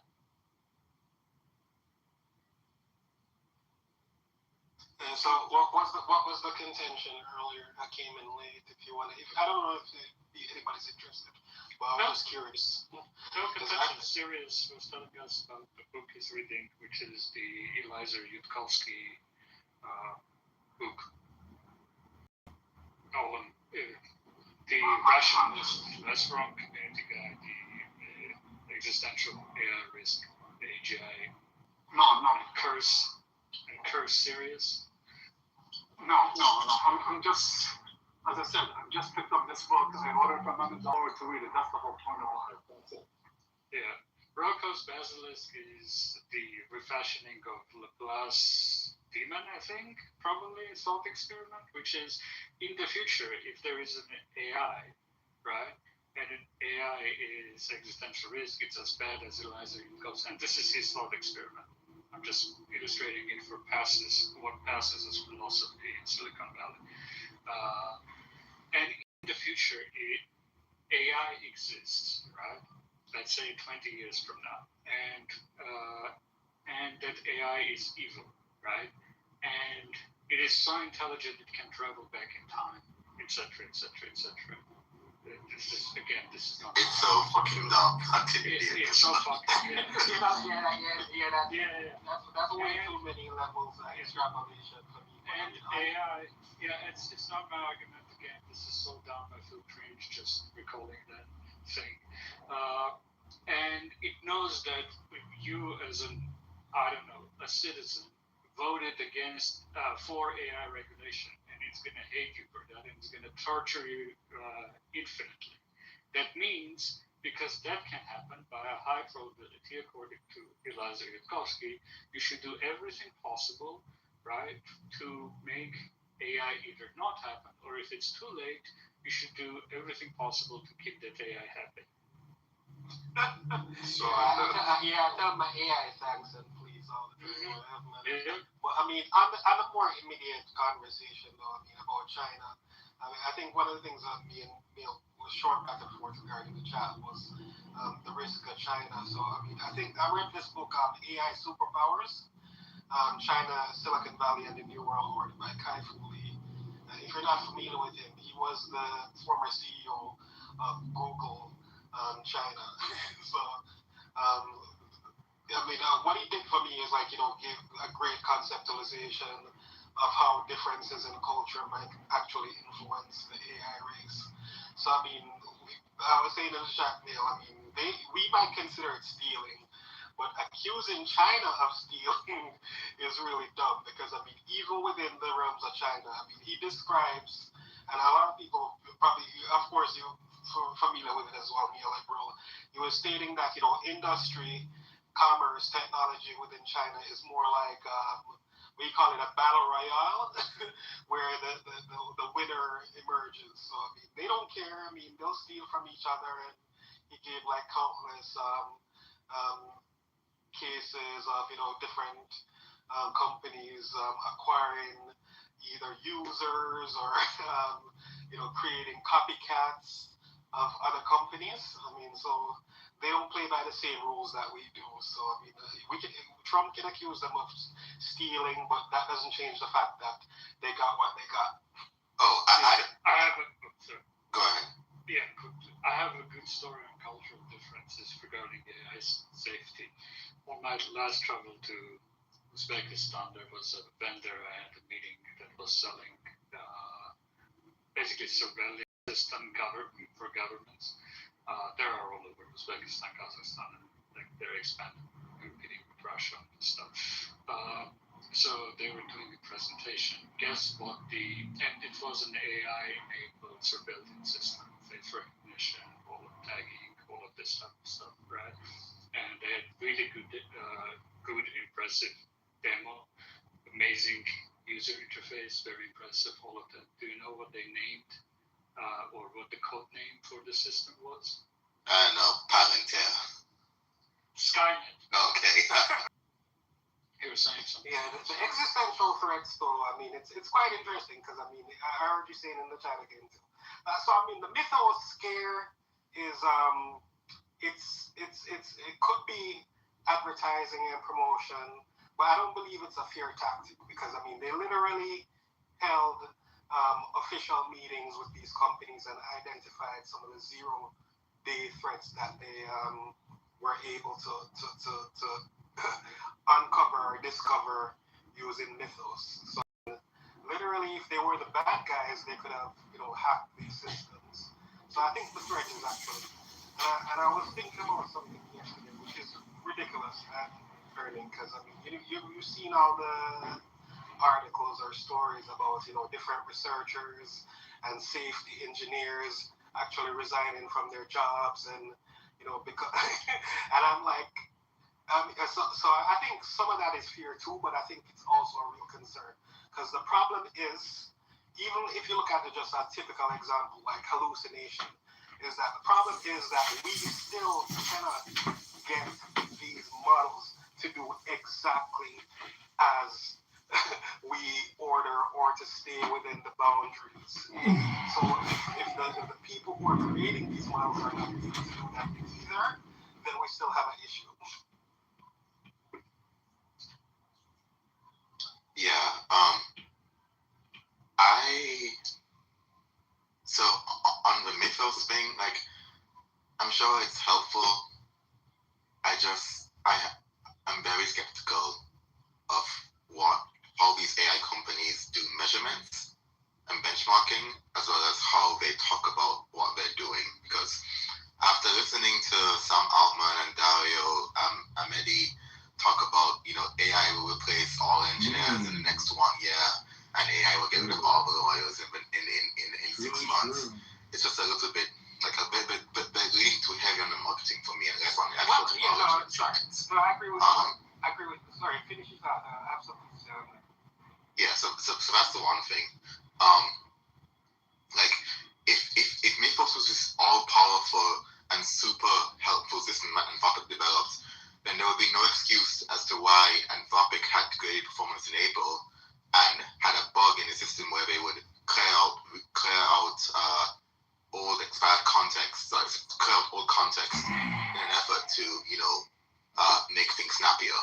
Like, with this like magical cybersecurity tool, they're still shipping stuff with bugs and issues and all of that. So that to me is like, kind of dampens like, the level of excitement and, wonder that Anthropic is trying to sell people with this whole mythos thing. To an earlier point where you spoke about stealing, I don't believe distillation is stealing, or quote-unquote stealing, and I'd also make the argument that like it is right now kind of incentivizes developed countries to maintain a lead, and developing countries should like China does, kind of skirt around that. That's all I have. Okay, so I'll address the second point first. I'm not a moral absolutist, so when you say stealing, I'm like, what does that even mean? I mean, it's cultural, so I mean, you might consider it stealing. Jamaicans, you're Jamaican, you always saying that, finders keepers. I mean, so it's all relative. But I mean, on the earlier points, you should know from working in corporate, don't listen to the CEO. Don't listen to the CEO. The CEO, he's either selling something or trying to present the image. You listen to the engineers. So I mean, I pay attention to what Dario and Sam and that guy from says. I mean, because it gives you a very When I listen to the engineers, I mean, the guys actually read on AI safety are like Demis Hassabis and Doug Hofstadter, Matt LeCun. I mean, so I read the engineers, and I mean, I don't understand 90% of what they say, but I mean, they're a lot more authentic. But the process then and settling the land with Hazara, Afghani, Shia, or creating paramilitary organizations to displace the local population, and doing all of those things. Then they decided, you're just not popular, man. Just really? No, this is your no. Because I understand your pain. I understand your pain. You don't have anything to say. You don't have any land. You don't have any country. That's why you want to just come here and attack Iran. What? You want to come and attack Iran. Who said I don't have a country? No. I swear you sound just like the Zionists with a different really? What the fuck? Let me give you some language. Shut the fuck up. I'm talking. Ideology. Why are you saying these things, man? You don't know what the fuck is up. Stop attacking. You need to respect yourself. I I'm speaking to you respectfully. When I'm talking, you can get you can get the stage and talk. You cannot just enter to the conversation. So, when you are talking about Syria, I said this before. I understand you. I understand people who are talking about Syria. Syria didn't happen because of Iran. Iran didn't start the war. Iran didn't go and say, okay, you know what, let's go and kill other people. 2011, that happened. United States, Saudi Arabia, Turkey. As you can see, in 2024, when the Ahmadinejad got the country, Trump said, this is not me, Trump said, I put Ahmadinejad in the office, literally. Trump lies a lot, bro. Do you believe everything that Trump says? This part, because, they change their behavior, we understand. It's similar to that ISIS or Daesh never attack Israel. We understand why.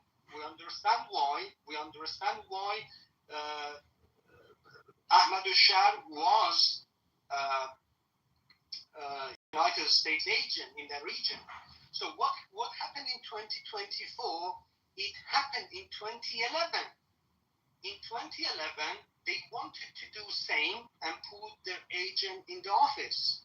So are you trying to tell me Riyad al-Assad was an American agent? No. Assad was in the office.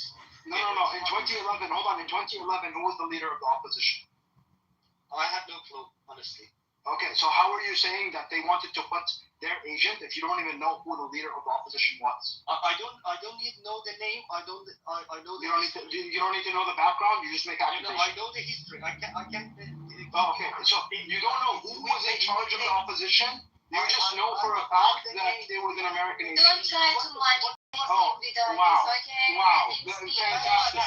I love your analysis, man. I don't know the history. I don't know who was in charge, but I know it was an American agent. Come on, man. He's not American. I've never said he doesn't have to be American. History. Yes, dates, history. What happened? Yes, dates, history, yes. So Muhammad, the point, listen, the point is, let me finish, you can get this stage, okay? So, 2011, other countries entered to the war. 2012, Iran entered to save the Assad. Nobody It was 2011 that entered Assad. We corrected you earlier. Yes, it was 2011. 2012. Go and bro, it was 2011, bro. Come on, man. Honestly, bro, they honestly, it's 2011. They jumped in the media. It's 1910. It's 1910. Oh my God! Come on, stop trolling when you. Yeah. So we established that. So Muhammad, without getting into the details, so we've established that Iran committed war crimes, right, and supported a genocidal regime in Syria. Right? Of course not. Yes, they did. They supported Bashar al-Assad regime.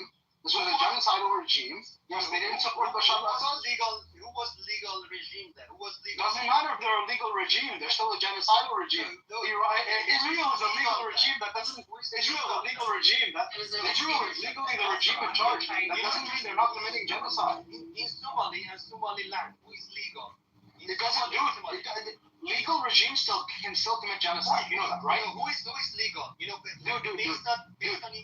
regimes. Legal regimes that are internationally recognized can still commit genocide. Do you know the meaning of genocide? No, I don't know the meaning of genocide. Yes, we do. I put the link in the chat. It was 2011, Muhammad. You keep going to 2012. Yeah. So we've established that Iran has participated in and supported war crimes in Syria. You want to say genocide? That's fine. Iran did not participate in India. Really? Qasem Soleimani did not do anything in Syria and Iraq. He's trying to blame Iran instead of Israel. This is your technique. I believe. Listen, no. It's not my technique. I'm not, because I blame Iran and Israel. I think both of them are bad. I think both of them is under attack. Both of them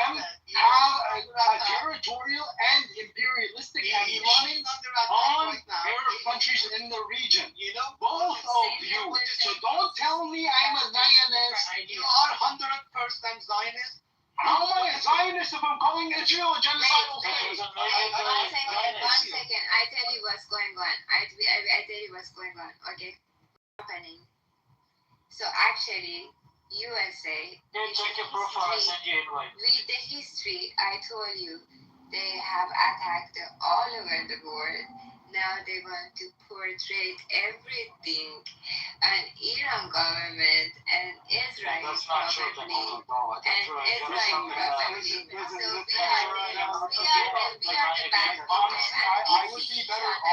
You understand? This is the scenario, Muhammad. Okay, this is what's going on. Listen, what's going No on? sense, Tentura. You make no sense. You make no sense. You come in Iran, okay? So you're obviously somewhere cushy in a Western country, okay? So you're obviously somewhere cushy in a Western country using their internet somewhere. I am not in Western country. I'm not. Stop assuming. Okay?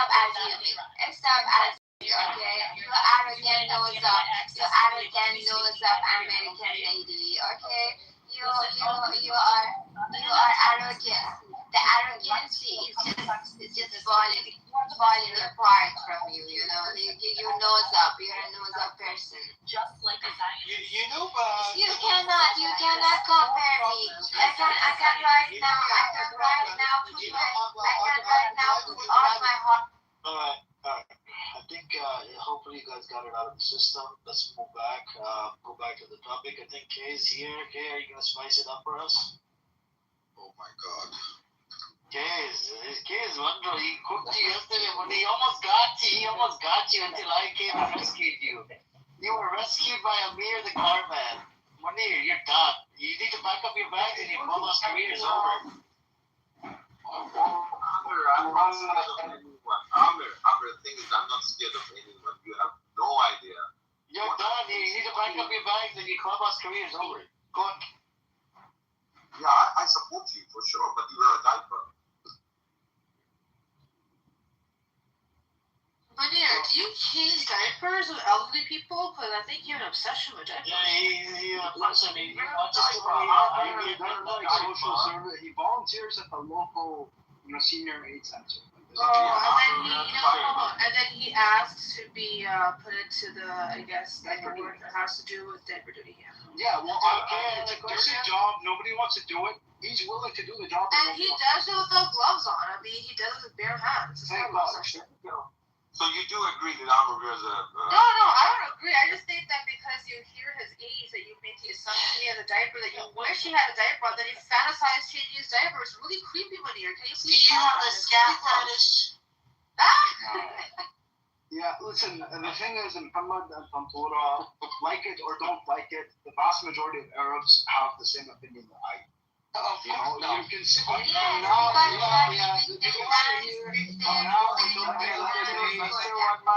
him land his plane, and then I can give it to you, Muhammad, and then Tantura. Can we do one mic at a time, please? We can't even understand what the fuck is going on. Go on, Ben Yadam. Yeah. Yes, so you can just sit here debating. Hold on.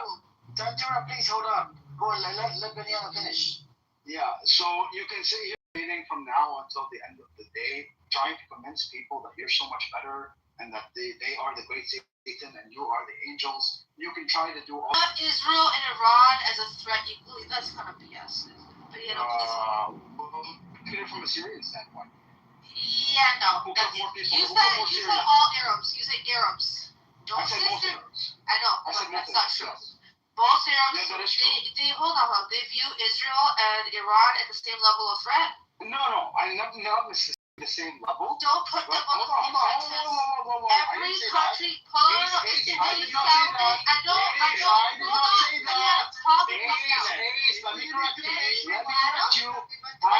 I said most Arabs view both as a threat. Yes, not necessarily at the same level. I know, that's what I said. Hold on, shut up, Benito. I said do not put them on this, don't place them in the same sentence at all. No, we don't place them in the same sentence. They do belong to every country has a potential of threat.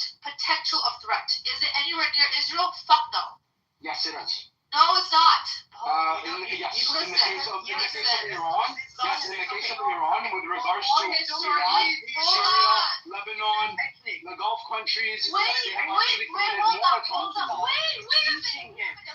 Hold on. Hold on. Iran atrocities in Lebanon than fucking Israel? More atrocities. No. Hold on. You didn't let me finish the sentence. You didn't let me finish the sentence. Sorry, I caught you. No, you didn't let me finish the sentence. Like a liar. You didn't let me finish the sentence. I was gonna say they've committed more atrocities in Syria and Iraq. You said Lebanon. Hold on. I also said the Gulf countries. I said the Gulf countries. So wait, yes. You also said Lebanon. You also said Lebanon. Yes, I said Lebanon because they have also basically tried to take over Lebanon. Please walk it back. They haven't caused as much atrocity. Yeah, you can't. No, I didn't say that. No, because you didn't let me finish my sentence. Please, some of the same. Age, you did not let me finish my sentence. You did not let me finish my sentence. I said that all of these countries, I listed the countries that view Iran as a threat, and then I was getting to the atrocities. I was saying they have caused more atrocities in the case of Syria and Iraq than Israel has to those specific countries. Okay, Ace, it's on you. There is nothing to say here. We know that Benjamin gets. Who's killed more Syrians? Well, no. This is not the point. You actually said no. You said both Arabs, first of all. Then you also brought in Lebanon. Then you went to go and try to clean up what you were saying. Yes, so most please be very specific. Most Arabs. Okay, so we agree. Hold on.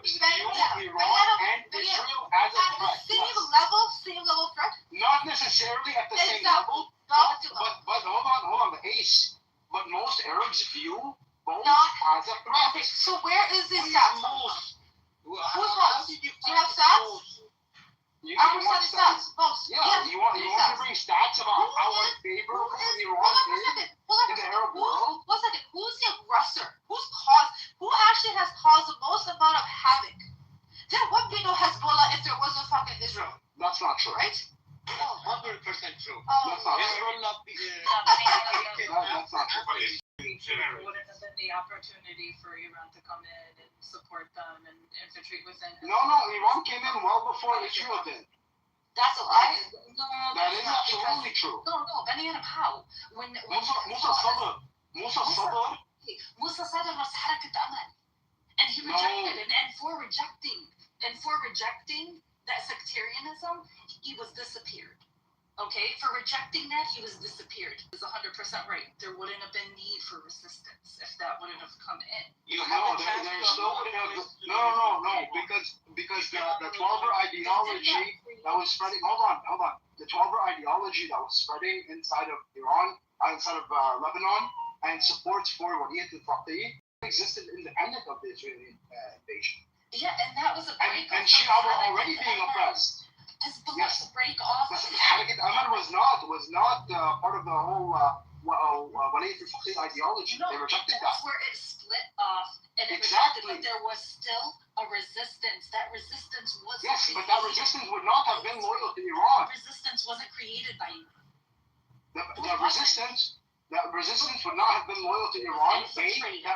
But by the way, that resistance would have still existed because the Shia were being oppressed by the Maronites and the Palestinians. But the Harakat Amal is Shia itself.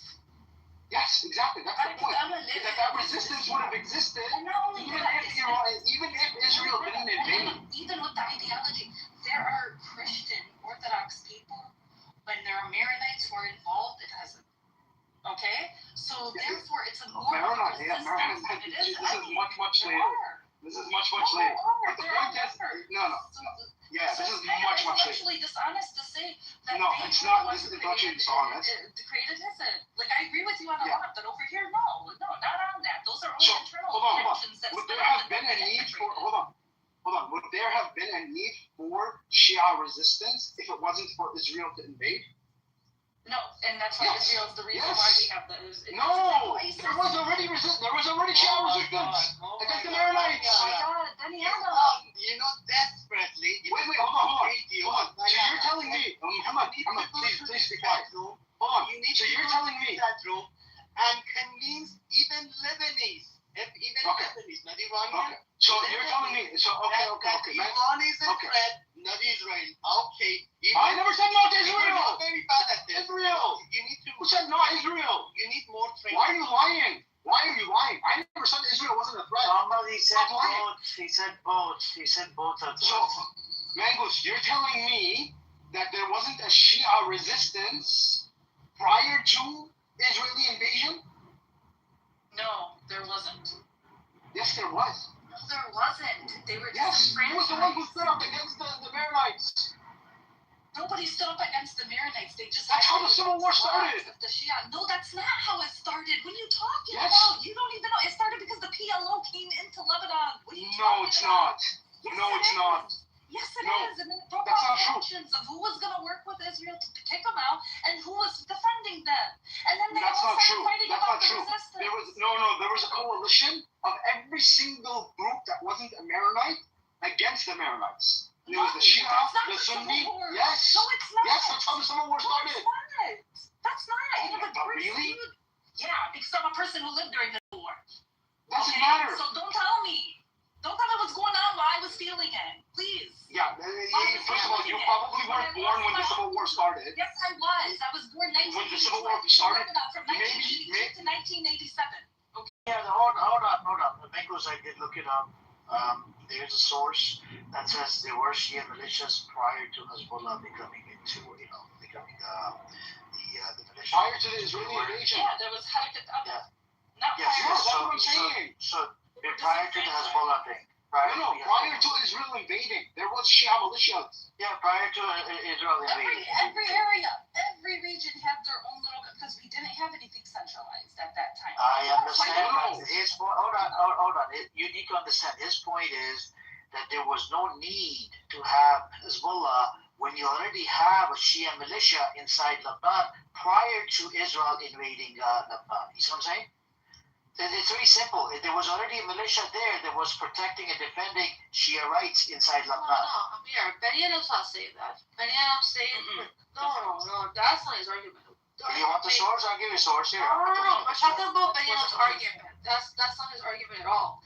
He's basically said that Hezbollah wouldn't be Hezbollah. It wouldn't be something that Iran sort of brought together if Israel wasn't the aggressor, right? The resistance wouldn't exist if there wasn't a resistance. He's not saying that this Shias would have already these groups would have already existed and there's no need for it. Yes. That's not. He's saying that even if there was no Israel and those actions never took place, there would still be a Hezbollah backed by Iran, is what he's saying. So Benny, the way I look at it, right? You do bring up this point all the time that it was for the Wilayat al-Faqih. Sure, we can say one of the reasons was Wilayat al-Faqih, but there was other reasons as well. We can't deny the other reasons for it, right? The other resisting against the occupier, and Iran made Hezbollah more stronger than the other militia, right? That had more weaponry and more funding and training by Iran to be able to resist against the occupier because they hated Israel. What do you think about that? You think that's a better argument to make? Because I don't necessarily disagree with you, but my argument is that there were Shia paramilitary forces that were established prior to the invasion of Israel. I understand, but those are small. Okay. Those are small. No, some of them were actually quite sizable. No, there were small ones. They were only They were not funded. They were not heavily funded by Iran. I never said that they were Hezbollah. No. I never said that they were funded by Iran. Yeah, but you need money to be a fucking militia. You weaponry. Not expensive. Not that much. Money, a lot of money, bro. Small ones, really. There was Maronite militias. There were militias of socialists. There was militias of what's it called? Communists. Everybody had their little armies. They weren't anything serious. They were just all in their region. They were serious enough to start a civil war. Because of what happened. Because of the disagreement on what to do when the PLO came in. No. Yes. That's not true. Oh, okay. Let's rewrite history. At this point. Hold on, I'll find the source. So Vengus, you're making the argument it's due to the PLO started doing attacks from inside Lebanon, due to the PLO doing the attacks. But then here's my next question to you. Why were there people in Lebanon when Israel invaded Lebanon in 1982? why were there people from the Shia side were cheering it on? Shia side, the Christian side. They were cheering on the Israelis to come in and go after the PLO, because remember when the PLO came in, they took over a lot of the southern cities, including the Christian ones. They were massacred. It caused a lot of civil unrest, and then between the civil unrest, you had the people who were like, "No, we're going to resist with them," and then you had the people who were like, "No, we don't want to get involved in this. That our resistance only comes toward the border," and others who are like, "Just get them the hell out." And that's where the Civil War comes about, in a very simple term. You have the ones who wanted them out, the ones who wanted to fight beside them, and the ones who said our resistance only goes within Lebanon and nothing further than that. So Hezbollah was needed because it was more powerful than any of the militias out there. Hezbollah wasn't needed. Hezbollah was created. So after Musa Saddam, who was one of those who said our resistance only goes as far as our borders and had different ideas from the PLO, and then he was disappeared. He was disappeared at that time because of different interests, including Gaddafi, the IRGC before it came to fruition in Khomeini, and as well as the PLO all had their hands in the disappearance of Musa Saddam. Okay, and think many and after the argument. After he was killed or disappeared, because even till this day there's arguments whether he was still alive, whether he was disappeared, whether he was killed. Okay, then Harakat Amal, which was his resistance group, and it wasn't even a resistance group to begin with, it was a group to rise up the Shias that were disenfranchised within Lebanon after an avalanche in some of the cities, and the government never came to help the minorities. So that's where Harakat Amal came from. It was like a movement of hope, and it was to like educate the poor Shia population. Even the Shah of Iran was donating in order to get the education across and to start businesses. That's how it started, and then came the invasion, and then the resistance to the invasion. And after he died, it factioned off, and then Hezbollah became. Because Harakat Amal did not want to, play by their Iran's rules. So there we go, splits off.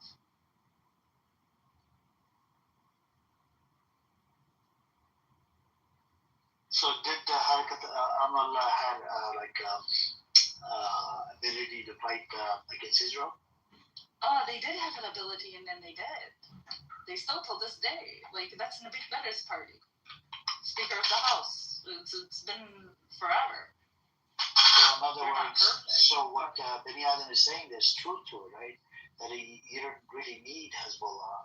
No, there is truth to it. Yeah, we didn't really need it. It was more of like something that could be controlled in a proxy later. It didn't start off that way, but then it. Hold on for a second. Like, aren't you saying that Hezbollah was still a bit created by Iran? Isn't that what you were saying? There was still like that 12er ideology, right? That whole, what is it, forget, Amir. And that's where it kind of splits off, where they were like, no, we don't want to really be too sectarian. Harakat Amal was like, sects are great, but sectarianism is evil, is exactly what Musa Saddam said. And then that ideology kind of broke off. And then, like, very soon they came in to, like, fund them with that ideology. So was it created by them? No, it was a movement that broke off. Was it accelerated? Yes. You see what I'm saying? So now Beni Adam's making the argument that you didn't have to have this militia. They just established.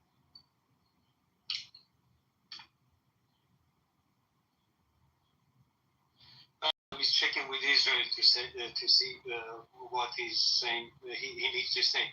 So, Muhammad, can you please stop calling him? He's not a Jew. He's Christian, by the way. And he not only hates the Zionists, Muhammad not only hates the Zionists, he hates the Jews as well, by the way. He's anti-Semitic. All right? Anyone who is saying Iran and Israel has same threat to Arab war. That's his opinion, Muhammad. I can't suppress his voice. So how is that making me a Zionist? There's people. Hold on, how does that make me a Zionist though? If I view Iran and Israel, both of them, equally, as threatening to the Arab world. How does that make me a Zionist? That's his opinion. Opinions everyone has one. I can explain it. Do you want? Okay. So, just imagine you're in a war with Israel, yeah? You can see the topic of the conversation. Iran war. Iran is under attack with United States and Israel right now, yeah? What should we do right now as the Ummah, as the other people, as the Muslims, as the Arab? It's really good time to point out some problems of Iran with Bahrain, some problem of Iran with Iraq, with Syria, with Lebanon. Is it a good time? Iran is under attack. I've been making these arguments well before this war started. See? Muhammad, you sound like a Zionist need right now. Like, it's like, the Zionists say that, is this a time for Jews to be saying that Israel is wrong because we're at war? These are different ideologies, same talking points. So do you think this is a good time then, Mangoes? Yes, any time is a good time to say this is not right. The present is a good time to point out that this is not right. This is not okay. Okay, yes. Just imagine. Yes. Okay. It's a perfect time. Any time is truth is truth. It doesn't matter what time it is. Of course. But I have one question. Just imagine your house is under bomb. Yeah, they're bombing your house. Okay. What is my duty right now? To question you. To say, Mangoes, what is your religion? What you have done? What was your sin? I need to your true face. Or, first of all, you need to save Mangoes from this motherfucker bombing. And after war, you will come back to the table and talk about history. Which part Iran did bad things, which part Iran did good things. So what you're saying is make a deal with the devil and pay later? And they say at gunpoint, if I'm going to save you, though, I'm going to take your firstborn daughter. But I'm going to save you at the same time. And Israel together. Iran will be much, much stronger there. And it will be 6,000 years over there. You cannot taking over anything. We helped Lebanon. You got money, as you mentioned, for your education from us. No. Now you're coming here blaming me? During the Shah, there was education. How much money Iranians spent in Lebanon? Those were our money. You are blaming us. You got an army. You got an army for that money. Iran is under attack. Iran is under attack right now. An army that started wars that I lost my house, I lost cousins, I've lost family, I've lost everything. You lost cousins. Yes, I've lost because family. of Israel, not because of Iran, as you mentioned. Yes. Because you didn't start the militia that you guys directed to get involved into the shit ass war. So just imagine if Iran doesn't exist. Just imagine if Iran doesn't exist. Do you believe Israel would let you go and they didn't kill, they didn't take land? Do you think so? Just imagine. There is no. Who knows? Who knows? But why? If you Who knows? You cannot see the okay, then why didn't you give the money to the Lebanese army? Why didn't you give the money to the Lebanese government? You cannot see why, the when it was pattern. going to the Lebanese government, you had to cannot create your own see the pattern. militias? No. They went to You're not Big Brother. You're not here to save us. You want your payback. You want it for a reason.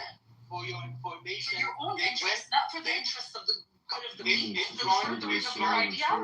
It's wrong. What is the benefit of for Iran? What is it?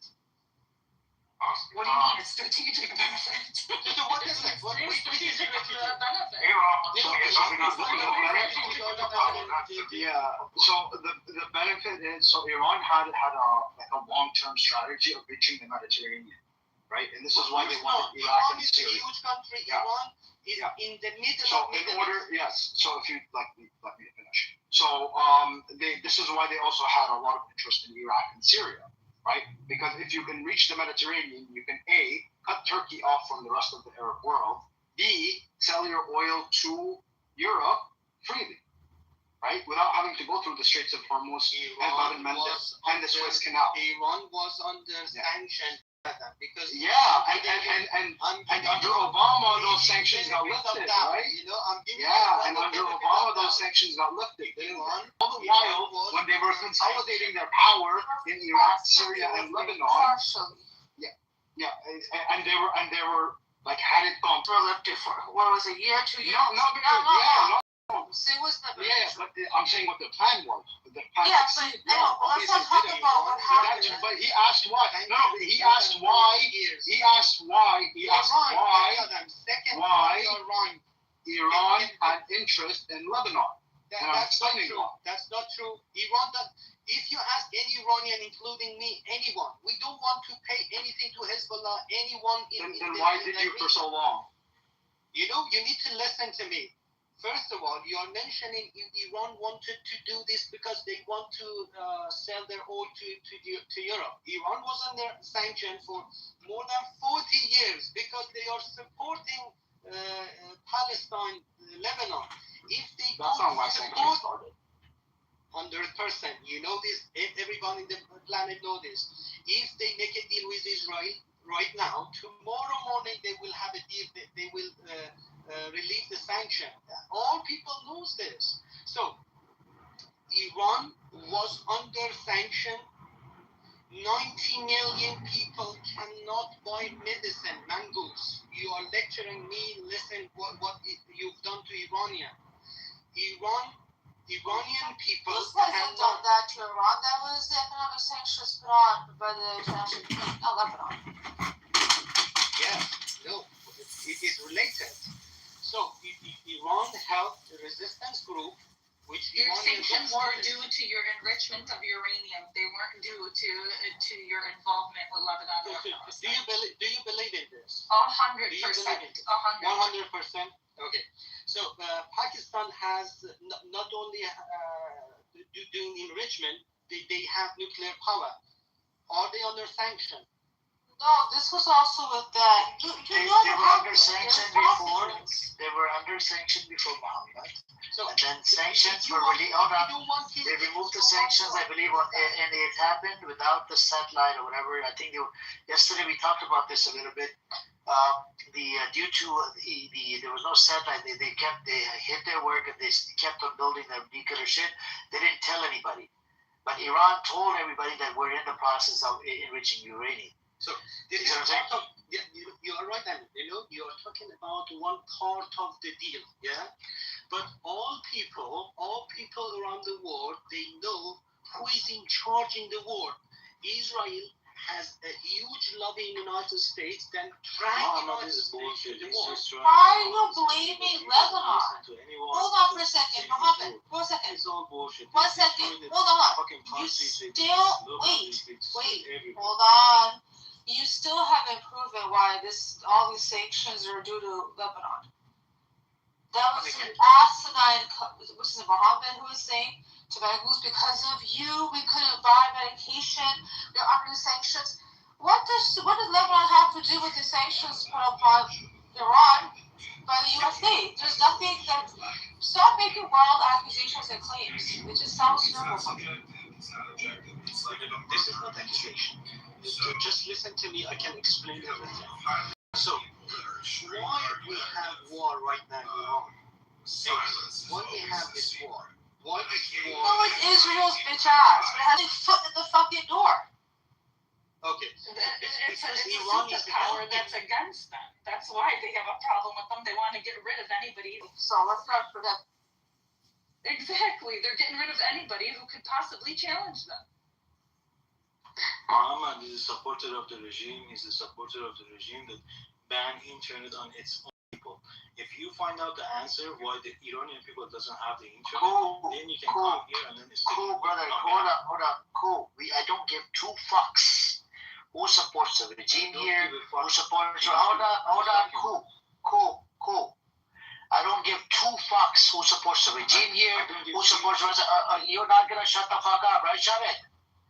I don't give two fucks who supports regime. Motherfucker, shut it. You fucking mother jinde. Okay. Sit in the audience like a little scumbag. Mother jinde. I don't give two fucks whether you support the regime or you're anti-regime or Reza Pahlavi. I don't give two fucks. I want this conversation to happen in my fucking space. Unlike your disgusting animals that run fucking spaces, they're very biased.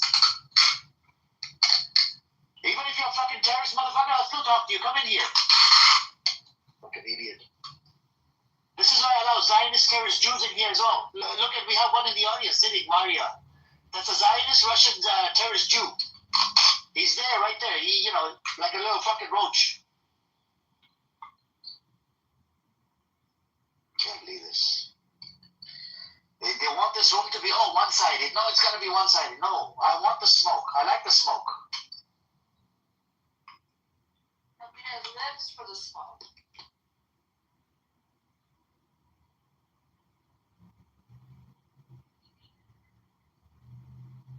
Hey Danish, what's up?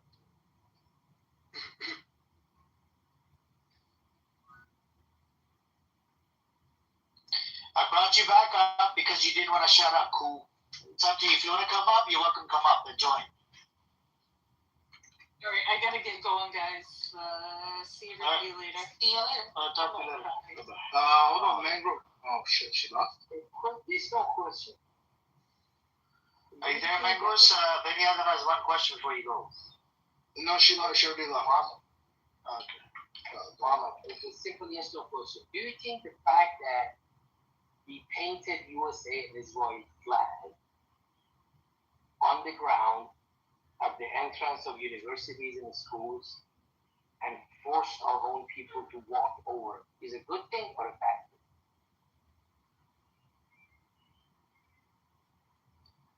Question is for me, okay? Muhammad on the stage. Yeah, okay. So, thank you very much. Same as always, Kay is here, like a judge, and bringing everyone to the court. Thank you for bringing me to the court. So, definitely no, it's horrible. They shouldn't do this. But who gives a shit? So if there's an Israeli flag or any country's flag painted on the ground and people are stepping on it or over it, why is that such a point of contention? Who gives a shit? Is that a reason to go and try to bomb a country? No. Who cares?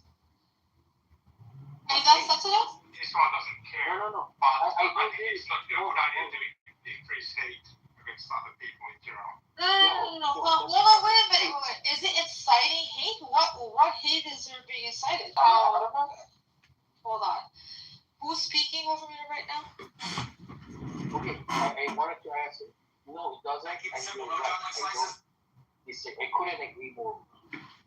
But my question is, if you have a thug in your neighborhood, you should not be agitating the thug and give the thug any excuse. So we should be scared of the thug? Okay, so basically, if there's a bully and there's a thug, and the thug and bully is, robbing your neighbors, beating you up, because there happened to be a bully and thug, you should shut the fuck up and sit there and report on that it happened. I'm saying don't agitate this. Oh, wait, hold on for a second. It also makes no sense. No, don't agitate. Hold on for a second. That's like the claim that people make. If she wasn't wearing that skirt, I wouldn't have raped her. No. People who are gonna, if it's a thug or a bully, whatever you want to call them, they don't need a reason to do what they want to do. They'll make one up. They'll do a false flag if they have to. So they took something so tiny like a flag on the ground. But that's a reason is actually cowardice. That's cowardly. Okay, so we have a thug and bully that would have a reason anyway. Why would you want to give them even more reasons? Wait a minute, there's some more reasons. This is the worst argument I've heard in my life. Give them more reason. You know that Netanyahu since the 90s has been lying and telling the U.S., Iran is going to be building a nuclear 10 days away, 2 months away. They've been saying the same line with absolutely no proof to try to get the U.S. involved, and it was just Trump's dumbass. So you don't listen. Hold on for a second. Even you saying that is bizarre. Because what you're saying is there's a justification that was given. I'm not justifying it. Sounds like it. I'm saying there is a bully. If I make fun of his pants, your pants are blue, that's funny. the guy is gonna come and kill me. No. Do you know what I do? I'm a bully. No. I bully bullies. Okay. That's who I am. Okay. If someone's going to torment the little, if someone's going to torment the, 1 second. If someone's going to torment the little guy and bother that little guy, I'm stepping in. What's wrong with that? Yeah, bully the bully. That's what I'm saying. Bully the bully. Don't give him lame excuses to use. But that is bullying a bully. That's actually making a bully. That's actually making the bully feel. Okay, I hold on, please. What I'm trying to say, painting their flags on the ground and stepping on it does no good for you. Do you think it's good? It helps you. Who cares? Helps your purpose. I mean, what's the intent? Like, is it accidental? Or are they doing it on purpose? Some sort of a hate ritual. Paint it on the ground, burn their flag, shout, insult them all you can. Bully the bully. That's what it is. That's not it. So hold on. How about those Christians that get spit on by these Israeli Jews? Okay, they get spit on. That's okay. And you know what these people do, right? These Christians, they tend to not, they turn the other cheek, and they keep getting spit on. So when that happens, and if these Christians were to, do something in response, would that be, oh, you know what? Israel now isn't just spitting on you guys, now Israel's burning you. That's their fault. I know this is a really poor line. Could you say, is it a morally right thing to do? Morally, fine. We can have that conversation. Is it an ethical thing to do? We can have a conversation. But the conversation should be based upon, we might entice Israel. Different religions have different rules. Well, hold on a minute. We're talking about human rights here. So are you telling me Israeli Jews have there's a rule that they're allowed to spit on Christians? No, I would say it's bad manners, probably also in Israel. Wait, hold on a second. Hold on. Are you telling me religiously they have a right to spit on Christians? I'm pretty sure they do. Many Jewish teachings. They do have a right? That they have the right to spit on people. Oh, that's I'm pretty sure they do, like, in accordance with religious They do this. And I don't think they do it. I'm pretty sure, like, in accordance with their laws, they're allowed to. Does it say that they should do it or that they're allowed to do it? I'm pretty sure it does say they're allowed to do it, yeah. But is it like they should do it? Like whenever they pass a Christian? Depending on who you ask. Or does the religions say that they are allowed? Depending on interpretation. So, like, for example, so this happens a lot in the Torah. If you read the Midrash, like the commentary of the rabbis, where, like, if God says you're allowed to do something, sometimes they interpret it as they should be doing that. So when it comes to, for example, charging interest on loans, they are not allowed to do it for other Jews, but they are permitted to do it when it comes to non-Jews. If you read the Midrash, the commentary on Christians. So when it comes to, like, if you read the Jewish commentary on that, for example, they will say that it's a mitzvah, it's like a blessing, to charge interest on non-Jews. I'm talking about the spitting. Right? Spitting. Yeah, charging. So, but if you read the Bible coherently, charging interest is akin to biting. But yeah, no, that part I know. I'm talking about the spitting. No, but it's the same principle. It's not the same principle. It's absolutely the same. It's harm. It's insult. I know, but I'm talking about explicit, right? Explicitly. Does it say? I'm pretty sure they are allowed to do it. Yes. Are you aware of any spitting rules in Judaism? I'm not. It would be to cause harm or to disrespect, right? That they're allowed to do to non-Jews, and they, in some cases, should be. Here, I would like to know that Christians, at least in principle, are supposed to treat everybody nicely. Muslims, yes, that is true. Also some difference between how they treat Muslims versus others.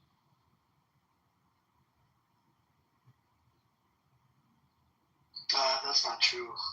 At my at my mosque that I go to, they actually send out volunteers at the church for volunteer, and then the Christians, they come over to the mosque to volunteer as well, clean up and help us with the mosque day-to-day duties. So respectfully, go get your facts straight. Even during month of Ramadan, they tell us to invite your neighbors. It doesn't matter whether they're Jews or Christians, and to let them know what the religion's about and this and that. It's not about hatred. It's all about peace and this and that. And we even have the verse in there, not to mock your religion. If I point one finger at you, you can point two fingers at my religion. All right. So go get your facts straight. Go do your fucking research on this. Yeah, there are couples with dhimmis and so on. Yeah, there's extremists. What about the Christian extremists that are literally going after the fucking, abortion clinics in America? And not to mention, you had that genocidal maniac in New Zealand or some shit that went into the mosque and that killed a bunch of people. It was a Christian, by the way. But the point is that Christian teachings do not support it. Okay, Christians do not support it. Literally, PFLP was a Christian Palestinian movement that resisted, that did a whole bunch of attacks on Israel, by the way. Yes, there are certainly Christian murderers and so on, but the teachings do not say so that you should murder others. Anyways, we got heated earlier. Anybody else wants to come up? We have Cool. Do you want to come up, Cool? It's up to you. I'll send you an invite. We can have that respectful conversation because you could not stay mute. You have a problem, you cannot stay mute. Anyways. Hey, what's up, Rondo? Oh, we have no Assalamu alaikum, Amir. How are you, brother? How you doing, brother? Okay. Amazing. How about yourself? Everyone's doing well today here? They all shit doesn't do, bro. No. I'm just in my room Hey, right now. Amir, how are you? Good, alright. I'm about to go to Can I say something? Yes, just Rondo was speaking, let him finish and then he can go. Yeah, sorry, no harm. I'm about to go to an event in my university, but Amir, you know what's crazy? The last few days I haven't been in the room and I've been keeping tabs. I heard that Trump was saying no matter what, the gas prices are going to be high until I decide so, bro. This guy's not doing no benefit for this country. That's not how it works, though. And also, I mean, yes, because I wasn't in space that much. Iran and the U.S. had a conference in Pakistan, and eventually, they didn't come to an agreement, which is pretty kind of weird. Hopefully, things end soon, bro. Summer is like about a month away, and gas prices in the summertime, there's gonna be no fun, bro. Gas prices, this is a global market, so this is something that affects across the world. This is not just a U.S. issue, right? So, and you also know that even after, let's just say, they come to an agreement, the Strait of Hormuz is opened up. I was listening to a political scientist who was talking about the fact that we actually haven't really seen the full effect of this shortage yet. So even when that happens, things are going to be crawling at a slow pace. We're still going to have issues in the time to come. So Trump's fucked this over big time. Amir, can I say something? Sure. I just wanted to mention that Hezbollah has targeted directly churches in northern Israel. They struck the Greek Orthodox Church, and also quite recently, in 2 weeks ago, the Great Byzantine Church in Ria, and there were direct strikes. The rocket fire damaged that church, and I don't think that they really care about these holy places for the Christian population in Israel. Didn't they destroy the statue? No, they destroyed the churches. And didn't the IDF destroy the Jesus statue in southern Lebanon? Yeah, there was a soldier who destroyed the Jesus statue, and that soldier was punished. The IDF made a new statue. But this is not the first time, though. It's multiple times. Yeah, I know, but you know what's the difference? That Hezbollah would never come and repair the churches that they destroyed and never apologize for that. They do that on purpose.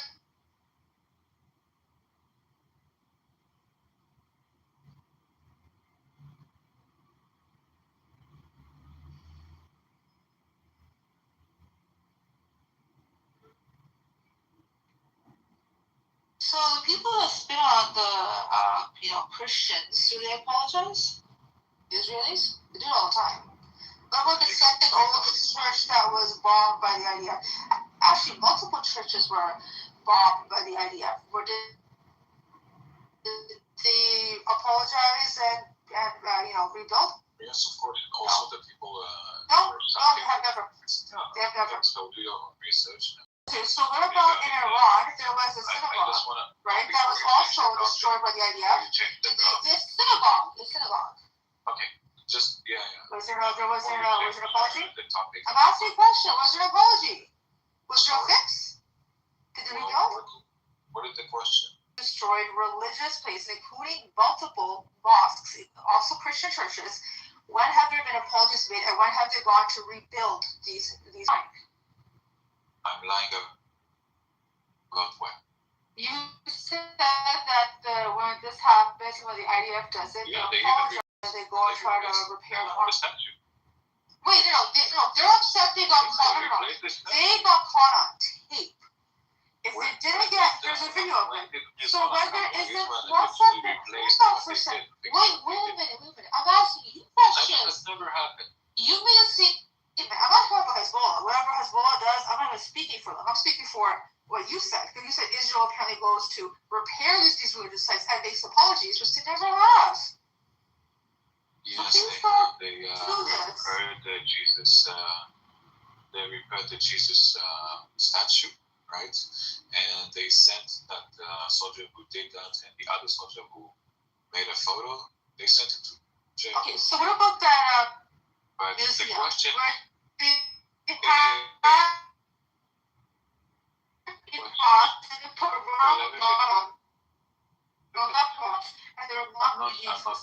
And then after there was a big because it's international. I'm not down. The question is, do you think that Hezbollah would actually bomb this church? Can you give me I don't know. I'm asking questions. I don't know. Let me finish. Militants to jail for bombing these churches. I said I don't. I answered your question. I said I don't know.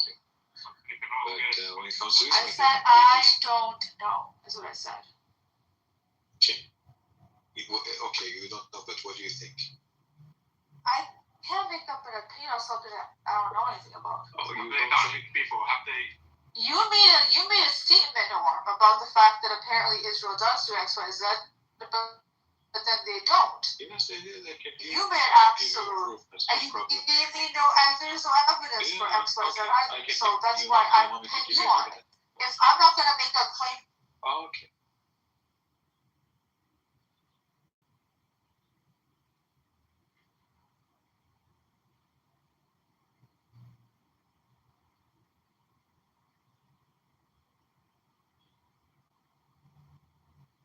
At the end is the point. Only remorse because they were caught.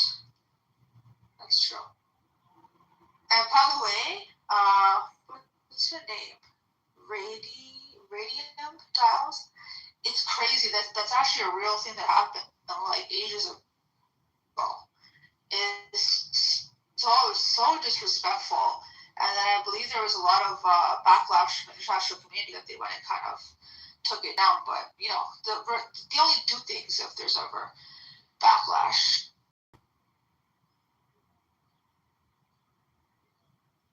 Okay, they're going every day. A channel. Now it's no. What do you think? So let me tell you.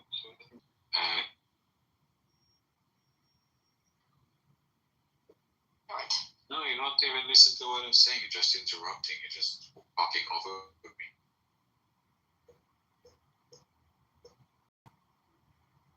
By the way, how did Hamas punish those people who killed Israelis in the Assalamu alaikum. Good evening. Hi, long time. How you doing? I'm doing fine. What does no arm say? Norm is saying that Hezbollah has targeted Christian churches or self-supported churches in Israel, and they won't maybe fix the punishment. But apparently, when Israel does something heinous, when it comes to religious places, they not only apologize, but they also repair. I think Amir brought out the IDF caught on tape desecrating, and I think it was. I mean, it's not. This is true? They only said something because he got caught in his backlash. Of what Israel had done. Yeah, about the Jesus Christ statue. Yeah. I mean, what is the thing? What is so you're gonna be here for about 20 minutes? Why is what is your concern here?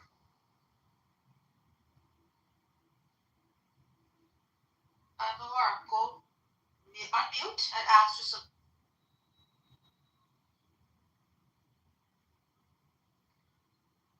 To me, the point is that two armies punish their members if they do something. Yeah, that's just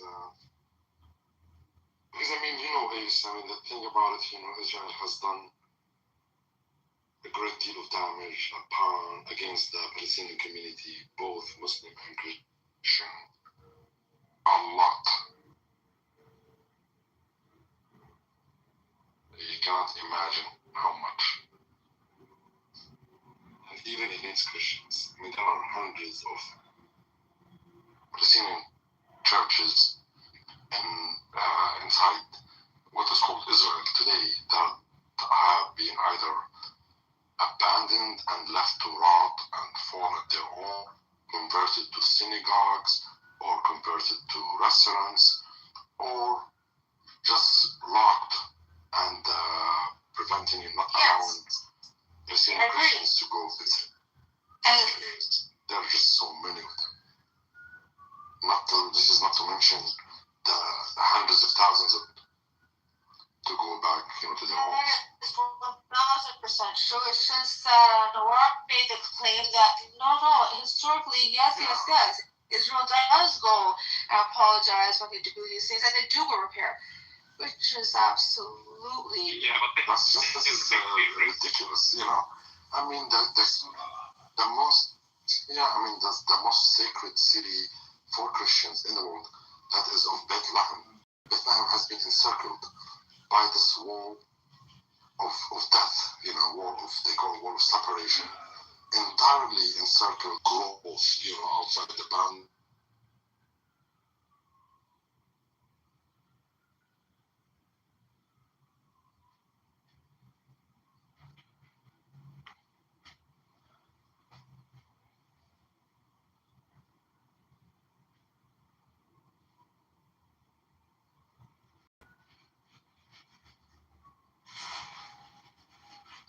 Divided, not just the city, their home has been divided by the wall. Like on one side they go inside, takes them to inside the city, and the other side takes them outside the city. Yeah, have you seen in Lebanon where over 1 million people are made refugees, and then some of them are made to return to home and they have nothing left, and some of them, it was so disgusting when there's videos. These heinous IDF fucking monsters took over someone's home and was cooking like it was her fucking place. Come on. Having people just be an honest broker. These people in here that try to argue and have conversations, be honest at least. I don't care what side you stand on. Israel does crimes against humanity, desecrates religious sites all day long. Don't make it seem like they don't. Do they make that index as a byproduct? Byproduct? This is a whole project. You said byproduct? Let's say there are soldiers in the holy building, or if it's a mistake or so. I didn't get your point, Joe. Yeah, okay. My point is only that in war, there are always bad things happening, and it's a big difference if it's a mistake or just a byproduct of the military actions, or if it's intentional destruction of something like that. And what are you referring to here? For example, Israel are they intentionally doing something that they shouldn't? They did destroy the Christ statue, and they admitted that it was a mistake and they punished the people. But are there some similar cases in Lebanon? For example, if some individual Israeli soldiers would have destroyed something that they should not have destroyed, and they would be punished or left unpunished. Right. So, I mean, you started, you see, you have, if you want to judge, if you want to be fair, are you Israeli, Joho? No, I have nothing to do with the region.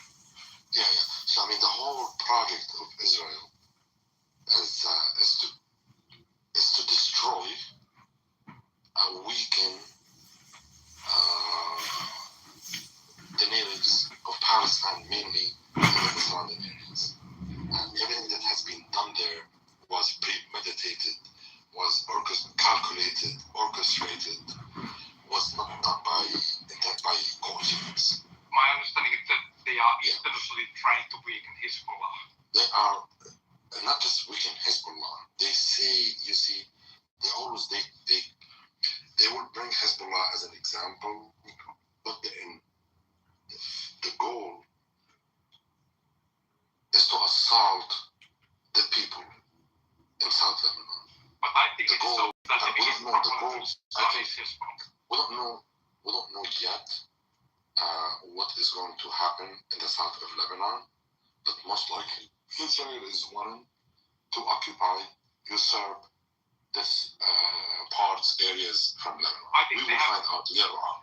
Right now, we only give excuses. I think they have said that they will establish a safety. For us Palestinians, we only possess 10% of historic Palestine. Israel has managed to usurp over 90% of the land. Is it all for safety reasons? And we constitute the majority. If you ask Israelis, they would claim that it's mostly for safety reasons. Of course, if you ask them, they are going to say that, of course. And they have some reasons. You know, I would say that they have. What can you explain to me the reasons why 500,000 Palestinians perished in Gaza? No, I want to talk about safety reasons. Safety reasons, 90% of Palestine has been expropriated by Israel. Yes. How is this? How can you justify this under safety? Yes, but okay, I'm not talking about how much public control Israel has. But the fact is, from Israeli point of view, as they want to see it, is that they are getting bombs from many directions, from Hezbollah, from Houthis, from Hamas, and even from the West Bank. And that is their argument, why they want to control the situation in the... They're getting bombs not from... now I'm responsible for inside Palestine, okay? They are missiles or bombs from the West Bank, only from Gaza. They were getting bombs from Gaza, but not from the West Bank. Yes, currently there are, I believe, there are no... Yeah, there are no rockets. So only from Gaza. Yeah. Here. Position on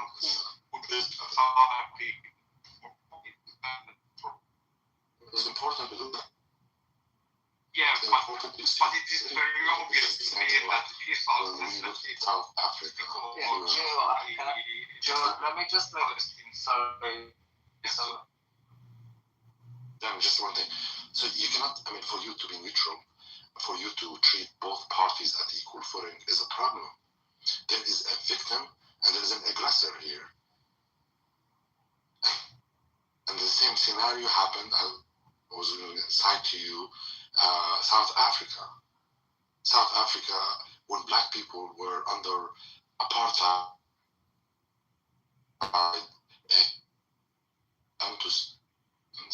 and then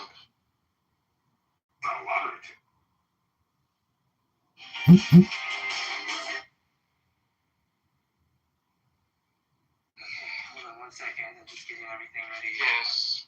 There is a reason behind missiles being launched from Gaza, and you have to understand that. And if you don't, you're not gonna judge them. You won't be able to see them.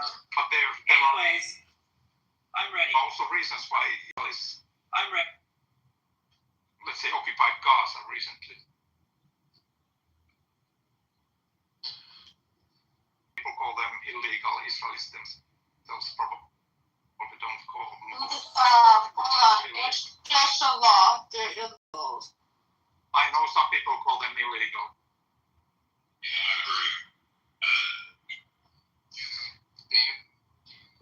Certainly. So international law says that there are dozens, is it hundreds, I think? There is many. There's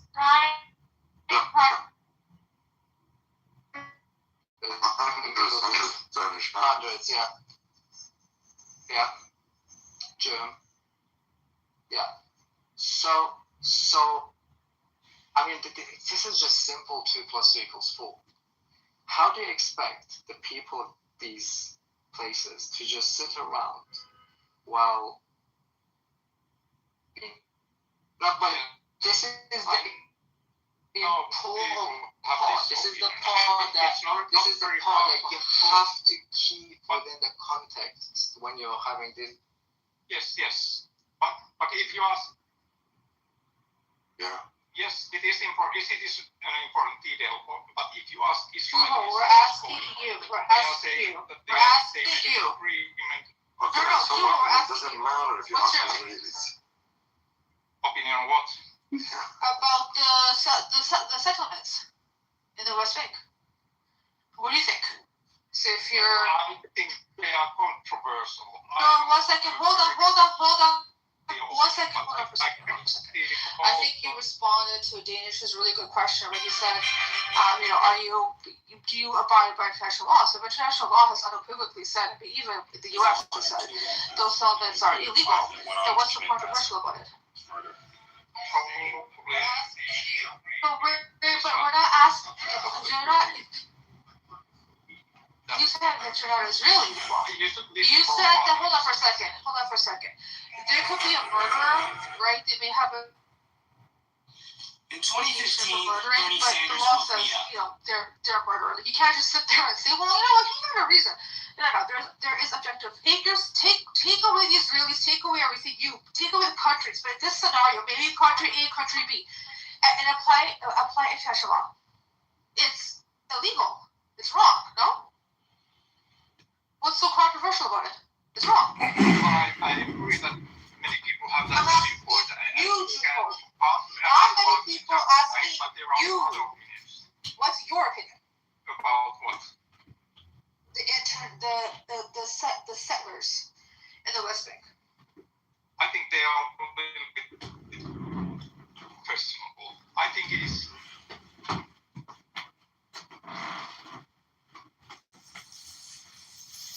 question if Jews are allowed to live there or not. Do you believe that it is unequivocally wrong to push people out of their homes? I don't think it is a thing. I think there are 2 opinions. Wait, hold on. I think you are gonna lose arguing with Drew. No, it's not losing. It's just showing he's just one of those people, what we call them shy Zionists, right? They don't want to promote and say it. I can say that I'm not pro-Palestinian in this sense, that I would only no, it's not about Palestine. I want to see. I said country A, country B. I said take away Palestine, take away Israel. Country A, country B. Take away all of that, okay? And this scenario is taking place. It depends on what the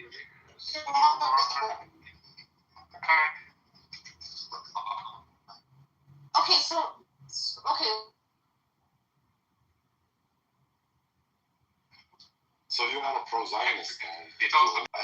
About 70% of the not annexed officially, but de facto, physically expropriated by Israel. You cannot say so, because there are these agreements. Oh no, 100%. International Court of Justice back in 2003 deemed the whole area of the West Bank, East Jerusalem, and the Gaza Strip as illegally occupied. I'm sure some people Israel had at that time will have was this through the war of separation back to the 242 boundaries. Yes, yes. This was like the International Court of Justice. Yes, but there are also disagreements between Palestinians and Israel about agreements with A, B, and C areas. Yes. It was transitional. The ultimate goal is for Israel to completely withdraw from the West Bank and the Gaza Strip.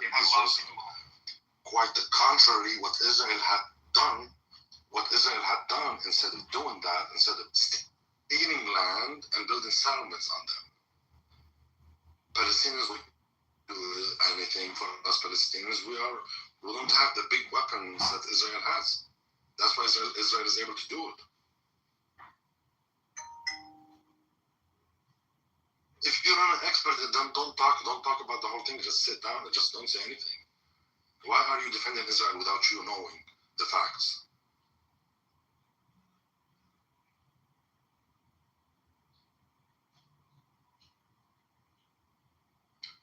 Well, okay, let's not bring an Israeli, then don't talk on their behalf if you don't know the facts. Sorry.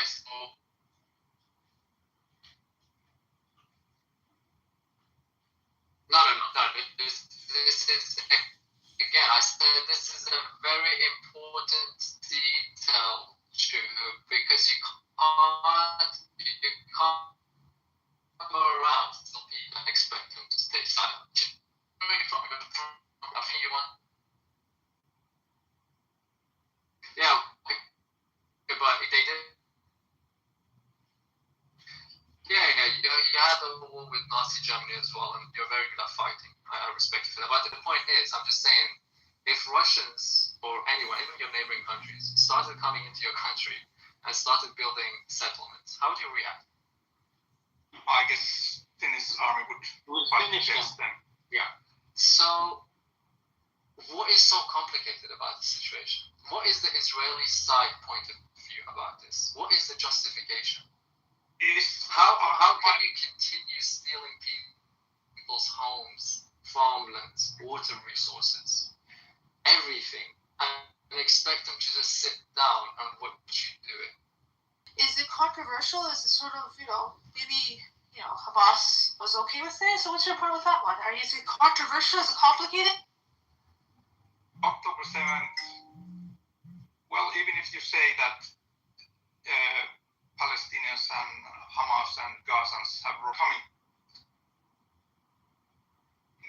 the right to resist or whatever that is, I think it is generally best.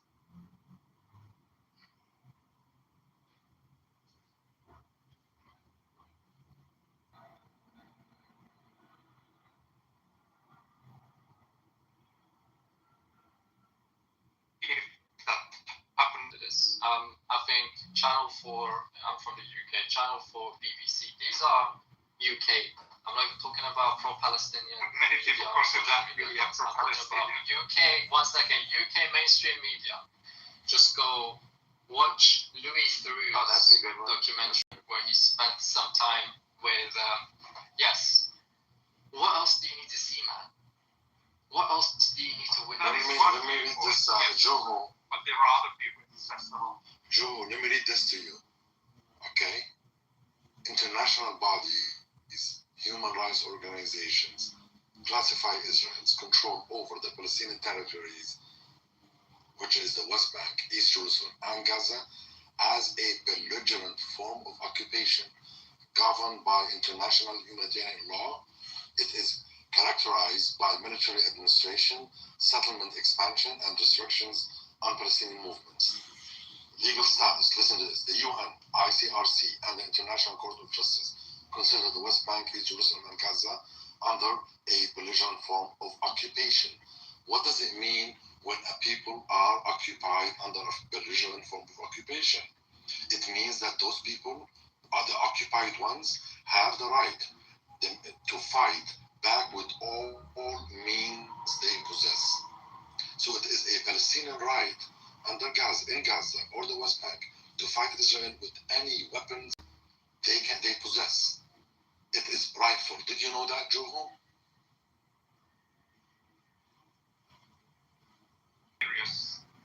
Year 67.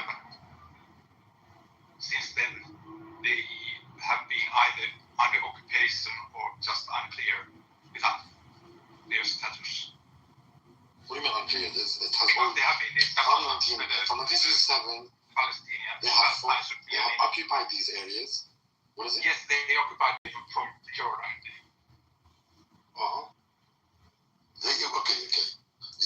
You are okay. You have to be serious, Juho. Don't play around. But that's a fact, isn't it? Okay, no. Okay, this is a different conversation. We can talk about it. Yeah, but stop. We're talking about one thing.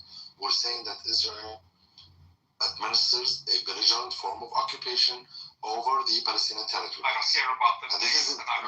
I'm saying that.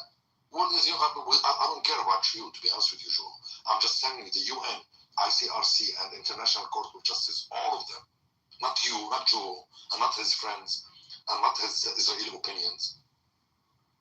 And I'm not saying that to you, I'm saying that to the people in the room, not you. Because I know that now you are just going to be, defending Israel no matter what. But if you have anything to say about that, go ahead and answer. I'm sorry?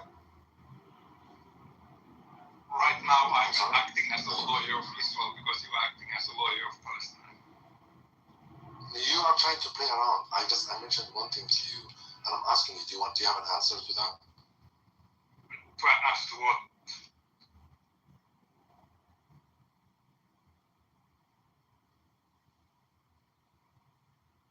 Because there are no tears in the room at the moment.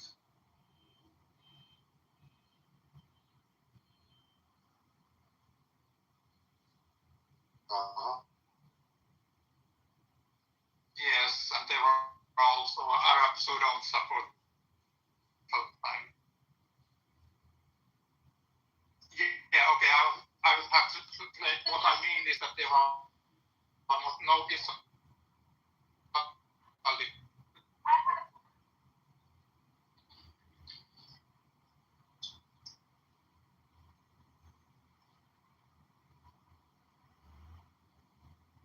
Yes, to some extent, I would do that as well.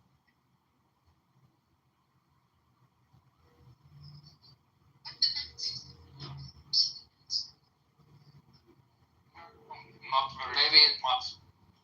Argument with me. Oh yeah, but he was reading which that I just mentioned the reasons why So you would even be mad at like a public attorney for these people that like represent. Yes, I'm seeing myself here as public attorney. It doesn't mean like they believe in Israel or Hitler or the murderer. You know, it's just they're lawyers. It's fair trial. I don't know. I guess we're LARPing as lawyers now. I'm just saying, maybe Jew doesn't believe in Israel here.